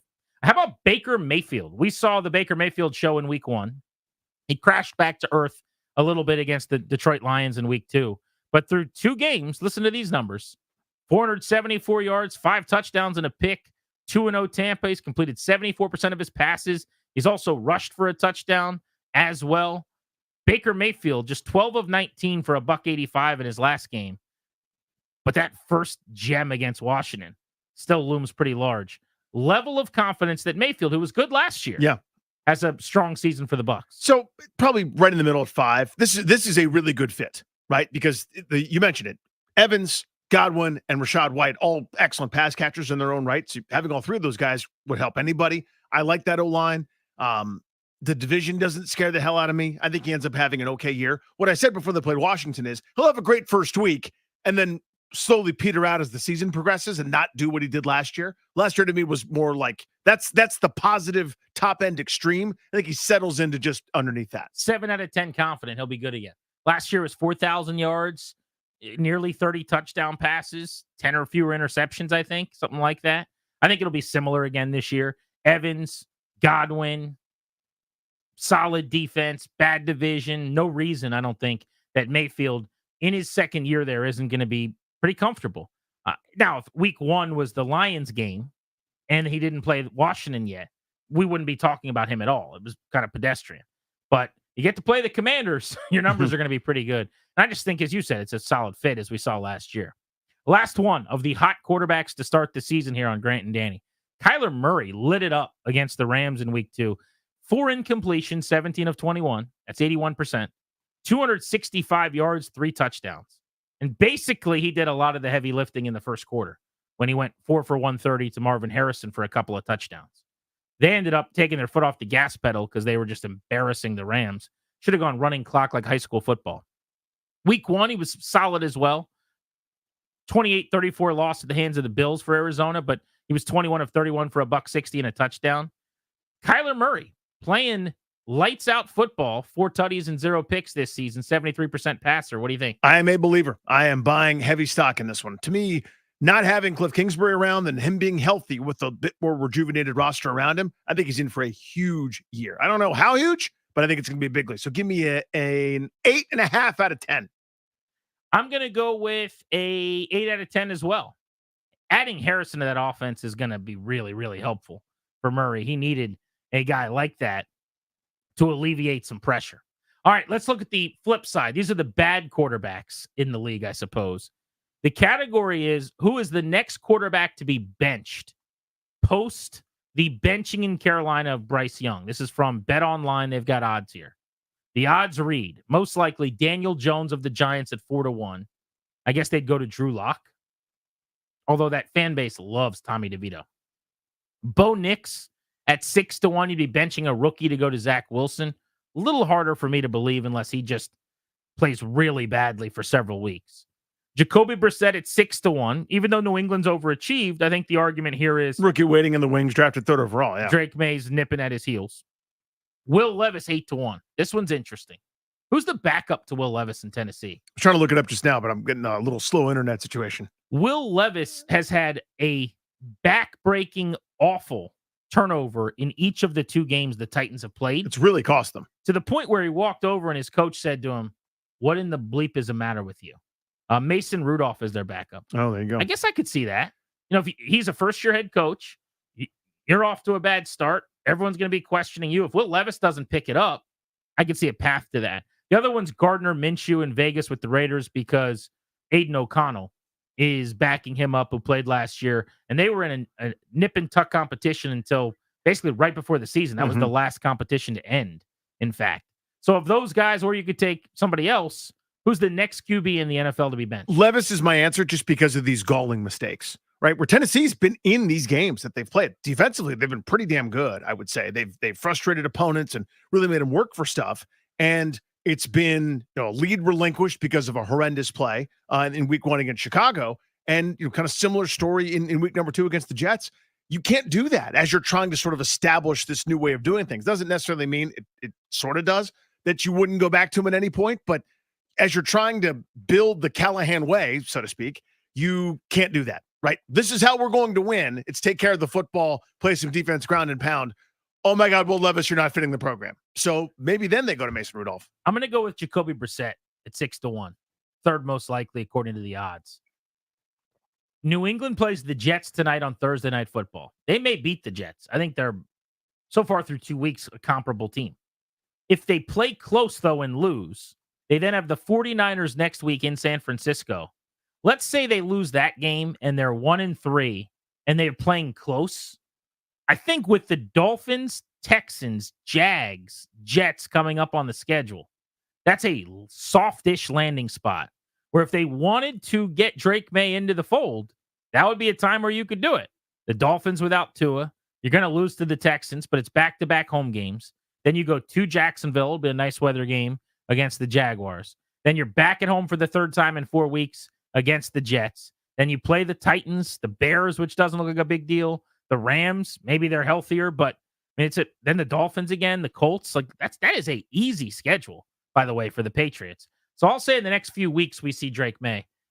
Brissett will have something to say about that. If he plays well and they win, I don't think they make a change. So the obstacle there to me is first-year head coach trying to, sort of puff his chest out a little bit and say, this is how we're going to do it. And a former teammate of Jacoby Brissett. Yeah, it's like we're going to compete and the best player is going to win and blah, blah, blah, or the best chance to win and that player is going to play and we're going to eat nails and crap lightning. I don't know. That to me would be the obstacle, right? Is like sort of the macho attitude of it. But big picture for the organization, May is the answer, just a matter of when. If you're going to do that with lightning, then what is thunder in that analogy? Exactly. See what I'm saying? I think we know what thunder would be. Little roaring thunder. Little roaring thunder. And you've never admitted to doing that at work. You okay in there? Knock, knock. That's just some roaring thunder. Can we get a courtesy flush? The double play comes your way next on Grant and Danny. What's going on in our lives? Nothing to do with sports. And then right at the top of the hour in 20 minutes from right now, we are giving away tickets to the HF Festival on the Fan.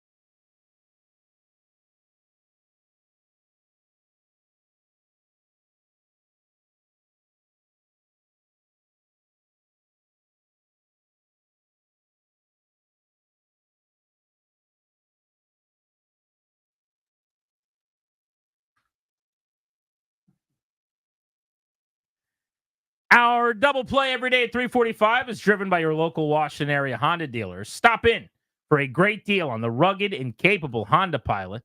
Contact your local Washington area Honda dealers today. So here's my question. I thought this was more ubiquitous than it is. Okay. So it's the fall, which is wonderful. It's our time. And the wife gets inspired in the fall for delicious foodstuffs. We had wings over the weekend that she got from Wegmans. She's made chili a couple different times as the weather's starting to turn, which is just so nice. Windows open, eat the chili, football type times. So we had a different dinner the other night, okay, and chili from Sunday. The dinner from the other night, I think it was either Monday or Tuesday, had rice as part of the meal. I love rice so much. It's one of the reasons why I find it impossible to lose weight. Any hoodles, I combined leftovers like Voltron. I put a base of rice down, then I put the chili on top of it, mixed it up, put it in the microwave. Then as I'm stirring it, heating it up, add a little cheese, kind of the normal toppings. I got looks like I had just, I don't know, like invaded another country. Like I was a space alien with a million heads. I thought the chili rice combo was fairly standard because I remember it from being a little kid going to elementary school. And that was one of the lunches, like in the rotating group of lunches that you had when you just went to school. And like, here's the lunch from the cafeteria. We had chili and rice, and it was a pretty standard thing. I've always thought that goes together. Apparently, I'm one of the weird ones. So I ask all three of ye that work on this radio program together with yours truly, is that a standard combo or like an eccentric combo? Is that a weird combo? Having a little rice with your chili. I would prefer rice because I like rice with anything. Yeah. And especially in that situation, you put the rice down as your base, you plop the chili on top. It's wet, sops it up. Makes perfect sense as far as I'm concerned. Having said that, one, I don't do chili.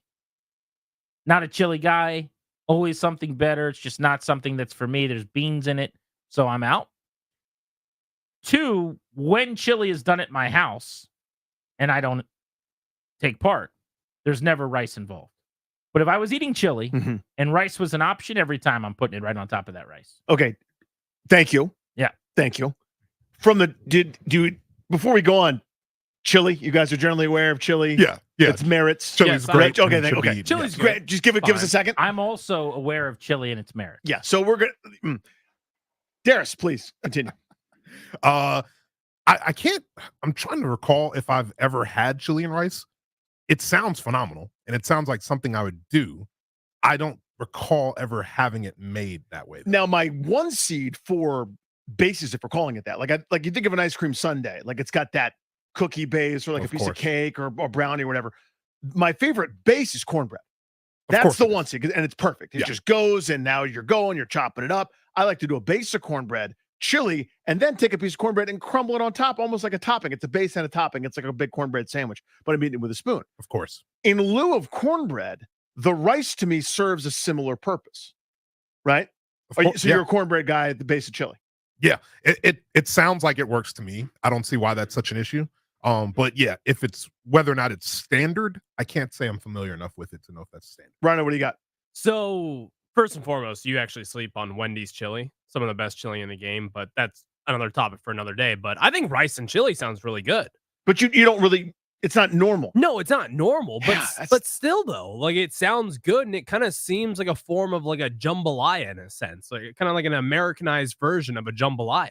Yeah, especially if you've got a soupier chili on the spectrum of chilies. Like if you got the Texas, like that Terlingua Red, which really is just a bunch of beef with seasoning, and it's delightful. You're not getting me to say anything bad about the Texas chili. Joe, in a sense. Yeah, but I mean, it's got that like anger to it. It's got that heartiness.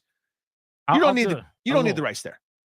No, rice always makes everything better. So if you're asking, should rice be with it? My answer would be yes. It's traditionally not with it. But rice with anything that is soup-like and or scooped out of anything, I think rice is perfect. So send your pal a tweet. I'm at Funny Danny.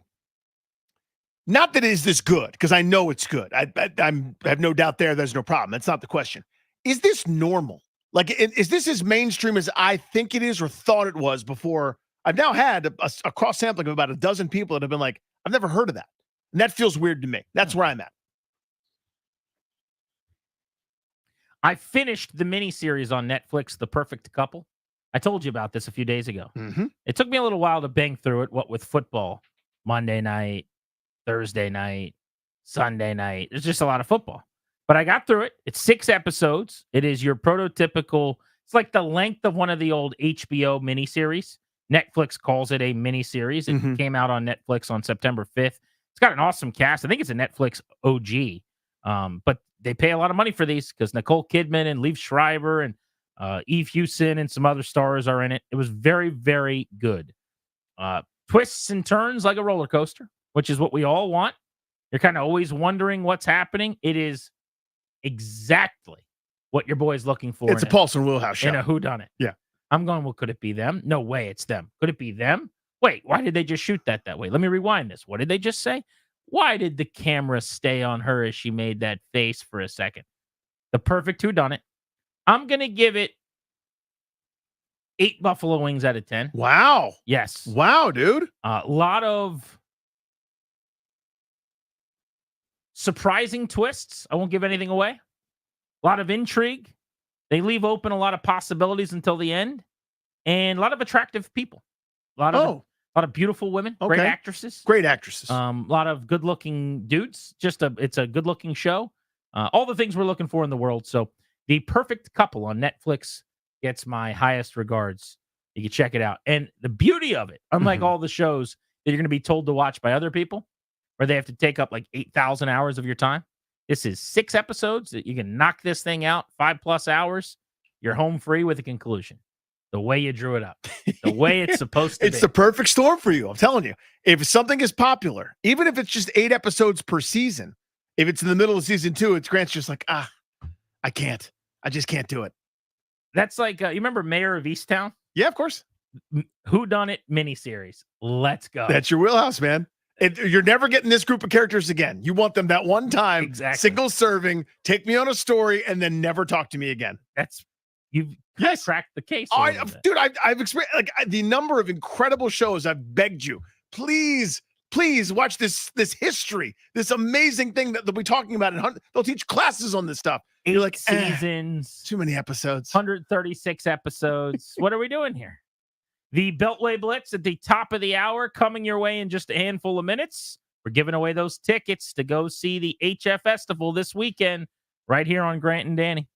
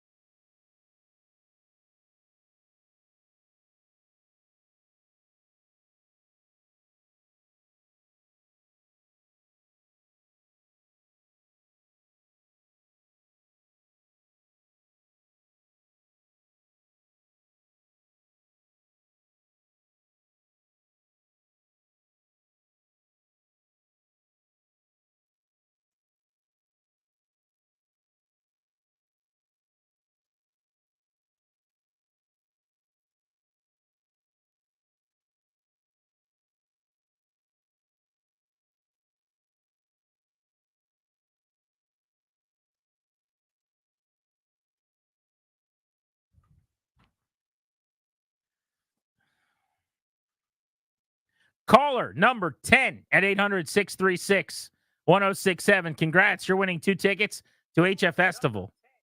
This Saturday, September 21st, Nationals Park. The show's going to feature the Postal Service, Death Cab for Cutie, Incubus, Bush, Garbage, Jimmy Eat World, and so many more. It's a great, great lineup.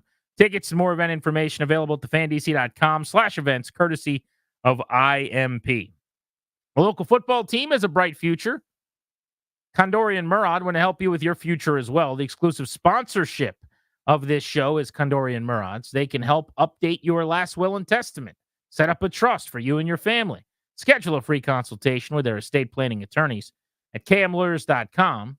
Tell them we sent you. You'll get a discount, kmlawyers.com.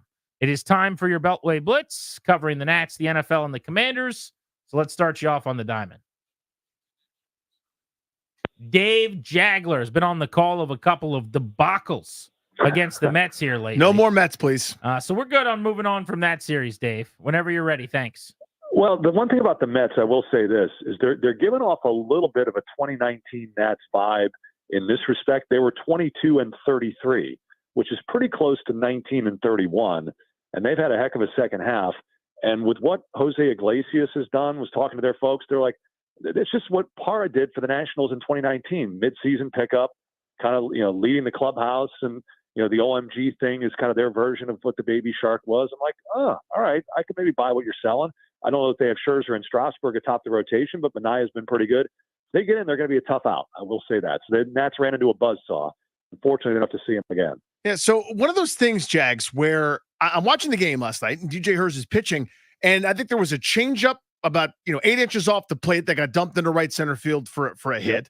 A bloop down the right field line that Dylan Cruz actually made a great play to short hop and hold to a single. A seeing eye ground ball and hit the glove of CJ Abrams. It wasn't like they're banging them off the walls and hitting a bunch of nukes for a lot of those crooked numbers. It's just one of those didn't feel like your nights. How do you assess nights like that for someone like DJ Hurst who's looking for positives? Well, yeah, I mean, I look at the big picture of the season and say this kid has been a tremendous positive. Unfortunately, because they've limited his innings, he's only thrown 80 some innings in the big leagues this year. And so when you give up a touchdown and 3 of those runs scored, by the way, after he left the game, his ERA was in the 3.5s after he pitched 3 scoreless innings. By the time the day is done, it's at 4.3. I mean, it jumped almost a run with that touchdown. So, I mean, yeah, it's easy to say last night was a rough night, but the first time through the lineup, he looked really good. I think over the big picture of the season, this kid has been a tremendous positive. Now, are there growing things that he has to do? Yeah, he needs to be more pitch efficient, get deeper in the game. He's got that effectively wild thing going on where he can kind of lose control and then dial it in. And last night, a couple of walks hurt him. He's going to have to improve the command. But clearly the stuff is there because when he's in the zone, he gets swings and misses. He gets a lot of strikeouts. So from what we thought he might be coming into the season to where he is now, I'm not going to let one bad inning ruin that. He's had a very good season. Jags, I wanted to get your thoughts on some news in the rotation. So Trevor Williams is coming back and is going to make a start, and then they're going to go to a 6-man rotation, it sounds like, for the last couple turns through the rotation. So I guess a two-parter. First, on your thought on the 6-man idea, and then second, this will sound silly, but and I know he's making $6 million, but it's kind of admirable to me that Trevor Williams at 32 on a bad team that's wasn't going anywhere, with maybe a couple starts left in his arm later in the year, scratched and clawed all year to get back at the end of the season. Yeah, I think as far as the 6-man rotation first, this is all about the other guys. I mean, we've been seeing with Parker and some up and down, and Irvin some down, now up the last couple. Hers, all these guys are well over innings totals that they've ever pitched before. So whether instead of having 3 starts left, maybe they have 2, or in the case of Hers, 1. So this is kind of looking at the big picture of those guys, trying to get them to finish the season and not have to quote unquote shut them down. So that's part of the 6-man rotation. And as far as Williams, I mean, I think this whole thing kind of took longer than we thought it would. But at this point, coming off the end of a 2-year contract, he needs to be out on the mound to show that he's healthy going into the offseason, hoping that someone can bring him back. I mean, he was so effective early in the season as kind of that 5-inning pitcher. Now, he signed with the Nationals to be a starting pitcher. I don't know what team is going to look at him and say, after throwing 60-some innings, hey, we're going to give this guy 150 innings next year and give him a bunch of money. So maybe he's back to that swingman role that he was successful with when he was with the Mets a couple of years ago. So I think it's important for him just to show that he's healthy, and maybe there's some value there about a reunion with the Nationals.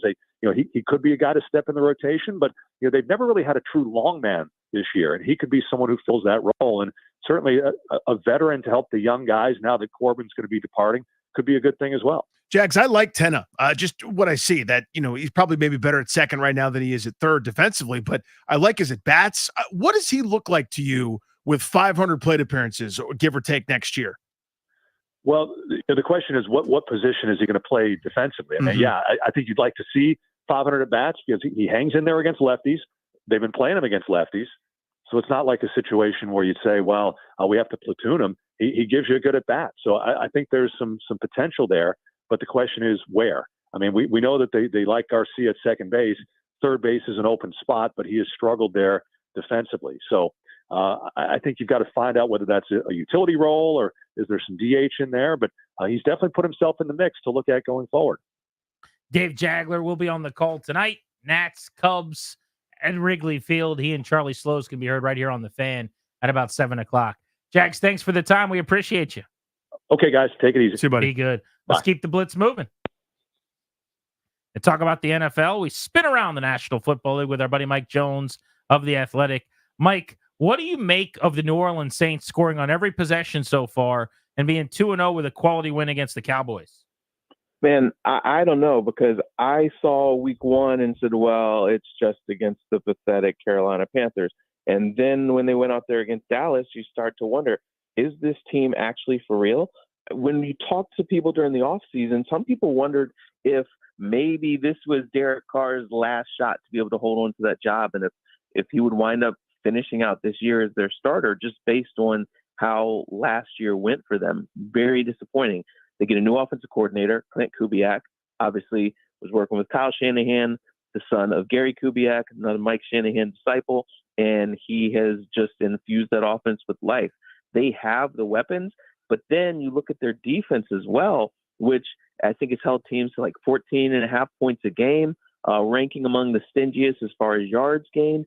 They have a really well-rounded squad. Now, again, it's 2 weeks, so we won't get too worked up about it, but this is a really big test for them this week. I know that the Eagles wet the bed against the Falcons on Monday Night Football, but it's still a talented team. If they can go out there and be they don't have to score 40 points, but if they can go out there and beat the Eagles or look very good as they're competing, then I think you'll have to say that, yeah, they are a team that really can contend in this division and maybe in the conference. Similar question here, Mike, for the Chargers. Their strength of schedule thus far has not blown you away, right? They beat the aforementioned Panthers, and they handled the Raiders in week number one, although the Raiders coming off a surprise win in their own right. But you look at this, and I guess I'm asking, when do we kind of go, when do we kind of get rid of any asterisk or the yeah, but with them? Like, they haven't beaten any good teams just yet. Pittsburgh this week, which would be interesting, Kansas City in 2 weeks. But when do we kind of take away the label of, yeah, who have they beaten?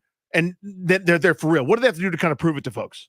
Well, I mean, I think if they come out of this first quarter of the season and they have a winning record, I mean, we'll see how if they give the Chiefs a fight, then I think you can say, hey, they are a quality team.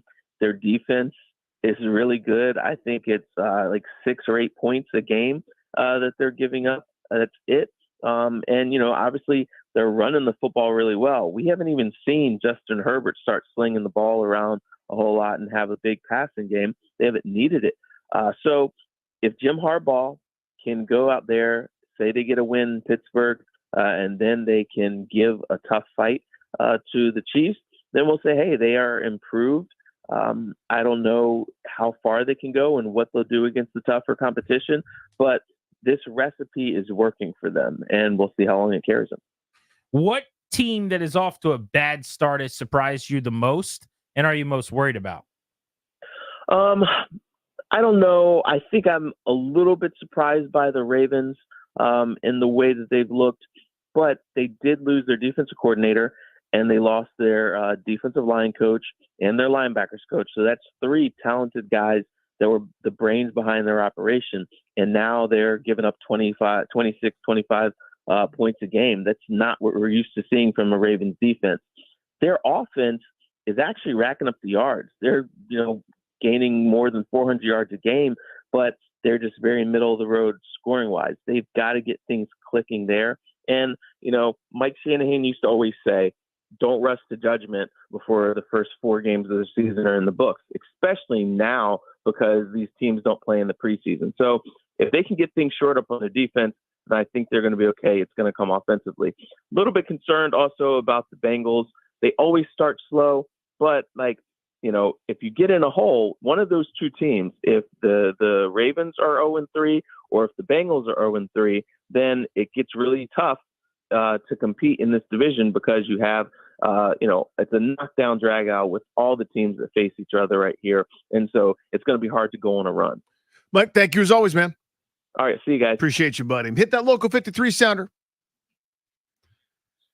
My God, that's Earl Forsey's music, and here he comes on the Beltway Blitz. Earl, how do you feel right now? Kind of a vibe check about Monday Night Football at Cincinnati. Wait, did you say Monday Night Football? Yeah. You know what my music this week is? That's my music this week. Look at that. Look at That's that. what it is right there. This week, what do we expect? Look, it's a big game because it's Monday night.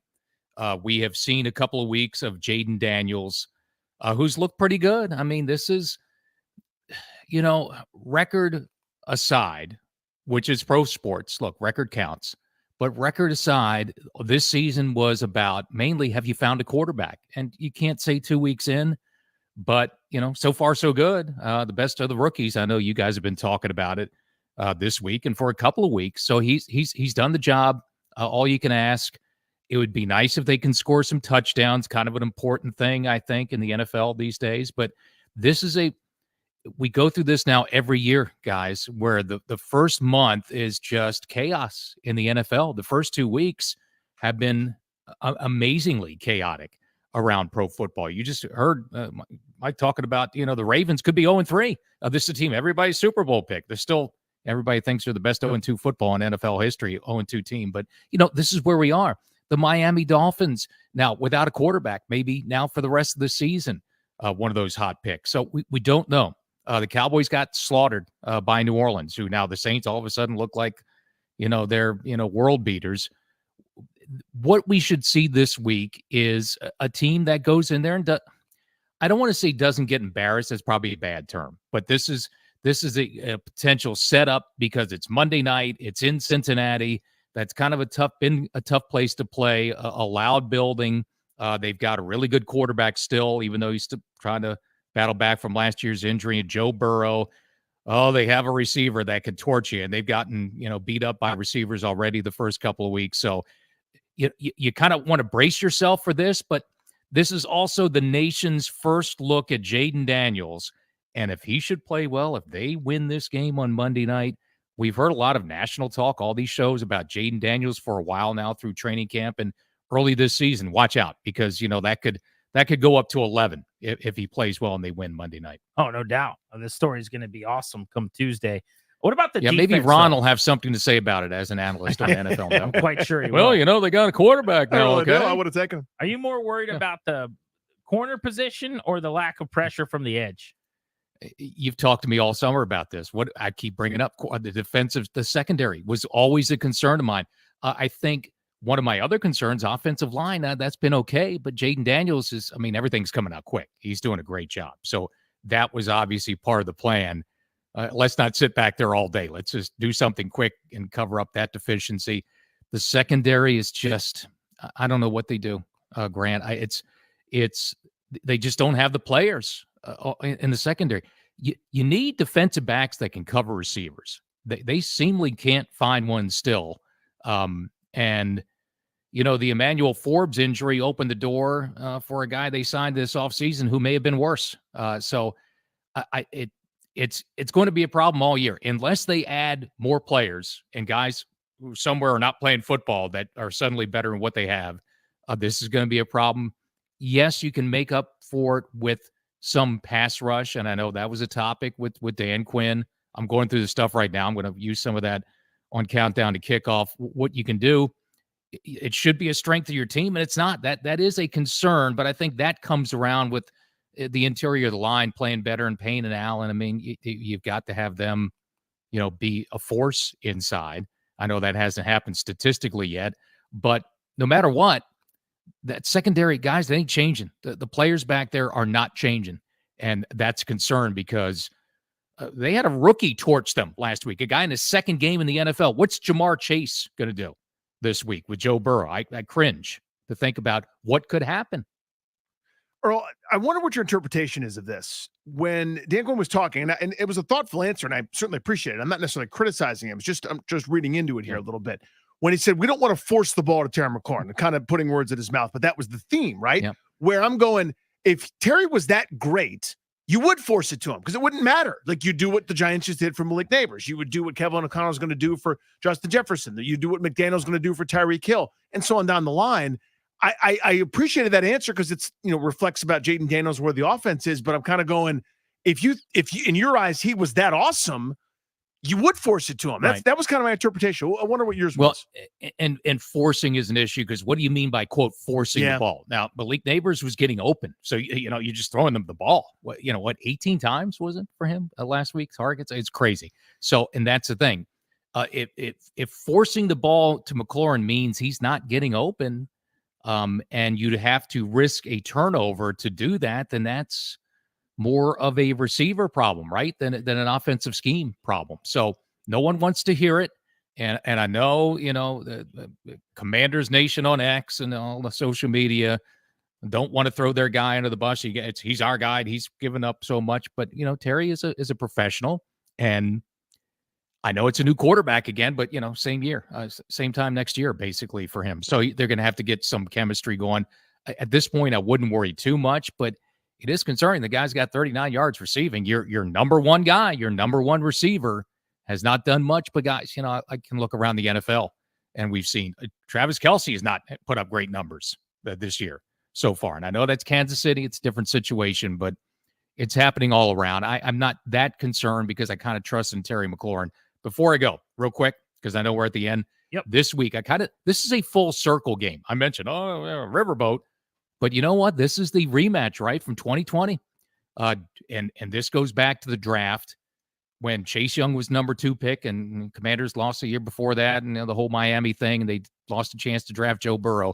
Look where we are now. Joe Burrow has the still obviously lingering effects of the wrist injury. Young is in New Orleans. The top of that draft, Jeff Okudah in Detroit, he's already gone from there. Number 3 pick, defensive back. Andrew Thomas has kind of been a sort of a bust with the Giants, their offensive tackle. Tua may never play football again. And Justin Herbert is now J.J. McCarthy in the pros. He's throwing 15 times a game. This is where we are with that. So they've come full circle. This is the kind of circle around. You play them every 4 years game. Man, are these teams in different places. And we'll see what happens Monday with Joe Burrow potentially, maybe never right again. I love Joe Burrow, and he's already been to a Super Bowl. You can't take that away. But there's a weird way, and maybe the Commanders 4 years later are in a better place at quarterback than they were back then. We'll see. Couple AFC championship appearances, Super Bowl. Yeah, and they just look like a different team now. It would be hard to not take Burrow right now, but if I gave you the option, 2 guys you're drafting, will you take Burrow or you can have one or the other, Burrow or Jaden Daniels right now, where they are, what you know about them? Who would you take? Burrow. Easily. Right. Okay. Well, I don't know if it's easily. I don't know if it's easily. I don't. But you're right. You do take Burrow. Health notwithstanding, right? I mean, that's the part that makes it maybe not easily, but I think Burrow's a top 3 quarterback in the league. Yeah, the variable is the wrist. The variable is a young quarterback where 10% of them do anything. Let me take the other layer. Everybody thought, well, you should have gone Tua at number 2. How does that look now? Would you take what you have now over what Miami has right now? Sure. Yeah, I mean it's stunk but for I'm 4 saying. years. I mean, it's been 4 terrible years that we had to sit through. But yes, I never was a Tua guy anyway. More than 4, Grant. More than 4. 34, I think. It's like 32. Since that draft. All right, we'll listen to you this weekend. Earl, see you, buddy. C boys and girls. Can you play the Monday Night Football theme one more time on the way out? Attaboy. There he goes. Yep. We got to get those chimes going, Darius. We got to hear those a few times. Ask and you shall receive. Looking guy. forward to it. Monday Night Football. Your boys will be there in Cincinnati. The Commanders and the Bengals. Grant and Danny on the Fan. That there is your Beltway Blitz. Next, speaking of Jaden Daniels, He's played 2 games so far. Has he been better? About what you expected? Worse than you thought? That'd be hard to imagine, really. He might have had some really lofty expectations. We'll dive in on that next on G&D.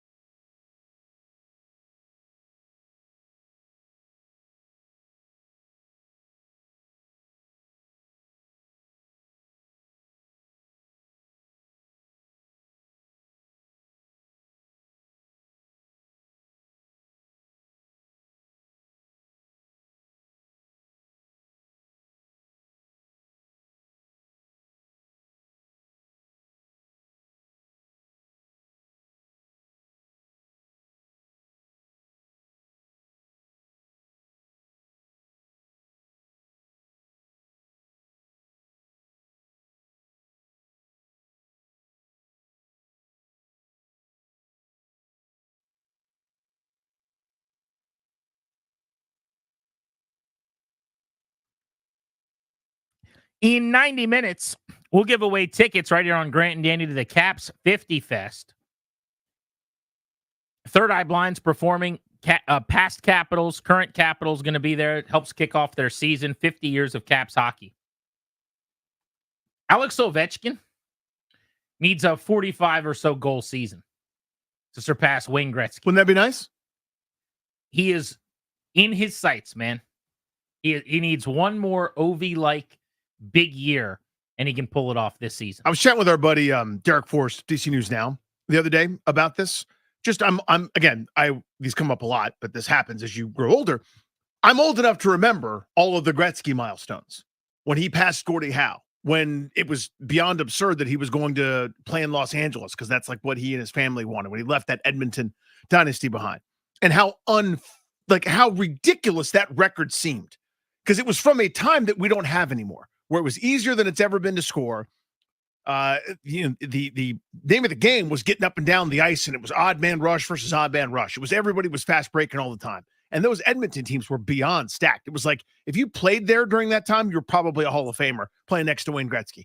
And Ovechkin, in a much harder era to score, is going, hopefully, knock on wood, to walk Gretzky down and surpass that record. It's stupid, dude. Like, there's only been a couple of those in DC history where when you're done, you're number one at the top of the list. Art Monk did it, and there's a chance that Ovechkin does it. A pretty good one. It's amazing. 41 goals behind Wayne Gretzky on the all-time list for Alex Ovechkin. All right, let's get into Jaden Daniels. We got Frank Schwab coming up, Yahoo Sports, 5 o'clock, about 30 minutes out, to lead us around the NFL ahead of Week 3 getting started with Thursday Night Football tonight. Want to have a little opportunity to take your temperature on Jaden Daniels. We'll do that on the MGM National Harbor listener lines right now. 800-636-1067.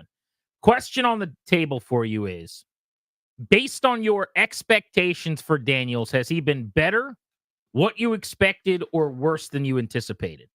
And I just can't imagine he's been worse, because he's been pretty solid, unless you thought he was immediately going to just light it up and take the league by storm or something. But it's your answer, not mine. 800-636-1067. And if you want to give us a little more detail, what's been better, or what's been worse, or what's been the same through 2 games for Jaden Daniels? So you lead the way. I'm annoying on these kinds of questions because this is what I expected. I was a Jaden Daniels mark. I'm not saying I invented it, but watching him play, I coveted the skill set, not knowing that Washington would have the number 2 overall pick and that he'd be available to them. And I wanted him throughout the draft process for this reason. I thought day one, bare minimum, he'd be fine. And that doesn't sound like a compliment, but it is. That's what it's meant to be. Because of his skill set, because of the work ethic, because of who he is, I think he is a high floor player, higher floor than we usually see for these quote unquote dual threats, right? I think there's the chances of the bottom dropping out and him being an embarrassment were never really there to me. Now, that doesn't mean he's a superstar, an MVP candidate. That's what I hope the high ceiling that's I still see, but that's impossible to get to. Only a couple guys get to do that. But to me, this is what I saw, what I thought. You could spoon feed, you could bring him along slow enough, still have some progress, still have an offense, and slowly build with him. And we've seen exactly that through 2 weeks. Yeah, I think like another way to word it would be, you've been overwhelmed, underwhelmed, or whelmed? And I've been whelmed. I've been whelmed. So I'm with you. Maybe it sounds boring, but this is about what I expected. There have been things that have been better than I expected. A lot of the off-season stuff we talked about yesterday, from camp to the preseason to the work habits to the studying, have far exceeded my expectations for a young guy. He seems really mature. He seems just grown up in how he acts and operates. By the way, I've been watching the documentary on Prime. Oh, I haven't had a chance to watch it. Is it good? It's very good. It's the LSU NIL documentary. Livy Dunn, you may have heard of her. She is a gymnast and extremely talented. Now you follow her, right? On Instagram? Yeah. I do not. Oh. If I do, it's only because my wife made me. Right. She's a big fan of gymnastics. Livy Dunn, Jaden Daniels, some other people at LSU. Jaden Daniels is so likable. Like, it's the best access we've gotten to him behind the scenes, essentially. You know who I really like, who came off very well, and I've only watched a couple episodes? His mom, I really, really like. The whole bit is some of these people at LSU that are student athletes decided to go for money as soon as they could. And his mom essentially said, we are focusing on football because you can make a couple $1 million on NIL being, the poster child at LSU for that law firm. If you go in the top 5, you're going to make $30-some million. We're going to focus on being the best quarterback in college football. Make an I'm investment, yeah. paraphrasing, but like his mom is sharp. I really like her. But regardless, long story short, I have been impressed by him, and that part of it overall, just him off the field, I think has surpassed my expectations. What I've also liked is he does not really put the ball in harm's way.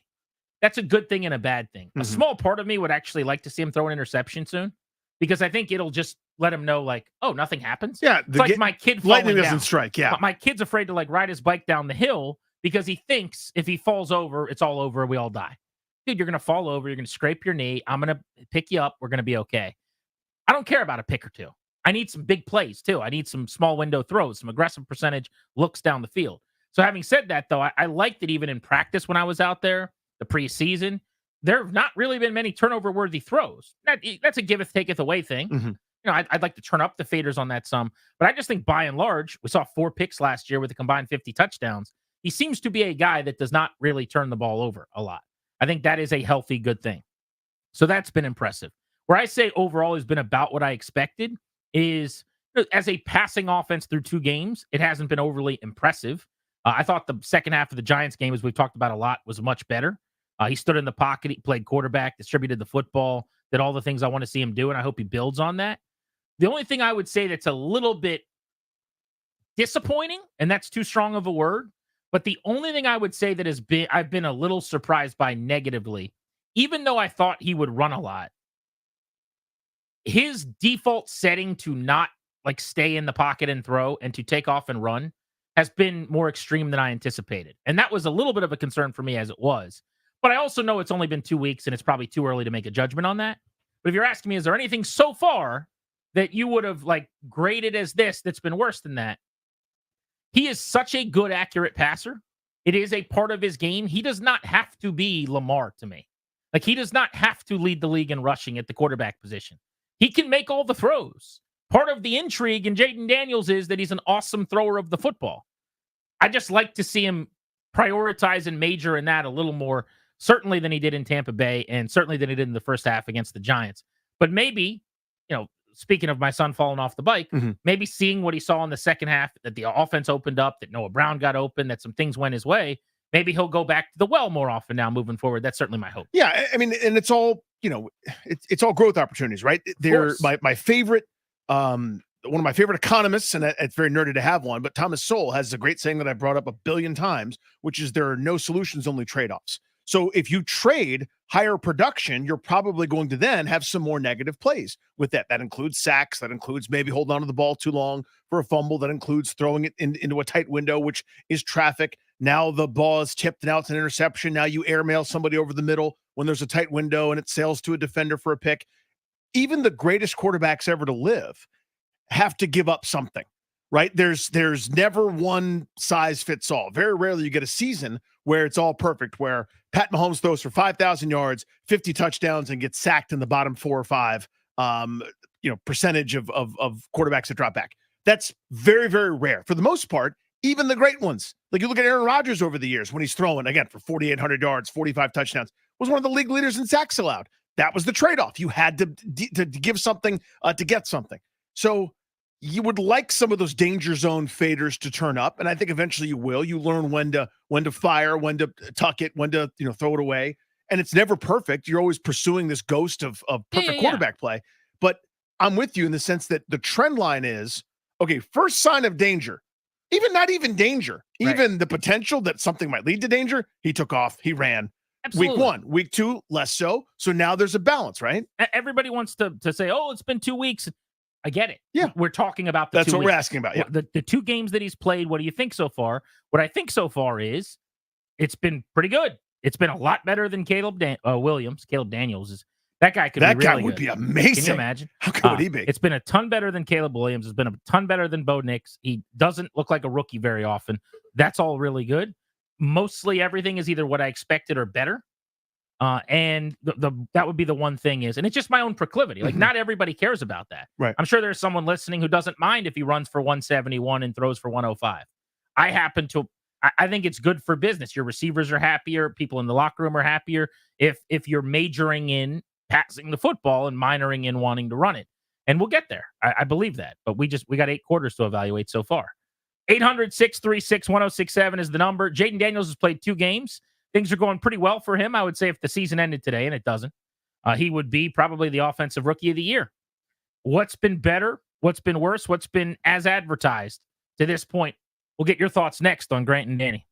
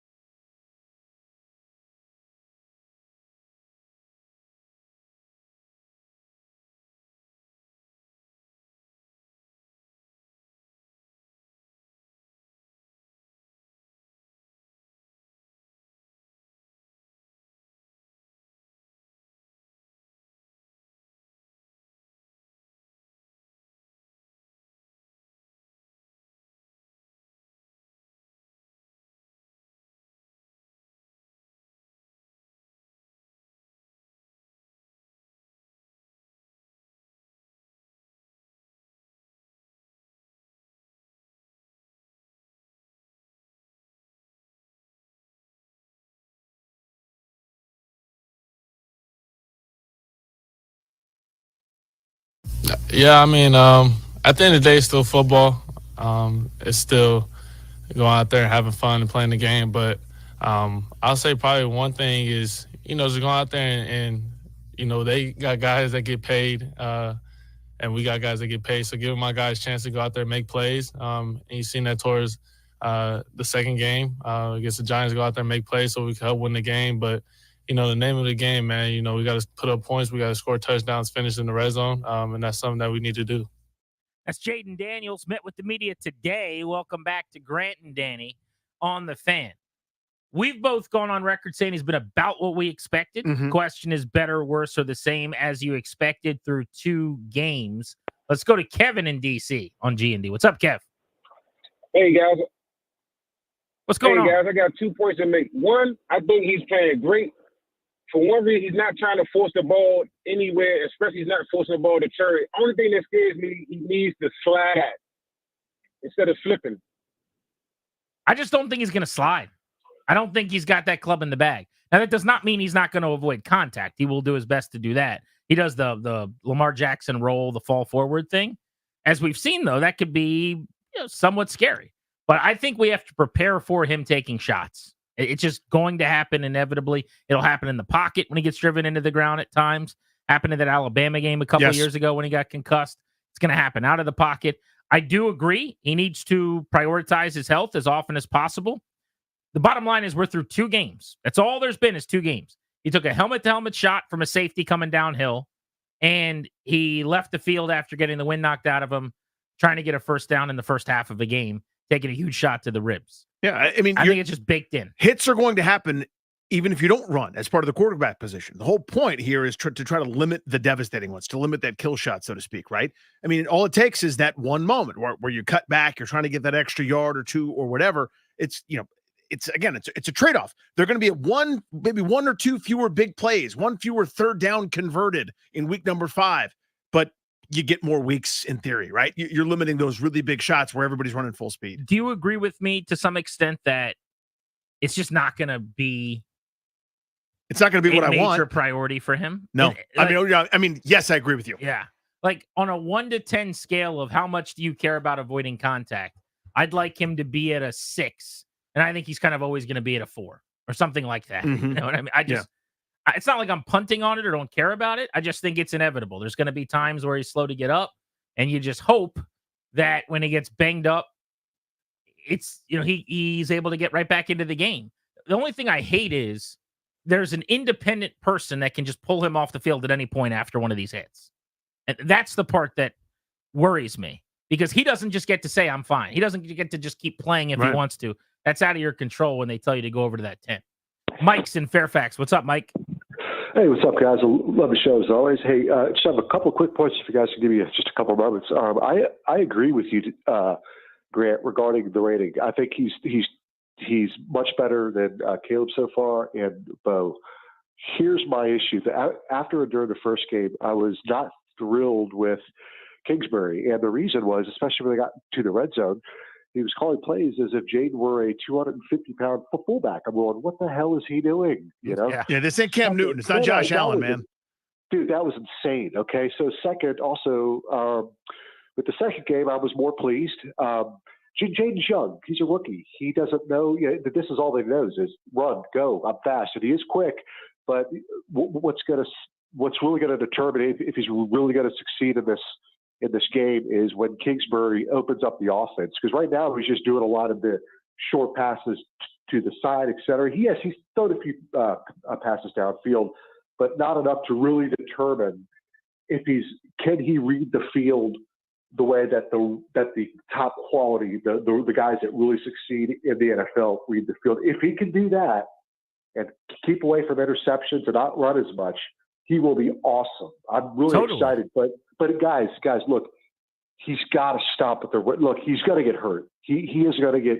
Well, here's the problem with that, Mike. Thanks for the call. He's not going to stop running, and he shouldn't, because you shouldn't have drafted him if you didn't want him to run. That is the superpower. But if your point is he should avoid contact more, I can agree with you there. It's a really tough needle to thread, frankly. Yeah. For a guy that's going to be running frequently, and he's going to be, and he should be, frankly, to avoid contact. It's football. It's going to happen. He's just got to be smarter. Like the hit he took helmet to helmet in the first game was a bad one.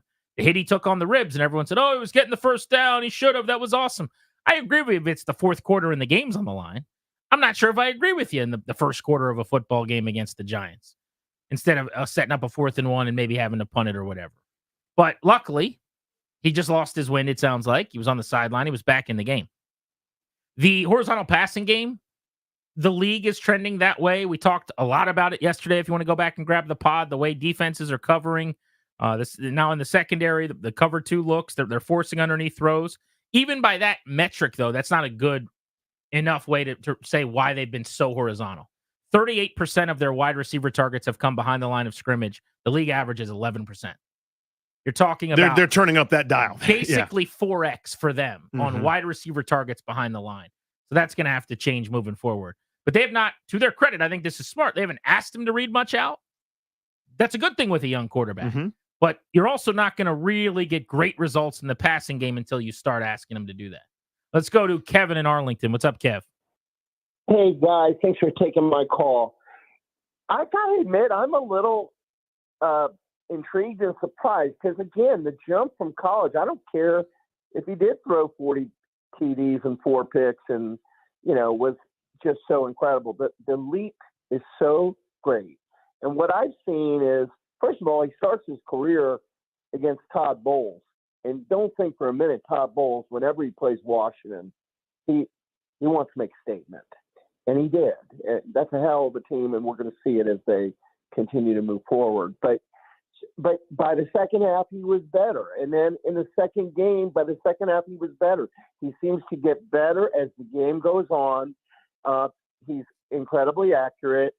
He doesn't make foolish decisions, it does not seem, with the ball. He may be foolish or just inexperienced yet in terms of knowing when to get down, how to get down, whatever. But again, second game, the progress I saw was really, really intriguing and exciting. But my concern at this point, other than obviously we are concerned if he gets hurt, and there's always that possibility. But what's he not seeing? To your point earlier, Grant, about how open, if you go back to the All-22, that McCaffrey was. And it just seems to me, because he's good at processing, but it seems he's missing things, and I'm not sure why. I don't know if we're going to get an answer. Maybe it's just, hey, nobody's perfect, and he's just starting out. But I'm not as worried about that yet, Kev, just because of how young he is. And we also don't know if the coaching point that week, for the sake of argument, is against this too high look, you're supposed to be looking over here. Now, or if it's, dude, you got to see that. We don't know. Yeah. It could be anything in between. Very true.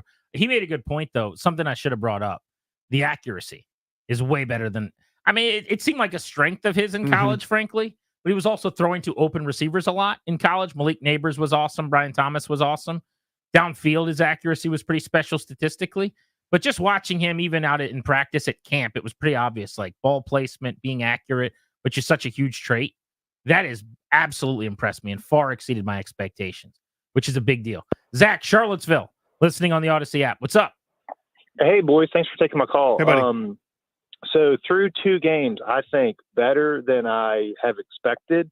Through 2 games, he gets lumped in with that graphic with Caleb Williams and Bo Nix where they have 0 touchdowns, 6 picks.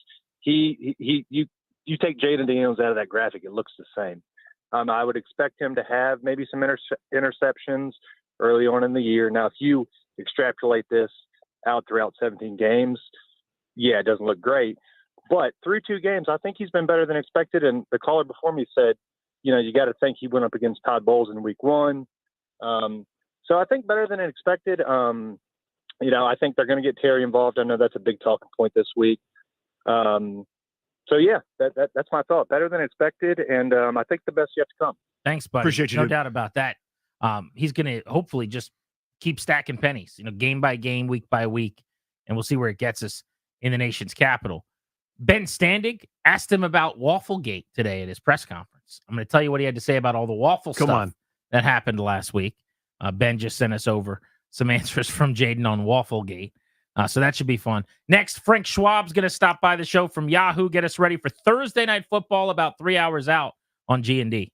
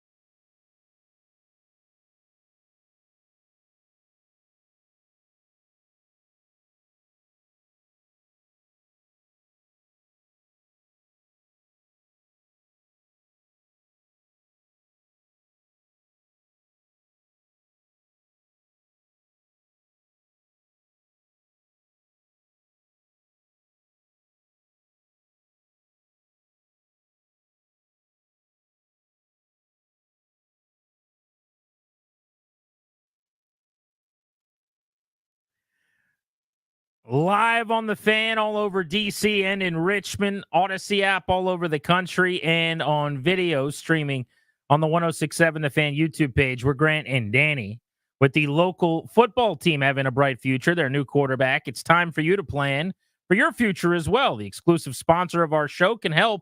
The law firm Condorian Murad will update your last will and testament, set up a trust for you and your family. Schedule a free consultation with their estate planning attorneys today. Visit kmlawyers.com. Be sure to tell them we sent you. You'll get a discount. That's kmlawyers.com. We are preparing for Thursday Night Football and the kickoff of Week 3 of the NFL season tonight. And to help us get ready for the game, Frank Schwab of Yahoo Sports joins us now. Frank, what have you made of the New York Jets, the hosts tonight, so far this season? It's just tough scheduling wise for them early on.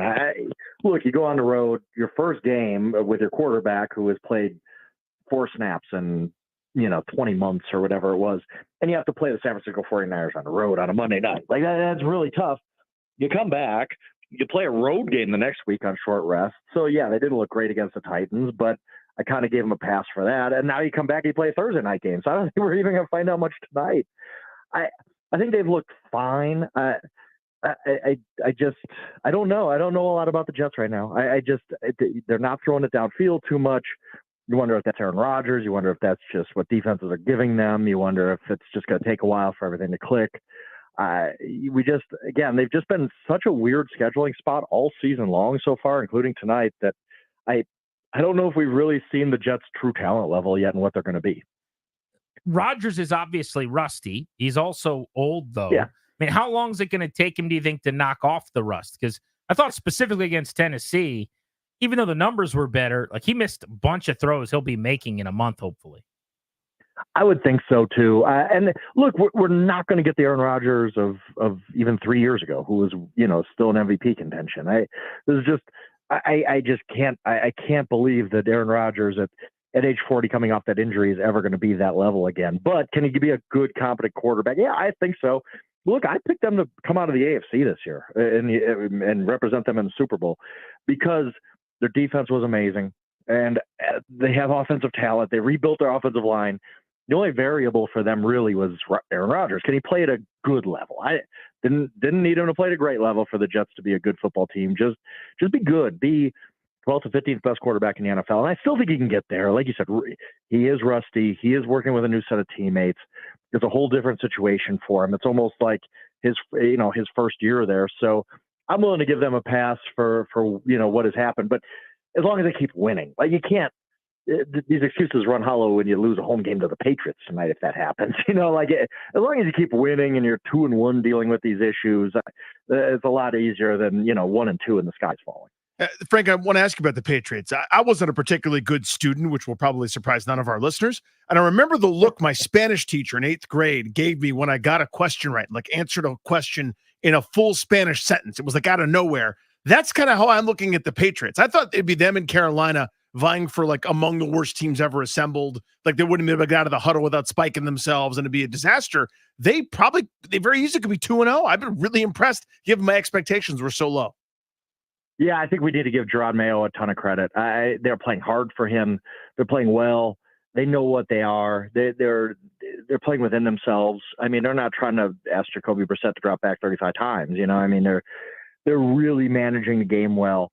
A lot better. Look, I thought they'd be awful. Like I literally looked. I was talking, the couple weeks before the season started. I was looking at their schedule, saying, 0-17 is not impossible here. I don't think it's going to happen, but look at the schedule and tell me which wins you come up with.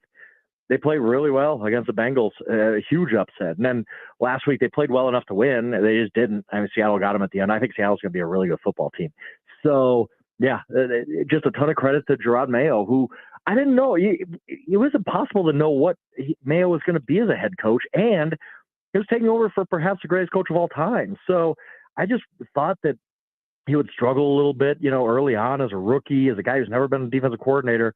But I think that if you're the Patriots right now, as we sit here today, I think you feel pretty good about elevating him to be your head coach and where things are going with him. And we'll see. I mean, it's still early on. It's only 2 games, but I think he is, so far to this point showing he could be a pretty good NFL head coach for this team. Frank Schwab, Yahoo Sports, with us here on G&D. When do we see Drake May? I just don't know. I thought it was going to be like a week or two, like, okay, well, it's not going to work with Jacoby and they're going to have to make the move. But I think the counter to that, though, like Jacoby's played well, but part of the reason May's not playing is because they were obviously worried about the situation around him. Well, the situation around it doesn't look that bad anymore, does it? Like their offensive line's playing a lot better than I thought it would. Ramondre Stevenson's running the ball. So your excuses for not starting May are kind of not valid anymore. So I do think we see him at some point this year, but I do think it's going to be a while because I think Jacoby's playing well enough. He did not play well in the preseason, and so credit to him for really playing well when the regular season started. But he's playing well enough that they don't have to make that switch. And I think in a perfect world, the Patriots would like for May to sit as long as possible and still get a little taste of the NFL by the end of the year. Frank Schwab on Grant and Danny. I think picking a winner for a survivor pool this week is really, really complicated and hard. Is there anybody that you really like in that regard? Cleveland, I haven't given up on Cleveland being a good team, and I have given up on the Giants being a good team. So I think that one definitely stood out to me. There was another one too. Tampa. I don't look. I'm based in Colorado, and this Broncos offense is a nightmare right now. It is just bad. Like they cannot move the ball. They're not going to have a functional offense for a first half of the season. I think Bo Nix will be fine eventually, but you're asking the sixth quarterback drafted in his rookie class to start day one. That was just tough, no matter who your coach is. So, yeah, but your survivor pools this year have been awful. Like, I mean, week one, Cincinnati loses, and then last week, pretty much everybody except the Chargers lost. If you didn't have the Chargers, you're done. So, yes, it is hard to even just pick one winner in the NFL. Pick one straight up winner this week. It has been difficult. And that kind of speaks to how crazy and unpredictable this season has been so far. Yeah, the biggest underdog in the league has won outright in week 1 and in week 2. By the way, Washington right now is the biggest underdog in week 3 in Monday Night Football against Cincinnati. So maybe that means the Commanders will knock off the Bengals in prime time, and Cincinnati will fall to 0-3. You mentioned Bo Nix, so I actually want to follow you down this rabbit hole on the rookie quarterbacks. We're happy here because Daniels, if you add in the running, has clearly been the best of the 3 of the rookie QBs that are playing. But Caleb Williams has been dreadful. Bo Nix has been really bad. Like, what are your thoughts on trouble in paradise with those other 2 guys and just how long it could take to get going? Yeah, CJ Stroud screwed up things for everybody. Now everybody thinks that, Caleb Williams is just going to be a 4,000-yard passer on day one. It doesn't work like that for most guys. CJ Stroud is just different. He was just unbelievable as a rookie. Most rookie quarterbacks struggle. And even CJ struggled early last season. It took him 2-3 weeks to get things going. So, I mean, in Chicago's case, I think that Caleb is just falling into bad habits he had last year at USC. The offensive line in front of him is not good in Chicago, but he's got to get rid of the ball. Like, I mean, that coaching staff has to drill into his head, look, 3 steps and out. Like, we're not trying to run around and do everything, because that play you might have made against Washington State last year, well, there's going to be 3 Texans defenders there when you try to heave it downfield to Cole Kmet and they're going to pick it off. This is the NFL. It's different. So I think that they just have to get Caleb to not do so much. I think Caleb's going to be great. I don't have any worry about him whatsoever. It's just tough early on as he gets adjusted. Bo Nix, I think he's going to be fine. I never had a high ceiling for him. I never thought he was going to be fantastic. I thought he's going to be a perfectly reasonable quarterback in a Sean Payton offense. And he still could get there. It's just really, really hard for right now. That team is not good. Broncos fans got really, really excited in the end of August, and I've given them a hard time because I made the joke, like, it's hard for Bo Nix to play with a gold jacket that Broncos fans fitted him for in August. I mean, it's just not happen. It doesn't happen that way for many rookies. And even Jaden Daniels, he's been perfectly good. Like, there's nothing wrong with him at all. But for the first 6-7 quarters of the season, they clearly said, just get rid of the ball. We don't want you throwing it downfield. Every pass he threw for really until the second half last week when he had to make plays was screen pass, 2 yards, 3 yards, to -1 yards, behind the line of scrimmage. So that just kind of speaks to how Washington wanted to protect him behind a bad offensive line. I don't think he's playing out of his mind. I don't think he's playing great. I think he's been perfectly reasonable. I think he's going to continue to grow. I think the world of Daniels. I think he's going to be a heck of a player, but it's hard to play quarterback in the NFL as a rookie. And we're seeing that from pretty much everybody. It's just Jaden has kind of navigated it better than everybody else.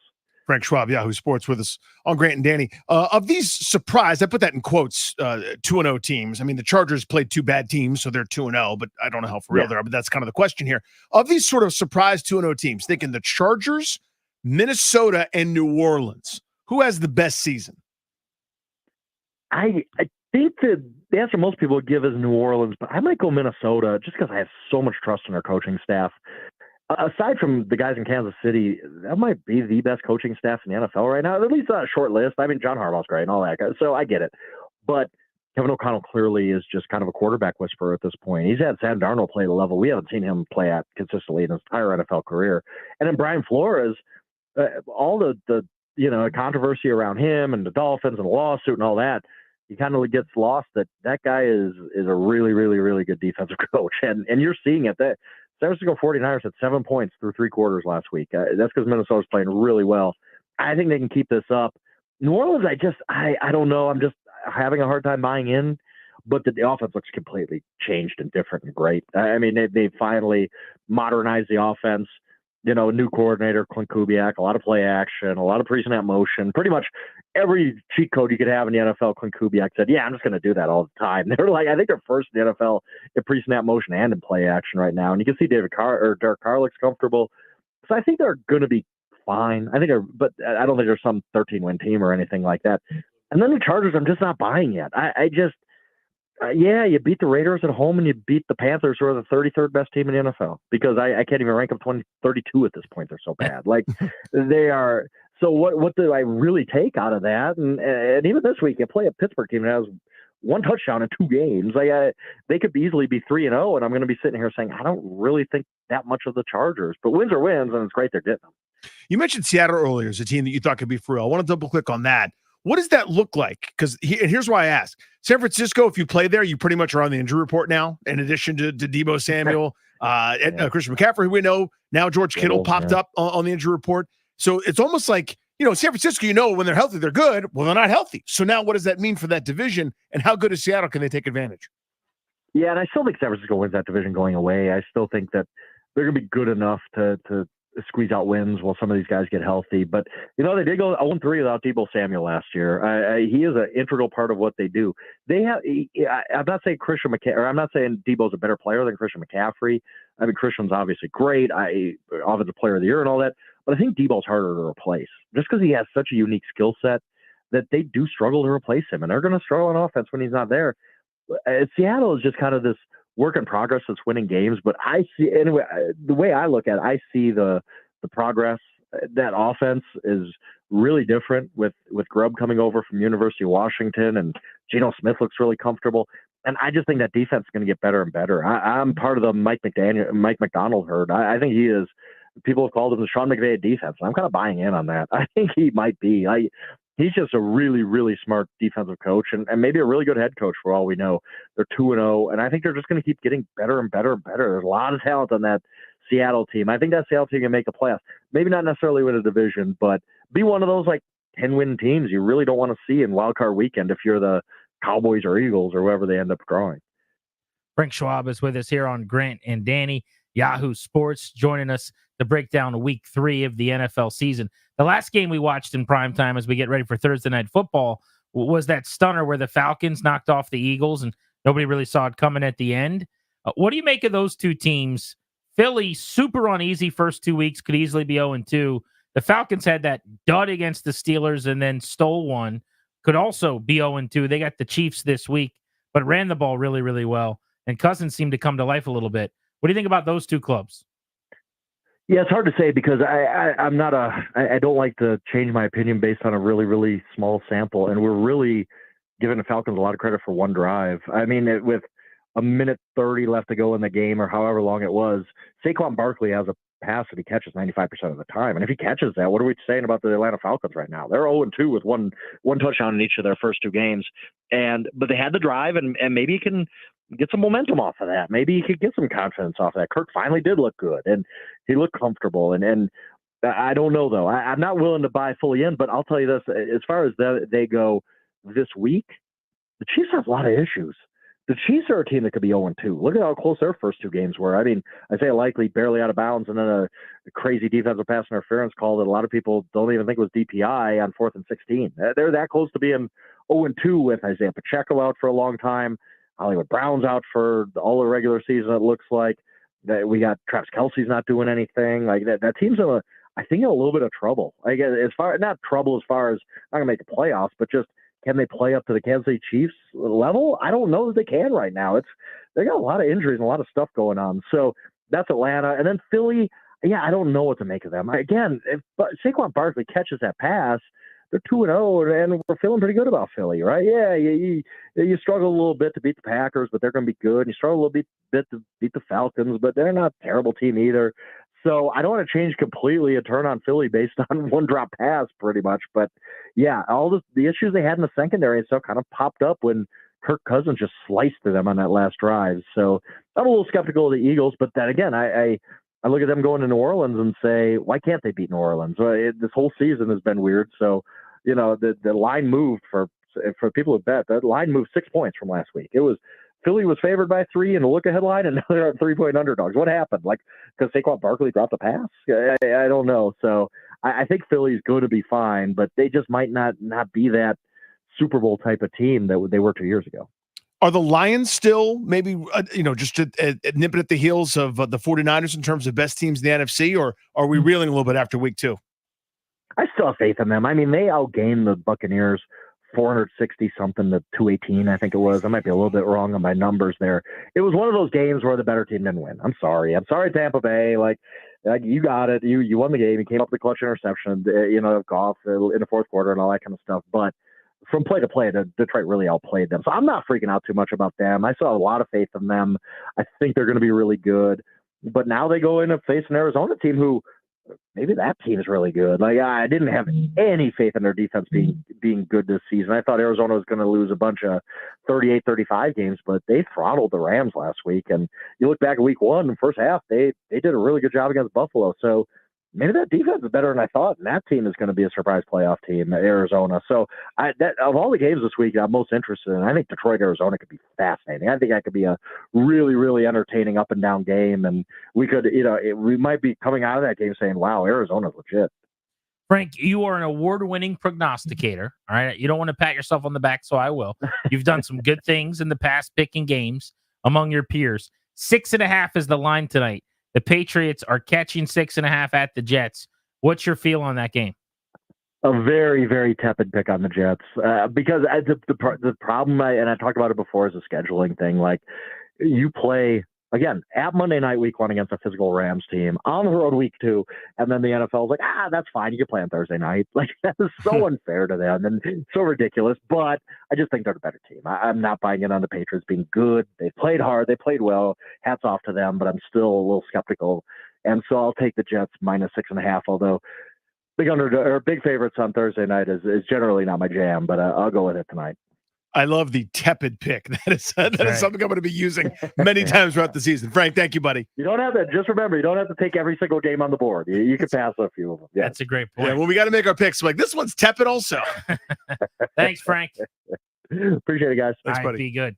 There you go. Week 3. You have now sat down. The table is set. We are ready to feast as we get ready for a kickoff in 3 hours here on the Fan. Next on G&D. Why is the line so big between Washington and Cincinnati? Does it feel right? 7.5-point underdogs at the Bengals. The Bengals are 0-2, and they lost in week 1 as the biggest favorites that week. What have they done to earn that? Let's get into that next on the Fan.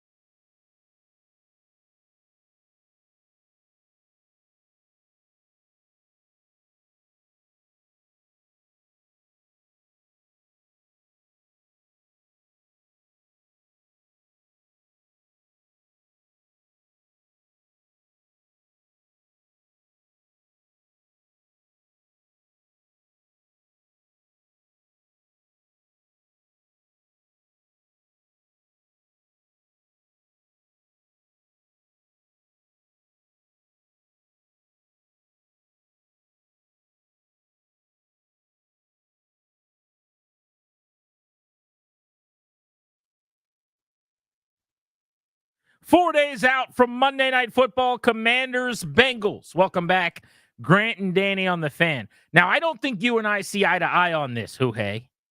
But I came in here today spitting some liquid hot magma, a little venom on this. I am, and I'm not doing shtick, I'm very surprised by this line. We normally don't care a whole lot about betting lines on this show. I'm stunned that Washington is the biggest underdog in the NFL this weekend. I don't really get that. They're 1-1. I'm not going to sit here and pretend like they could be 2-0. They got waxed by the Bucs. I know their defense is no good, and maybe that's what it is. Maybe the odds makers are going, Joe Burrow's going to go ham sandwich. Jamar Chase is going to get right. But by the way, the Bengals, they were better in game 2, but they have not really looked like themselves throwing the football. Sounds like T. Higgins practiced today. Maybe he's trending toward playing, but it'll be the first time he played with Joe Burrow since last football season because he did nothing all offseason as he was holding out. It's not like they're just going to hit the ground sprinting. The total in the game is 47, so they think it's going to be wide open, I would say. Like both teams are going to be able to make some plays. But 7.5 points is the line. If you look at some of the other games, the Panthers are only 5.5-point dogs against the Raiders this week, turning to Andy Dalton. The Bucs are 2-0. The Broncos can't get together in the huddle to go get a first down. It's like a scene out of the Little Giants. They're 6.5-point dogs. I think Washington catching 7.5 is super sexy. I don't know that they win. I don't think they do. In fact, I'm quite sure that they probably won't. But if they lose by 7, I win the bet. I don't think this is a 30-13 kind of game. The Bengals were the biggest favorite in football 2 weeks ago by the same odds makers and lost the game outright. And then they lost the game since, and their reaction is, let's make the Bengals the biggest favorites in the league this week. I think they're being overvalued. Here's how we got there. I would have thought 5.5 was the spread. That's about somewhere where I think it should be. Right? So here's how we get there. I'm gonna do this is the thing that usually gets you into trouble, by the way, when you start talking about this. We used to have to do this with college football all the time before there's a BCS, before there's a playoff. You go, well, this team beat this team by this much, and then that team beat that team, and this team beat that team. Therefore, team number 1 is better than team number 5. It's exhausting and stupid. But we only have a couple weeks, so here's how we got there. Cincinnati, yes, week 1, they've done the Cincinnati week 1 thing. I think the odds makers are throwing that out. But not saying I agree, but I think that's what's happening. You just get to do that? Do I get to throw out Commanders week 1? It'd be nice. Okay. But I think they're not acknowledging that how dreadful Cincinnati was in week number 1. A million reasons why. One, they've got a history of it. By the way, that's not like it was 7 weeks ago. It's not last year. 50% of their sample on the year, and it was not even 2 weeks ago. They have a pattern of starting terribly. They have a pattern of then business picking up. Usually it's a little bit later than this, but whatever. Number 2 is when their guys are right and healthy and have practiced a little bit, they are much better than a team, say, like Washington, which wasn't the case in week 1, but might be the case now. And again, this is, I think, how we got here. I think they also go, Kansas City's pass defense is excellent. And they struggled last week, but that's a really good defense. And they probably had a great chance to win that game on the road against maybe still the best team in the NFL. So that's the Cincinnati perspective. The Washington perspective, here's what I see. You guys, the Giants are awful. The Giants are so terrible that anybody doing anything positive against them should be taken not with 1 grain of salt, but all the amount of salt that Harry throws over his shoulder at the bar where he hit Seabass with the salt shaker, and he comes over and hocks in the burger. All the salt. Harry, I took care of it. I took care of it. If that gentleman over there is Seabass, this is Boilermakers. Seabass said that? Yeah. If, to me, this is basically saying, Washington, the team Washington is the one that showed up in week 1 that can't do anything. That's a Jaden Daniels scramble or bust. And any decent defense, any decent offense will have their way with them. This will be a free-for-all, a carnival ride. Cincinnati gets right. Washington is embarrassed on Monday Night Football, and the world goes on. That's what this line is telling me they think. I want to come back to this. Okay. But I think there's a very good chance that neither of our producers knows anything about Dumb and Dumber. So here's what we'll do. I know Ryan doesn't. Well, I know. But the Darren's sneaky one is going to sit there and pretend like he knows. And I bet you he's never seen it. So fire up some game show music, please, Darius, if you don't mind. Now, Ryan had never seen Dumb and Dumber, supposedly watched it within the last year, if I remember, because he was talking about how, it's terrible. You guys don't know what humor is. Your era is He's so like, bad. not another teen movie 11 is the best. So I'll start with Darius. What's your file on Dumb and Dumber? You know, it's funny when when he You are finished, stuttering right now. because when he Stammering. finished, you looked at me and I felt it. Well, I here's knew what you were about happened. to do this. If I can explain this to the folks listening on the radio, I looked over at you not because he was saying anything about Dumb and Dumber, but Because just I kinda- wasn't reacting. No, just naturally, like, oh, that's like you're literally in my line of sight. And you know what Darius did? His eyes beaded the other direction. It was and that's how I knew. Yeah, guilty. He is dodging this like he's a Commanders defender that needs to make a tackle in the secondary. Guilty body language. He is Michael running Davis. away. So with that said, have you seen Dumb and Dumber? I think I have. Oh my god, that's the wrong answer. I think I've What seen it is at some Lloyd's point. last name? I don't know. I have no idea. Okay, Ryan, have you seen Dumb and Dumber? Of course. Of course. I watched it because of you guys. How many times? Just once. It was dumb. That's the point. by nature. Yeah. Yeah, it just What is Lloyd's last name? Cushenberry. LSU center. Yeah. What is Lloyd in Dumb and Dumber's last name? No idea. Danny? Christmas. Now, the best part. What is Harry's sorry. last name, gentlemen? I'm going to give you a hint. Stamper? A famous Styles. athlete. You're pandering. That's actually well done. Yeah. It's a famous athlete at LSU over the last couple of years. And he's in a Ring of Fame, I believe. Harry Dunn. Yes. It is Harry Dunn. Oh, I realized I gave a different hint. I went You went Olivia Livy. Dunn. I was going Work. Who's in the Okay. Ring of Fame? Harry Dunn. Harry Dunn. Hi, Harry Dunn. It Nice just set of Hooters you got it there. needs to be acknowledged The Owls. that for two guys Yeah. who trade comedic movie, excellent comedy, Mhm. funny zings, not on air or anything, but just all day long, you and I are going back and forth with like 90s comedies. No two people have ever appreciated the references less Mhm. than the two people we work with all day, every day. Yeah, the ratio of appreciation to people is Right. very bad for us. It is a low number. Yeah. Like if one day we should actually do this, and I don't know if today's the day or not, but we should come up with iconic movie quotes, great movie quotes from the 90s, early 2000s. That's a great summer and activity. just see how much they can get. I know we always say write that down for like some sort of future thing. Like we should create some sort of spreadsheet somewhere Right. where that goes. All-Star Week of 2025. Next July. Yeah. When it's just tumbleweed and what's the best topping for a nacho? Like when we're doing that. Let's do that. I don't know there. that we do that, but Come on, give us a call. What's the best topping for a nacho? Come on, guys. That was the week that you were out. We did that actually. And we did that. We did 4 times in 2 days. sorry I missed that. Yeah, so am I. I could have used somebody Name to talk the to. movie, okay? True love is hard to find. Sometimes you think you found true love, and then you catch the early flight home from San Diego, and a couple of nude people jump out of your bathroom, blindfolded, like a magic show. I'm not going to finish it. What is the line? What movie is that line from? Darius, you can go. Anchorman. Trying to make a point here, No. Frank. You don't have to celebrate it. I've seen Anchorman. Anchorman is a great movie, for the record. Okay. Mhm. I'm just gonna guess like Dumb and Dumber. Ladies and gentlemen, I rest my case. Back to what we were talking about. It's actually a nice little Saturday. The Washington Commanders and the Cincinnati Bengals, Daniel. This is not about the Commanders. I'm not pretending like the Commanders are really, really good, Danny. I'm not. I saw Tampa game like you did. Mhm. I know they just beat the Giants and they had major flaws. And if Malik Neighbors makes a catch or Graham Gano doesn't pull his groin or any of the other stuff that didn't happen, they probably are 0-2 with a loss to one of the worst 5 teams in the league. Yes. Are the Bengals that good?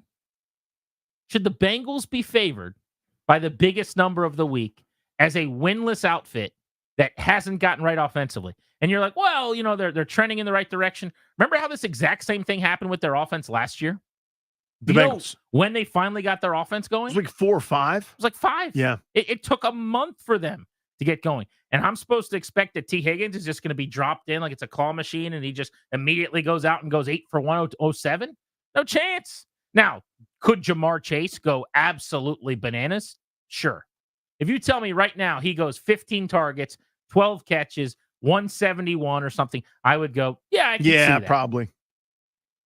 But 7.5, man, it just seems like a lot to me. There is and listen, this isn't gospel, right? We all know how we get here, right? They're trying to get people to bid, I'm sure, to bet on both sides. No bid. They're trying to bid.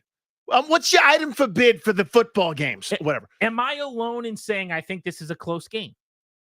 I know I'm in the minority, it sounds like, but I think this is a one possession decided in the mid to late fourth quarter kind of game. You disagree with that? Yes. I mean, most you think, in other words, it falls into the standard deviation of football games, not like Tampa, where there was no chance late in the game. Which is to say, it shouldn't be the biggest line of the week, right? So this, to me, reeks of one thing. Not necessarily about Cincinnati. It's about Washington. It's about this is what it says to me. Whether it's right or not, obviously, time will tell. I mean, they get these things wrong all the time.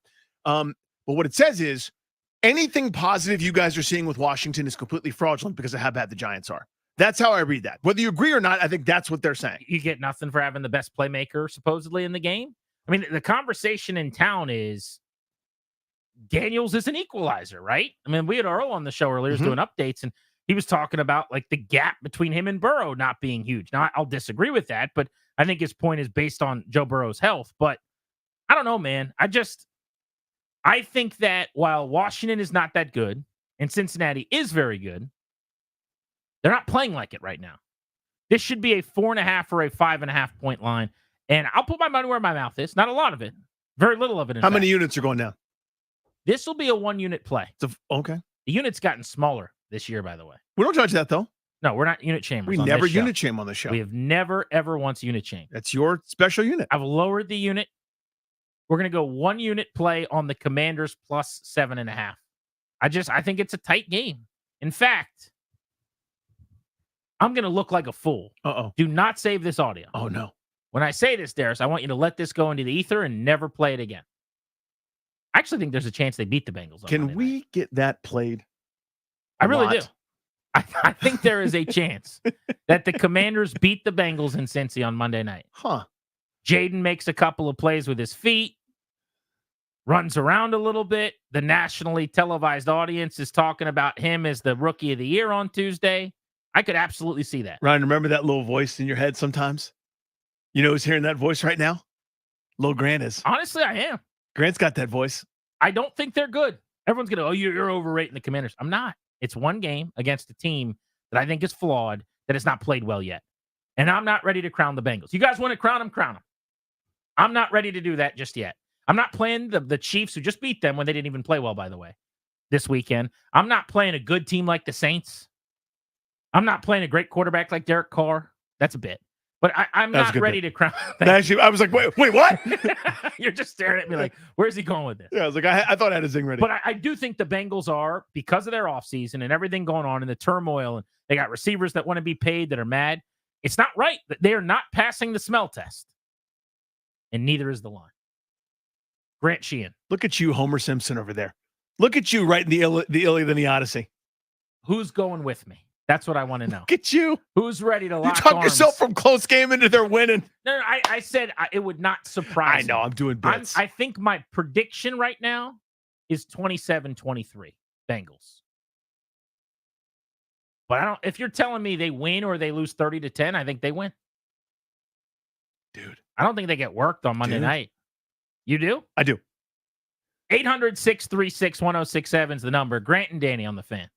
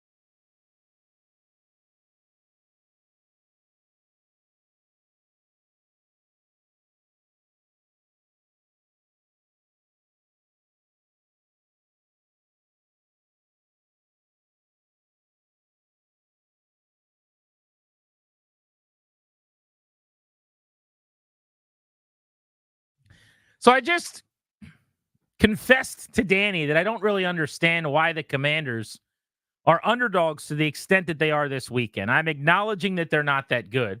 I just think the Bengals are being put on an undeserved pedestal as an 0-2 outfit that has not really played that well. I've watched both of their games this week. I've seen them in their entirety in a pretty dreadful performance at home, the only time they've been at home, by the way, against a team they were bigger favorites against and lost the game outright. That was just a couple weeks ago. And this past week, they played pretty well. They could have beat the Chiefs, who didn't play particularly well, and they still lost that game. I don't see this as a Cincinnati destroying Washington situation, an embarrassing Monday night. They've got 30 plus, you've got 10 or fewer kind of night. I think it's a one-possession game decided in the fourth quarter, and I would roll with Washington catching points. I want to know if anybody's with me. Jim's in Haymarket on Grant and Danny. What's up, Jim? Hey, how you doing, guys? Doing well, bro. Excellent. Grant, I'm with you. I think, honestly, I think they're going to win 28-17. Whoa. I think they're going to work. I think they're going to work out. Outside of the red zone, they have been moving the ball. And I think they're going to get these things worked out where they're not going to jump off sides. And I think they're going to move on it. And honestly, Cincinnati hasn't really impressed me at all this year at all. So I think Daniels is just going to, I think he's going to shine this game. What about this? Thanks, Jim. Appreciate you. Danny, this is our first Jayden Daniels in primetime situation. Yes, it is. Anybody ever watch him in big games at LSU? He got worse, right? He didn't play his best football, right? He struggled in those games. Alabama, Florida, the rivals in the SEC. Oh, wait, I'm being told in my ear, he always excelled and was monstrous and just thrived in those situations. We love Jayden Daniels, don't we? We think he's the real deal. Everyone's ready to throw him in the Hall of Fame before he throws his first touchdown, yeah? He can't go out and play a hell of a football game? I bet he can. This was Jayden Daniels today. I mean, it's special, obviously, be able to play one this early. Just coming off my first actual game, the first home opener, now first Monday night game. So it's going to be special, but at the end of the day, it's another game. He's just playing later on in the week. Let's go to Braden in Silver Spring on G&D. What's up, Braden? What's up, guys? How you guys doing? Hey, buddy. Hey, so I'm going to go ahead and go against Grant here. I don't really see a way that we play it tight. I mean, Jayden Daniels versus Joe Burrow, two LSU Heisman Trophy winners. I love the storyline. I love how cool that could all be. But at the same time, this is as big of a get-right game as any for the Bengals, I feel like. They just played the Chiefs really tight. Chiefs are Super Bowl contenders, winners every year. I feel like our floor is kind of like that Giants, or our ceiling rather, at this point is kind of like that Giants game where everything just kind of has to go right for us. And given, Jayden might ball out a little bit, but look at what the Giants were able to not do and still be in that game. I think the Bengals, given if T. Higgins plays, I mean, they're going to light us up, light our defense up. I just don't know how we keep it close. So here's where I get a little crazy, Danny. Okay. T. Higgins playing might actually be better. And here's why. Again, zero timing, no work at all with Burrow until this week. Another mouth to feed. They have a couple weeks of trying to figure this thing out with Jamar Chase and Mike Gesicki, who led them a tight end last week, 7 catches for 91 yards. But now if they incorporate T. Higgins, now it's another guy who's basically going through a preseason game on the field. I actually think that could work to Washington's benefit, maybe. Maybe I'm insane. Because their secondary is horrendous, and they can't cover Jamar Chase, and they can't cover T. Higgins. And so both of them on the field are two guys they can't cover, and maybe that's worse. But I've just now, for 2 straight years, seen the Bengals start like this, and it generally, last year, took about a month. We're halfway there. They played a lot better against Kansas City, no doubt. There was only one way to go, because they played awful against New England. They really did. They were atrocious, and there was all the drama that led up to it, and it's still not all totally solved. This is their get-right week. That's what they're talking about in Cincinnati. I'm just saying. I mean, whether they're right or not, that's the discussion. That's fair. I mean, their season is maybe not on the line, but you can't go 0-3. Right. They're 0-2, and they know that an 0-3 start would be devastating. So they are, in a lot of ways, playing for their year, which is scary, for sure. Vic and Akakeek, what's good? What's up, guys? Hey, man. So, turnovers and touchdowns, PTs. We haven't scored a lot of touchdowns yet. I'm not a big Vegas guy that seems to know all about Vegas, but I would assume that would drive prognosticators to say the line is going to be shorter, and because the Commanders have the ability to score more points. And we haven't gotten a lot of turnovers. And turnovers, theoretically, people think lead to or would expect the more turnovers you get, it's going to lead to points that could lead potentially to touchdowns. We haven't done that either. So that's why I think the line is bigger. And I'll say this, add a little football in it. I was saying with you all the other day that I feel like the formations are too tight. The reason I believe that is because teams are starting to figure out this X come down, slot guy bubble out, screen play. And they're starting to attack it to the point where it puts us sometimes in bad down and distance. I think we could give our more opportunities to score if we actually spread our formations out and use our weapons in better situations. Which if we had done that the first 2 weeks, we might have a shorter line against the Bengals right now. You know but what? To that point, Vic, you know what I want to see? Appreciate the call, bro, Thanks, buddy. as always. So they've done so much of the horizontal sideways stuff behind the line, the wide receiver screens, the RPOs. I want to see them hit on one of those that's just like a beautiful look where you've got two receivers, out, let's just say flank to the left or whatever. And whoever's in the slot or closer to the quarterback kind of drifts out backwards and toward the sideline for a bubble. And you set up to throw that screen so everybody bites, and the other guy runs almost like you could run a fade or a go ball if it's the outside receiver, whatever, down the sideline. But you see that when it's executed, it's one of the prettiest plays in football. Like you fake the screen, they bite up, and then they get behind the defender. To his point, everyone's going to be sitting outside on these short passes sooner than later. And I would imagine this week. Again, I don't want to beat this stat into the ground, but wide receivers for Washington targeted almost 40% of the time behind the line of scrimmage. The league average is 11%. That's a trend. People can start to sit on that a little bit. So at some point, you got to turn that into something that surprises. You got to offer the opponent. counter to that, and maybe that happens this weekend. Speaking of how teams are covering offenses, there was a discussion today on ESPN that was pretty interesting about cover two, the idea of like the two deep safeties. And there are analysts that actually want it outlawed. Like we're getting rid of the shift in baseball so that it's easier to move the football. What do we think about that? We'll get to that next on The Fan.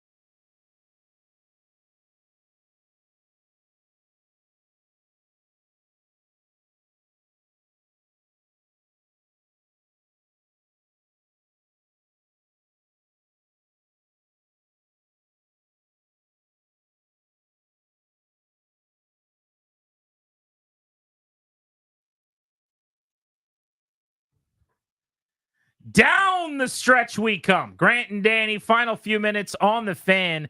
As promised, we got tickets to give away right now. The Caps 50 Fest is coming up in just a few weeks on October 10th at Capital One Arena. We got 2 tickets for you right now to the Caps 50 Fest, starring Third Eye Blind. They're going to have current and former Capitals there as well. Photo opportunities, all kinds of entertainment, and that concert. Tickets are on sale. 1974, honored with a $19.74 ticket. 50 years of Caps hockey. For tickets and more event info, go to thefandc.com/events. I will be there because I can't get enough of the Caps. I love that. Like, of my waking hours, like, aka like when I'm conscious, thinking about like as a 1 or 2 year old, I can't be held accountable for my fandom. But the instant I could perceive things in the world, I've been a Caps fan. So that's like 80% of their existence. I have cared about the Washington Capitals. That's pretty cool. My son, who's 3, on Sunday last weekend, so I was at the X watching the Giants and the Commanders, sadly, but I was getting pics and videos. He went out and played some hockey at a Caps clinic for young kids. So this was just on shoes, running around, although he has been out on the ice at the St. James learning how to ice skate. But he really likes watching hockey and says he wants to play hockey. Now, my fear is that we become that family. The travel hockey family? Which I really don't have a whole lot of interest in. Like, I think it'd be the cutest thing in the world, and whatever he wants to do, I'll try to support him. But like, I don't know that we got the time. I know we don't have the money. I'm not sure that we have the energy. So it doesn't really seem like a fit for the Paulsons. Yeah, apparently those hockey rinks are broken at like reasonable times. You got to get on early. You got to be there at 6 a.m. for your hockey. Early. Yeah. And the travel's insane. Our guy, Logan Paulson, who, by the way, Logan's an incredible human being. Logan Paulson, do you remember the bit I used to do with him when we started every single segment on Grant and Danny? When I would ask him the same question every week. You remember what it was? Yeah, do you know how to ice skate? Yeah. The bit was he had never ice skated in his life. I saw him at training camp. He's now in a men's hockey league, ice skating in a hockey league. He taught himself how to ice skate well enough that he plays in a weekly competitive league in Ashburn. I got to tell you, if I was just a regular Joe who's skating up and down the ice trying to get some exercise, I don't know that I want old Logan Paulson hunting me. I don't think you want him leaning on you in the corner. Yeah, like here's Logan Paulson on the forecheck. Oh, I know what you're saying. He's 35, I know that's the point. And he just decided to teach himself. He's like, you know what? I don't think it's because of the bit we did on the air. His son's super into hockey. I think it is. I think you inspired him. I don't think so. He just said, I'm going to teach myself to ice skate. You know what? I'm going to play a little hockey. And now he's like a good defenseman in hockey in some men's league. Yeah, the old world-class athlete able to pick up another sport. Wow. Amazing, right? But anyway, he's got a son who's really, really good, but they travel a lot. Mm-hmm. I don't know, man. Like, I certainly want my kid to be happy playing whatever he's playing, and I want to be the supportive dad. Eric Bickle is incredible, and I'd like to be that at some point where you go to all your kids' games. The difference is he's got a bunch of D1 athletes. Yeah. I'm not sure if I'm going to have those. We'll see how it goes. But just the fact that he's interested enough that he wanted to go do some drills. He was the smallest kid out there. He got a stick that we played with in the basement the next day. It's kind of cute. Oh, that's awesome. But yeah, the hockey all the travel sports are bat bleep insane. For whatever reason, hockey's like, yeah, the tournament's in the one of the faraway provinces of Canada, and it starts tomorrow, and it's $10,000. Go. Yeah, it's that one is especially nuts. Before we get to our discussion on cover 2 being banned in the NFL, that's what some analysts want, which I find hysterical. Carlos has been waiting in Savannah Park. What's up, Carlos? Hey guys. Look, you know how ESPN usually does like a country pool, and then they select everyone. They do their own selection. Well, the country pool is going to be 99.7% Bengals, and then the rest of them are going to pick the Bengals as well, except for one person, which is the 0.3. Alex Smith is going to come out and say, "Give me the Commanders to win the game," and I just think, put the mortgage on the Bengals. But I'm a DC, I'm a Commanders fan like everyone else and all. But let's wake up, man. Danny, I love your Ashburn syndrome. I have that too. But let's be realistic, man. Thanks for the call. Thanks, dude. Appreciate you. Yeah. So I thought Ashburn syndrome meant you just swallow whatever they give you, like every pill, no matter what. Yeah, and you think it's good? He confused us. I think he's saying I have it because I think I got you. hang in the game. Yeah. I would say I don't, But that's always good. Like, I like balancing it out because I get called a hater all day Yeah, long. I want to, like, the goal, and it's frustrating at times, but is to argue with everybody on either side of exactly. you. You know what I mean? I always know that I'm doing a good job if simultaneously in my feed I've got people calling me a hater and a homer. That's a good tell. Mhm. You know, if you hate the team, you love the team. I don't do the Ashburn syndrome thing, but whatever that is, you know, I think it just means you're a mark, basically.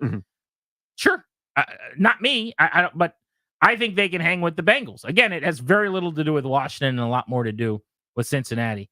And I hope that come Tuesday, we're able to talk about the Bengals. How much fun would that be? Because if the Bengals play their best game and Washington plays their best game, then the Bengals are probably 10 points better than the Commanders.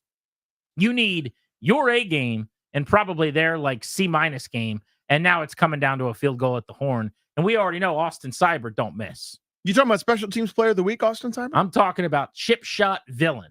I'm talking about chip shot Chippy. 7 field goals from 45 and in. Just a bunch of extra points or closer. Austin Seibert does not miss. And he won't miss again. Although we never talked about this. If I could pat myself on the back real quick. Oh, go ahead, please. Last week, I predicted an Austin Seibert game winner at the horn going into the Commanders and the Giants, if you remember. Did you actually predict that? I predicted the point was actually a little, I think I said 23-20. Well, that's not exactly like right. 20-18 or whatever the hell it was.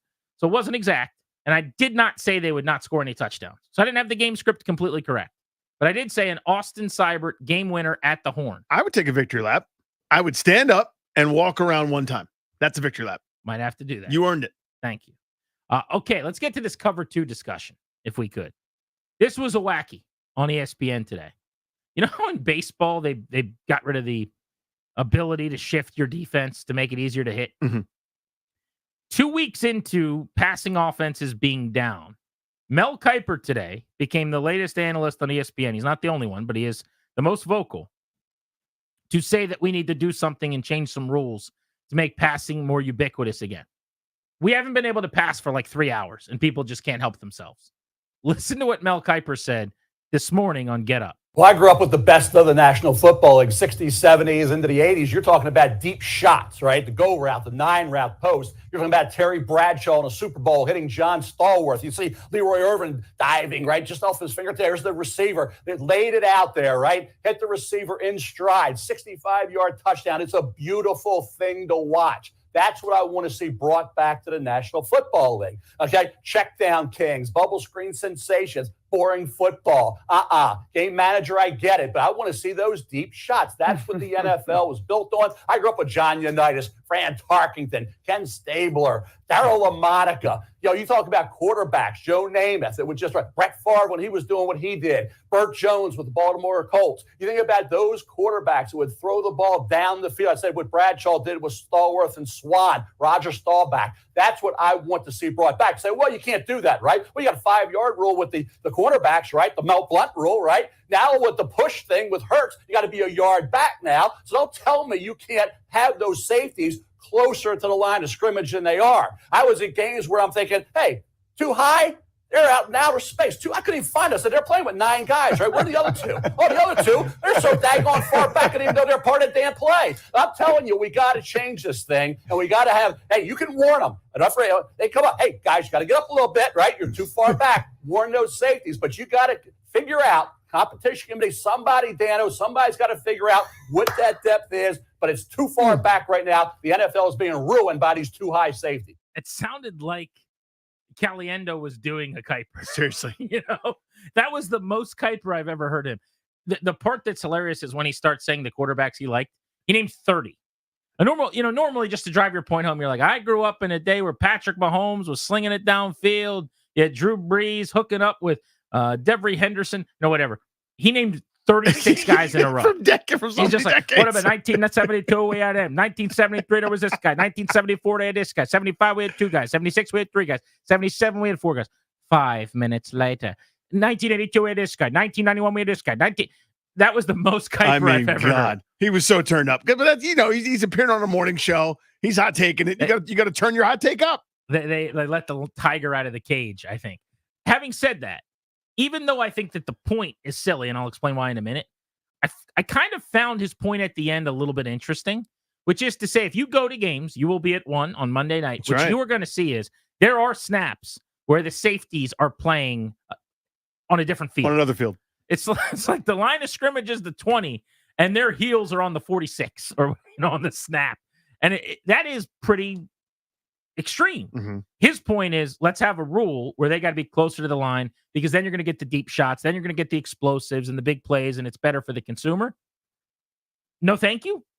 But if your point is as simple as, if you just cut to the chase of, let's not have guys 25 yards off the ball at the snap, it doesn't sound as crazy as the idea that you want to change the rules to get passing back in the game after a couple of weeks that were down for passers. Yeah, so the analogy for baseball, I just want to offer this, because I've seen some people comment and say, well, they did it in baseball. Why can't they do it in football? It doesn't work for me, and here's why. Directing a baseball that's thrown 100 miles an hour with a round bat in a very small surface area to make contact is a fool's errand. Good luck directionally hitting. This is not, Joe Pepito in the 1950s against, slack-jaw McGarnacle, who's throwing spitballs. This is the different time.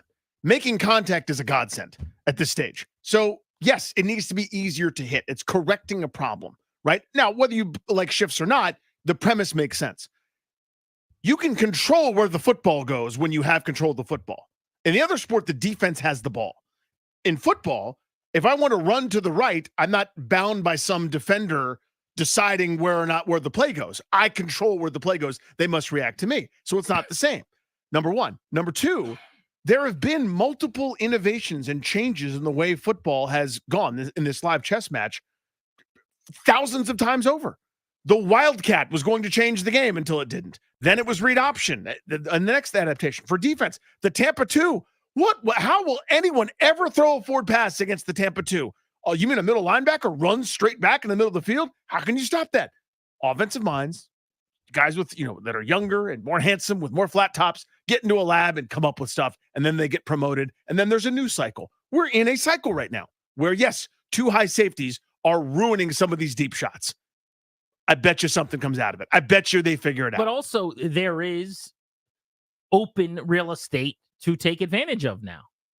That's the gig, right? I mean, in other words, and I think your point is great, because the argument that was silly was, well, if they shift, just bunt, or, if they shift, just hit the other way. Impossible. You just do that real quick. Exactly. Why don't you just do it? But if they play that deep, then you do have the underneath stuff. We're seeing that to an extreme. Then you do have some of either the bubbles, the smokes at the line of scrimmage, the hitches, the stops, the slants, some of that other stuff. There are areas of the field. I don't even think they're trying to take away always like the 9 routes in the posts. Because if you watch, that stuff is often available. What the two safeties being so high are trying to take away is what the whole league was, which is those in-breaking digs. Like that 17 to 20 area right now has gotten a little more crowded. How often did you see this? It's the play action shot. Justin Jefferson over the last few years making a living. There's a million guys. It's that 17-yard, I call it a dig, like that square in, right? Mm-hmm. That's what they're taking away. You still see sometimes you get guys open down the field on the post, and quarterbacks haven't really hit on those, or you're not normally looking for those because they aren't open that often. But two responses to the conversation I saw today online that I wanted to read. One was from our buddy Jay Gruden. Remind me, Darius, to ask Jay about this on Monday when he joins us. He'll be with us ahead of Monday Night Football. He said, Mel Kiper just said two high safety should be outlawed. He does know you can still play cover 2 with 2 corners playing deep half. Maybe a corner and a nickel playing a deep half. Stick to the draft, Mel. So Jay was like salty. Yeah. Right? Oh, man. That's right, Which Jay. I loved. But his point is, so we're going to outlaw two high safeties. I could still get to that with a bunch of different looks. Yeah, you run quarters. You can do whatever you want. It's not like I just have to have guys before the line of scrimmage standing there. So his point is, okay, I'll just line up different and I can still give you that look. Kurt Warner had something that I thought was insightful too. He said, listening to this cover 2 combo on ESPN, and here's what I find that's interesting. You have cover 3 equals 3 guys deep. Cover 4, 4 guys deep. Cover 2, only 2 guys deep. So idea you can't threaten 2 guys downfield as well as 3 or 4 is crazy. Maybe hard to get behind them, but a lot more gaps in the second level, which is kind of my point. Yes. Like they're giving you something. Dan Orlovsky responded to that and said, agree. And the best way to attack those gaps in the pass game, displace the underneath guys via play action, which Why aren't teams doing that? The Saints are, more than anybody. They've scored on every possession. I don't know if I want to copy what they're doing with all the points. Like 41% of plays have been designed runs, the highest rate since 2008. Some of this is self-inflicted because I think teams are just deciding. Yeah, they're like, look at this light box. Look at this nickel cornerback up here. Let's run it. So we'll take 4. Well, good. That's what I want you to do. Take 4. Yep. Instead of ramming your head against the wall a little bit and actually, but here's what happens. When you're running it 40% of the time, which is, believe it or not, a lot on design carries, now under center, play action, drop back game, I've got some of that stuff back with the linebackers creeping up. So I just think it's really interesting that the immediate response today is let's get rid of 2 high safeties and get the downfield pass back in football. There's no need to fix something that isn't broken. Maybe throwing down the field right now is broken or damaged. So make them adjust. Eat them alive underneath, move the football on the ground, and they adjust. Or maybe they'll decide death by paper cut's better than death by gash. Maybe they're okay with that. Because it is true defensively, and this is why I would always have played this way. You're not hitting a home run against me. You're not beating me down the field. And you're not going to score on a 4-play, 80-yard drive. What I will give you, if you're willing to do it, is 13 plays and 75 yards, 5 at a time or whatever. Because it's a decent bet that something will derail that drive that's self-inflicted, whether it's a hold, whether it's an illegal formation, Ryan Grant, whether it's an eligible receiver downfield, which we're now seeing a million times over with these RPOs. We've seen that like dozens of times over the first couple of weeks, it feels like. A million things can derail a drive. Just, somebody doesn't go to the right spot, or my defense actually makes a play, God forbid. That the more plays that you're running as a defense, I know it's counterintuitive because we always talk about the defense wanting to get off the field, but making the offense run more plays statistically to me is better for a defense. You know what I mean? Like, obviously you look at what Washington did when they controlled the ball for 38 minutes. I don't mean that, but I would much rather keep everything in front of me and never give you anything easy, right? It's all, if you have to chip away, something's going to go wrong. Unless you have a great defense, you could stop everything. If I've got to give something up, it would be that. League-wide through 2 weeks via Orlovsky. Came on the show last week. After 2 weeks of football going into tonight, 69 passing touchdowns, the fewest since 2006. That was the year I graduated high school. 7.1 average target depth. So that's ADOT. You're throwing the ball on average 7 yards downfield. The lowest on record. Now, we have not been tracking that forever, but think about that, Danny. Since we've been tracking that statistically, we have never seen passes this short consistently. 41% design run plays, as I mentioned, the highest since 2008, 16 years ago. 30-second time of possession per play. This is the slowest offenses have operated since 2008, meaning you're snapping on average with 10 seconds left on the play clock. That part's interesting to me. Why is that, do you think?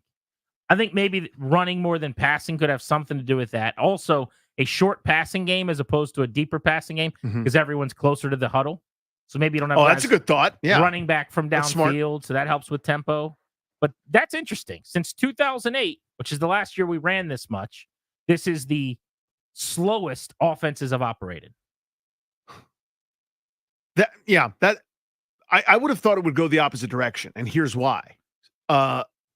Basically finding. Wait, go ahead. Sorry. Well, I'm wondering if I'm I'm just reading this here. 30-second TOP per play. I wonder if I'm misthinking about this. I'm viewing that as it takes 30 seconds per play. But I think what it's actually saying is if you take the time of possession on a series and divide it by play, it's 30 seconds, which is actually different. Do you understand what I'm saying? No. Now I'm confused. Sorry, I thought I was working on a theory, but now I'm back to square zero. Here's what I think they're saying. I think the point is teams are holding the ball longer. I think they're saying if you run 10 plays in X amount of time of possession, right, and they do that math, on average, you're running a play every 30 seconds, which I think is different than snapping the ball every 30 with 10 seconds left on the play clock. I see. Okay, gotcha. It's like game time versus play clock time. So 10 plays this year is taking longer than 10 plays 20 years ago. Exactly. Okay, in theory. Yeah, because, I mean, to me, the thing that you see so much now is we've got a matchup that we like. We're not going to let you substitute. We're not going to, because the sub package has taken over the game on both sides of the ball, by the way. Used to be your offense was your offense, and think of Peyton Manning's Colts. There's not a lot of running on and off the field. Maybe the running back needs a break, but Dallas Clark on one side, 2 receivers on the other, and one receiver outside of Dallas Clark, and let's line up and go. we're calling everything at the line. We're not letting you get a better matchup. If we like Dallas Clark on the guy that you got covering, we're going to exploit that until you're dead. You sort of saw that take over a little bit. So going to the other direction where it's taking longer is interesting. I couldn't answer that. There were fewer blitzes in the first 2 weeks than we've ever seen while tracking if defensive coordinators were blitzing or not. There's your defensive paradigm for it, right? Where it's like nothing deep, man. We're not getting beat over our head. Yeah, we're keeping guys back. We're not sending them downhill. And then 46% too high safety percentage, the highest on record, which is what Kiper and others are trying to get rid of. Week 3, Intel coming, starting tonight. It will be loading as of about 8:20 when the Jets play the Patriots. We need more games to get more data, but I think we've certainly got a trend that we can continue to monitor. All right, let's get to Nats baseball ahead of their game with the Cubs at Wrigley Field tonight. Nats starting lineups and pitching matchups presented by the Window Man. Since 1989, the Window Man has been the educational window company. Get your free, no pressure, in-home estimate at thewindowman.com or at their Fairfax showroom. Behind Patrick Corbett, leading off playing shortstop. See, check. Abrams batting second in right field. Dylan Cruz batting third in left field. The James Wood batting fourth. The cleanup hitter Andres Chaparro batting fifth at third base. Batting sixth doing the catching. Keibert Ruiz batting seventh at first base. Wanya Pez hitting eighth, playing second base. What's up, Darren Baker? Batting ninth in center field. Your guy, my guy, our guy. That's Jacob Young. It's time for your Nats game day weather presented by Pepco. Today's game day weather is presented by Pepco because they know it's storm season and they know a little prep makes a big difference. Get storm informed at pepco.com/storm prep. Our show meteorologist back after an absence yesterday is Darius Stammer. Mostly clear skies in Chicago. It is kind of steamy at 85 degrees at first pitch. It'll stay in the 80s throughout the game, so that stinks. You hate to see that in the fall. But it'll be a mostly clear night out there in Chicago. Have a good one, boys. Let's do this thing. The Nats at a stretch of 13 straight games, 19 games in 20 days to finish out the 2024 season. They're playing 500 ball, 6-6 over their last 12, 13-15 over their last 28. So even though it was an ugly couple of days against the Mets, over the last month, they have been playing right around 500 baseball as they play out the stretch of the 2024 season. For our producers, Darius and Ryan, Grant and Danny saying so long. A big football Friday tomorrow. We'll get you ready for all of the NFL action in week number 3. We'll break down the Nats game tonight. I also want to talk about Shohei Ohtani, who hit his 49th home run during our show today. Stole base number 50. He is one home run away from a 50-50 season that we'll never see again in our lives. Just so amazing and not getting enough runs, certainly between you and I. Till tomorrow, Vargas. Thank you for coming.